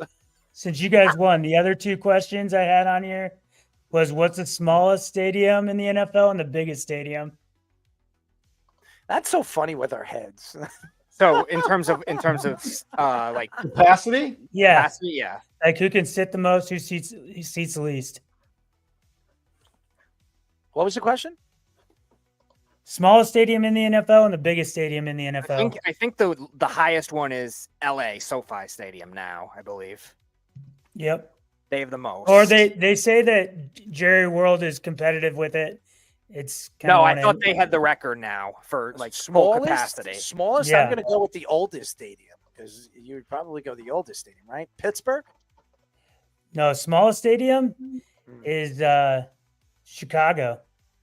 It's 61. Another old. it's It has to That be. makes sense. It has going to to be an old one. It Yeah. had to be an old one, because they're always trying to oversee people now in the new stadiums. Ask the Jets in that stadium. Oh my God! Has anybody gone to MetLife Stadium? Oh my God! It's such a garbage stadium. They said it's AT&T at 80,000, just seating, not fully holding, just seating at 80,000 is the largest seating. I know. I got a chance to look at it with the Jake Paul fights, so that was interesting. All right, and here's one for Fish. He came up with this one. Okay, let's hear it. Caught the only perfect game in a World Series. Who was it again? And who was it against? Oh wait, who? Yogi What Berra. Yeah, so he caught the only perfect game Okay. in the World Series. Okay. And who was it against? The New York Giants. The Brooklyn Dodgers. Was it Washington Senators? It had to be Is a it- New York team. It had to be. It was One of got the it three right. of you are right. I was gonna Speedy say is Speedy right. got it right. It had to be a New York team. I knew it was Brooklyn Dodgers. I was hoping someone said the LA Dodgers, and I was going to tell you you're wrong. It was the Brooklyn Dodgers. Nope, that doesn't count. We'll have some trick Is it a questions. trick We'll have some question? trick questions. Oh, actually, it is. Everyone knows Don Larson, and he was at the game of the perfect game, so it was like famous. But who caught him? You're gonna figure it's Yogi Berra because it's back then, and famous him jumping clip that we have there. But at the same time, like, who did they play? You don't remember it because it was black and white, and it could, it was the Dodgers very often back in those days. But when did the Dodgers move to LA? 1958. I don't know exactly. 1958. It was So 2 years later. 2 years later. Yeah, and I should have known that because Yogi still was adamant till the day he died that Jackie was out at home. And then they won the World Series 4 years in when they were in LA. And It take a while to win it. And guys, actually, if you actually watch, like, if you slow motion it, he was out. Just so you know, he was absolutely out at home. So I'm just letting you know. I watched it. So today, you just tap your head and they'll overturn the call. Like, hey, no, go like this. We're Go safe. like this. We're safe. I'm just saying, if you watch the replay of it and you watch it in slow motion, he was out. So, and Yogi's absolutely right that he was out. And the Yankees win the World Series. So they'd have number 28 and not be waiting for it. Right. I mean, remember when Girardi put award number 28 after 2009? After we won, yep.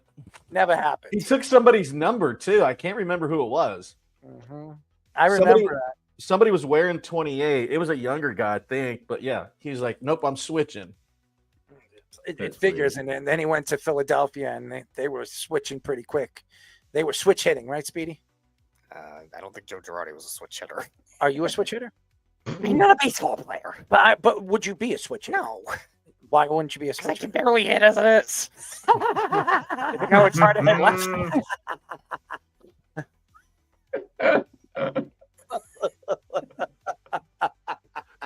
I mean, but can we make a note that like Owen came out guns a-blazing, by the way? Listen, that was a Fish and myself. You got to make it a little bit easier than that. I like Oh that. no. I like no. The Belichick thing I liked. That was actually a good twist. That was good. Hey, that was Fish. I'll give him credit. That was good. That was Fish. He was the Jets. He was the Jets coach for 24 hours. So he was. So you can't say that he wasn't. And you could definitely stump somebody on that. Correct. Here's the deal though. Fish wanted to go as far as making you guys name them all. See, so I did make it a little bit easier. I could. If I had a piece of paper, I probably could name all of them. It's just, it's time consuming because you got to go from each year. But I knew Rex Ryan was the longest. I don't know who's between Belichick and Herm Edwards. Do you know how long Rex Ryan was the head coach? Al Groh. How, 6 how years. Long? Fish, how long? How long? It was 6. 6 years. Yeah. So. Look, really I didn't want to actually make you relive all that trauma. 5.5 because he got fired in the middle of the season, so it really wasn't 6 years. We'll give him 5.5, 6. so We'll give him 6. We round up here. Yeah. Within 5 games, he was you're out of here. So I remember that too. Thanks to good old Geno Smith. So, anyways, but yeah, that's fun. Actually, that's actually cool. That was fun. Time. That's actually fun. You got to make it a little bit easier than that. No way. Yeah. What kind of tuna fish? How do you ask a tuna fish? That was a funny question. I have no idea. It took the nation by storm this week. Okay, I've been getting it on my TikTok. I've been getting it everywhere. It's all over the place. You think I care about what Matthew McConaughey puts in his tuna fish? I mean, okay, you wanted me to ask what color Speedy's underwear was today. That's easier than finding out what he puts in a tuna fish. I mean, you can take. I don't know why you have. I don't know why you have that obsession of. I mean, how many? Hold on. Speedy's underwear. How many? First of all, how many colors are there for underwear? I mean, you're probably there's probably like 3 common ones. You're probably guessing. I mean, seriously. I have a lot of colors. Speedy has some sparkles in his. I'm not talking about you, Job. I'm talking about Speedy. Okay. Does brown streaks count? That's what I was calling Speedy sparkles. That's what I was saying. But that's actually fun. That is a fun game. But the tuna fish thing really threw me off. Yeah, it really did. I'm sitting there. I'm like, how the hell would I? Errol, we were all at the office hanging out by the water cooler, eating our runzas, talking about McConaughey and his wasabi tuna fish, man, and jalapeno chips. Honestly, I'd probably rather know a little bit about his wife more than I would like to know about what he feeds. He eats in his tuna fish. Then he said he went and was like, and you don't eat it right away. You put it in the fridge so they can all marinate together. Oh, He said that's the redneck way. So that sounds disgusting. I would I'm never not a big go tuna and eat at fish his guy, but it house. makes me want to try it. I would never go and eat at his house. That's for damn sure. I'll Screw drink that. his booze, but I don't know if I'm going to eat. Yeah, that's disgusting. But I mean, the guy doesn't even spray himself with deodorant, so he probably smells like horse crap anyways when you go in. All right. There you go. He doesn't even wear cologne. He's already said that. So, I mean, could you imagine? He don't even put gel in his hair. He throws water in his hair. That's why he slicks it back. Anyways, Matthew McConaughey. So whatever. Wow. That's what I'm going to remember on the first Tic Tac No show. There you go. Tuna fish. Thank you. What a show, ladies and gentlemen.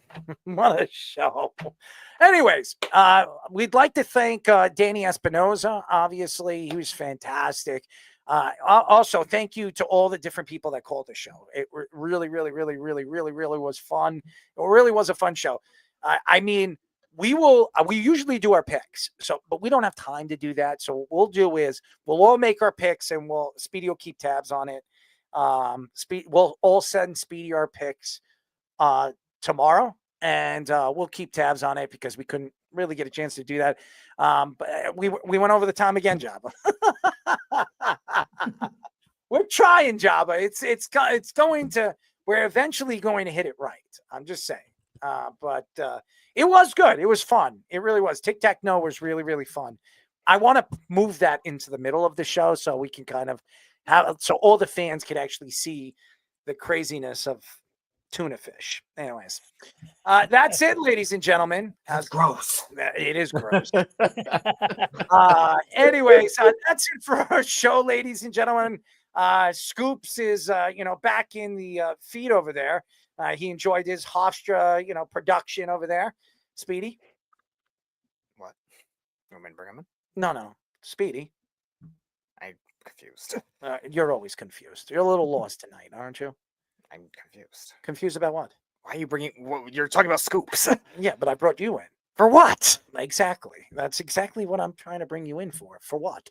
Anyways, ladies and gentlemen, thank you for tuning in. Keep downloading us on Spotify and Apple. We really appreciate that. And we will be moving into new segments. Next week, we're going to have a segment called the Golf Clap of the Day. We're going to be doing that. So that'll be fun. And ladies and gentlemen, we're going to have a segment called What's That Smell, which is going to be really funny. And you definitely need to tune in next week. And we'll have new guests as always. And Jabba being Jabba with his Nebraska, statements as always. Anyways, that's it, ladies and gentlemen. We'll talk to you next week. Listen to the Weekend Crunch on 103.9 on Saturday, 7 p.m. Right, Speedy? Nope. We're before we have pregame show with the Islanders, and then we'll be on at 10. We get to watch crappy Islanders hockey. Great. Congratulations. They're playing to against the us. Blues. They might be just as old as the Islanders. Thank God. Anyways, maybe we'll get a win after 5 days?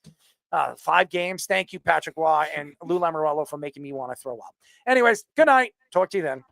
You're listening to the Worldwide Sports Radio Network.